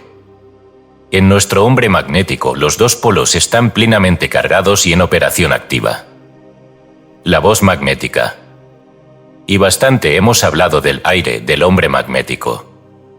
Ahora bien, ¿cómo habla? Pues la voz es un gran indicador del estado mental interno.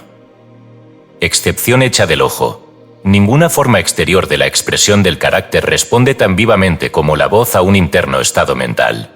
La voz y los ojos son las dos principales vías de expresión externa de los estados mentales internos y ambos acusan los sutiles cambios y grados del estado interno. Si nos detenemos un momento a pensar y considerar las diferentes voces de las personas que conocemos, veremos que la voz, casi en todos los casos, nos da una clave del carácter o prevaleciente estado mental del que habla. No solamente la cualidad de la voz, sino el tono. Todos mis lectores conocen la diferencia que existe entre los tonos de una persona vacilante, tímida y desconfiada de sí misma y las del individuo confiado y seguro. Hay en el tono del último una sutil vibración que nos conduce a la confianza y el respeto y que se atrae la obediencia, de una manera quieta y tranquila desprovista de osadía o imposición. Hoy damos la voz del hombre positivo. El dominio del tono. En primer lugar, el tono está bajo el dominio de su voluntad.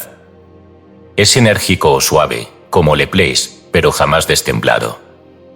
Si la persona con quien habla levanta la voz hasta un tono estridente, el hombre positivo no sigue su ejemplo. Al contrario, pone un poco más de fuerza en su tono y conserva la misma inflexión y no tarda mucho, por su voluntad, en hacer que el otro ponga su tono al diapasón normal. Yo he observado muchos ejemplos de este hecho y he notado que el estado de ánimo de la otra persona disminuye de acuerdo con su decreciente inflexión de voz. Hay dos buenas razones para que uno estudie la voz del hombre magnético. Porque por medio de su voz consigue una de las más poderosas sugestiones sobre los demás. Porque por la expresión de su voz, o mejor el impulso interior que causa la expresión vocal, hace que fluyan fuertes corrientes mentativas que afectan e influyen a la otra persona. Así, tanto en su aspecto interior como en el exterior, el cultivo de la voz del hombre magnético es de gran conveniencia. La voz sugestiva.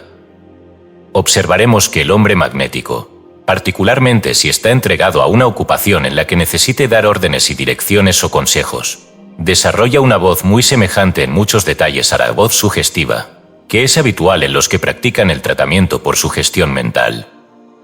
La razón es muy sencilla. Tanto el hombre de negocios como el sugestionador se han acostumbrado a hablar de una manera firme y positiva, y así imponen forzosamente sus ideas expresadas por palabras. El hombre de negocios no sabe exactamente por qué hace esto, pero su tono es la expresión exterior de su forzado estado mental. Y esto también puede ser verdad para el sugestionador, aun cuando también puede haber utilizado el tono sugestivo desde el principio de su práctica. Es algo difícil definir y explicar correctamente este tono sugestivo, aun cuando oído una vez no puede olvidarse nunca. Haré lo posible para dar de él una explicación. En primer lugar, está sobrecargado con la mental idea que palpita detrás de las palabras. Cada palabra tiene una significación interna y el tono sugestivo lleva esta idea incorporada de modo que el oyente aproveche el pleno beneficio mentativo y la influencia derivada. No hay que imaginar que este tono sea teatral, o trágico o sobrenatural. Nada de eso. Es un tono natural e influyente. Su expresión es la de la verdad y significa exactamente lo que uno está diciendo. El lector sabe muy bien cómo hablaría si desease ardientemente que otro hiciera alguna cosa importante de la cual dependiese mucho para él. Ahora bien, este es el tono, modificado naturalmente por las circunstancias particulares y las necesidades de cada caso. La expresión flexible. La voz del hombre magnético es flexible y se adapta a todos los modos o fases de sentimiento que desea inducir en sus oyentes. Puede ser positiva y dominadora, según las líneas de sugestión por mandato directo o autoridad. O puede ser sutil e insinuante, según las líneas de sugestión por asociación o imitación. O puede tornar el tono de un profesor, según las líneas de sugestión por cuya repetición la afirmación es hecha de una manera quieta y convincente, tal como el catedrático da su clase, cuya repetición lleva la convicción al ánimo de los oyentes. O puede tomar ese tono peculiar acariciador que se nota en los hombres magnéticos de cierto tipo, que atrae, encanta y fascina a otras gentes por razón de su sutil poder atractivo. Este poder, que encuentra su extensión ampliamente en la voz, me recuerda siempre al tigre o leopardo hembras, pues lo felino se mezcla con lo femenino de una manera peculiar. Este tono de la voz puede describirse acertadamente como acariciador. cuando es emitido por uno bien versado en su uso, cada palabra parece una suave caricia y produce un peculiar efecto sedante sobre el oyente, que ve arrullada su voluntad hasta el sueño y abierta su mentalidad emotiva a las sugestiones y corrientes mentativas del orador. La voz vibrante y expresiva. En suma, el hombre magnético, en su uso de la voz, ha adquirido cierto grado del arte del actor y orador. Puede expresar un sentimiento real o ficticio en su tono de voz, a fin de excitar en el auditorio un estado mental correspondiente. Y se puede adquirir este arte. Con la práctica puede adquirirse tina voz vibrante y expresiva, que se utiliza con el mejor resultado en el magnetismo personal. Como un ejemplo de esto me permitiré citar el caso de Nathan Shepherd, el conocido conferenciante y orador. Refiere que cuando tomó la resolución de dedicarse a perorar en público, sus parientes y amigos le pronosticaron un fracaso, porque, como él mismo confiesa, mi articulación es débil, mis órganos de enunciación, inadecuados, si mi boquita hiciera un puchero, toda ella cabría en el dedal de mi madre.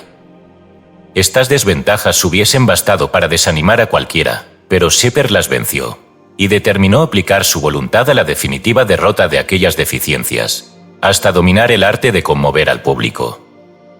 Y el éxito superó sus esperanzas. Por solo su poder de voluntad, él, Corno nos dice, aumenté en un discípulo el poder de mi voz, adquirí una casi doble extensión torácica, y mis órganos inadecuados se doblegaron al esfuerzo de mi voluntad. Y llegó a ser uno de los oradores más eminentes de su época. Así, pues, hay esperanza para todos, tan solo con manifestar persistencia y energía en la aplicación de la voluntad. En mi última lección facilitaré algunos ejercicios y direcciones en este sentido. El paso del hombre magnético. ¿Y cómo anda nuestro hombre magnético? Como un ser vacilante, sin dirección fija, distraído, o firme, resuelto y en derechura, como un verdadero individuo. Respóndame el lector a esto, y sabrá cómo anda el hombre magnético. Y yo aseguro que el interno estado mental se manifiesta siempre en nuestras acciones físicas. El ojo expresivo. ¿Y qué clase de ojo posee el hombre magnético? Es necesario hacer esta pregunta. De todas las vías físicas de la expresión mental interna, el ojo es la más potente y la más próxima al alma. De los ojos se ha dicho con gran propiedad que son los espejos del alma, y dan una idea más clara del hombre íntimo que todas las demás expresiones combinadas. Por consiguiente, es de esperar que nuestro hombre magnético posea unos ojos que reflejen el poder de que está poseído. Ellos manifiestan cualquier estado mental, según la voluntad de su poseedor. Tan pronto duros, unas veces tiernos, luego acariciadores, son siempre un instrumento obediente de la voluntad que los mueve, y producen el más admirable efecto sugestivo sobre los que caen bajo su hechizo. Como inductor de determinados estados mentales, el ojo no tiene semejantes entre los agentes físicos. Aun la voz, por admirablemente potente que sea, tiene que cederle la primacía.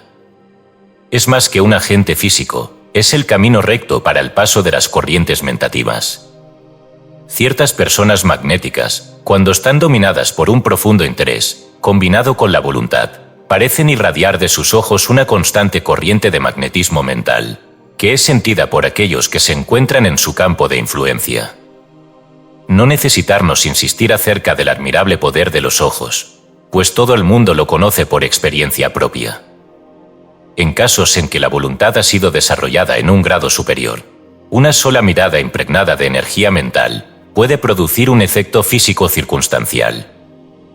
La mirada poderosa. Yo he conocido y he oído mencionar casos en que una sola mirada ha detenido una acción cualquiera en otras personas. Casos de esta clase se han contado de Napoleón y otros hombres de gran poder de voluntad. De Andrés Jackson se cuenta haber paralizado la voluntad de un desalmado hasta el punto de que, bajo la influencia de su mirada, se doblegó y le siguió corno un perro, yendo armado, en tanto que Jackson estaba enteramente indefenso. El asesino en cuestión contó después que nunca pudo comprender qué impulso lo detuvo para no matar a Jackson en el mismo punto. Cuéntase también que Pantoja, uno de los secretarios de Felipe II, por una falta de no mucha gravedad, recibió del rey una tal mirada que, cual un rayo, le hizo rodar, víctima de una congestión cerebral que lo mató en el acto. El secreto de la influencia. Pero, después de todo, el secreto de la influencia de nuestro hombre magnético radica en su estado mental. Las formas exteriores no son sino reflejos del fuero interno. Si cultivamos la relación entre nuestra mente y la gran voluntad universal, la energía mentativa universal, llegaremos a ser tan fuertes que la expresión exterior se manifestará en nosotros espontáneamente. Pero, al escalar los primeros peldaños de la obtención, es materia importante fijar la atención en las características exteriores, porque haciéndolo así se practica un más claro sendero mental para la adquisición de los deseados estados mentales. Mediante las leyes de la sugestión mental, se capacita uno para imitar aquellas expresiones exteriores e inducir en sí mismo los estados mentales que, con el tiempo, se hacen habituales. Esto no significa que uno aproveche la sugestión de los otros para moverse en una dirección determinada. No es esta la idea. Lo que quiere decirse es que uno, por autosugestión, puede reproducir las características exteriores asociadas con un estado mental o cualidad, y poniéndolas en acción, materializar aquellos estados mentales. Recuérdese la regla, que dice que los estados mentales toman forma en acción, y la acción reproduce los estados mentales asociados.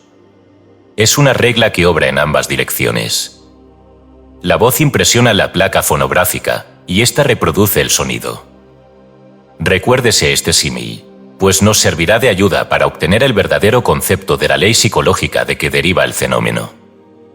Revista conveniente. Al terminar este capítulo, permítasenos echar otra ojeada sobre los primeros principios que comprende la influencia personal en sus dos formas de sugestión mental y corrientes mentativas. Nada tan conveniente como revisar los principios fundamentales. Estos son: el principio fundamental es la energía mentativa. Los estados mentales son exhibiciones de la energía mentativa. Los estados mentales son originales o inducidos.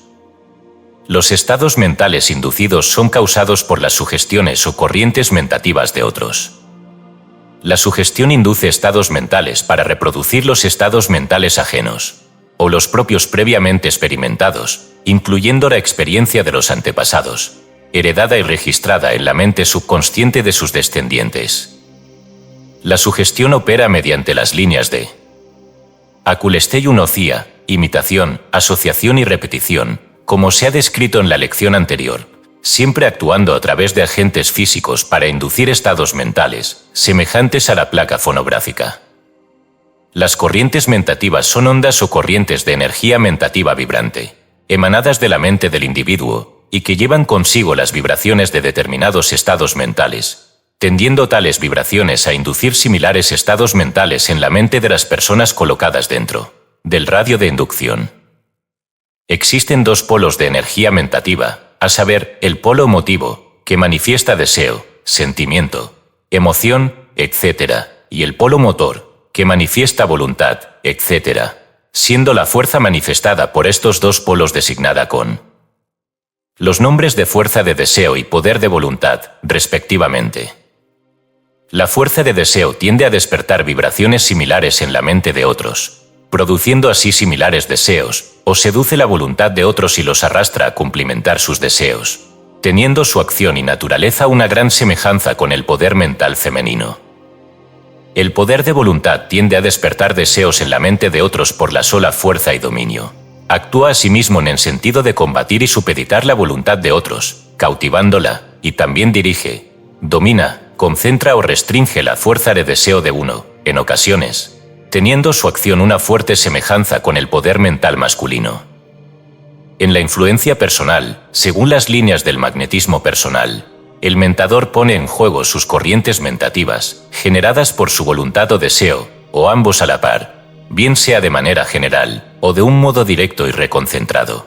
En una entrevista personal es muy usual influir en la mente de otros por inducción, acompañada de sugestión mental y usando agentes físicos, tales como la voz, la mirada, el gesto, etc., los que aumentan el efecto producido. Y así puede ver el lector, en lo referente a estos principios fundamentales, por qué y cómo opera la influencia o magnetismo personal.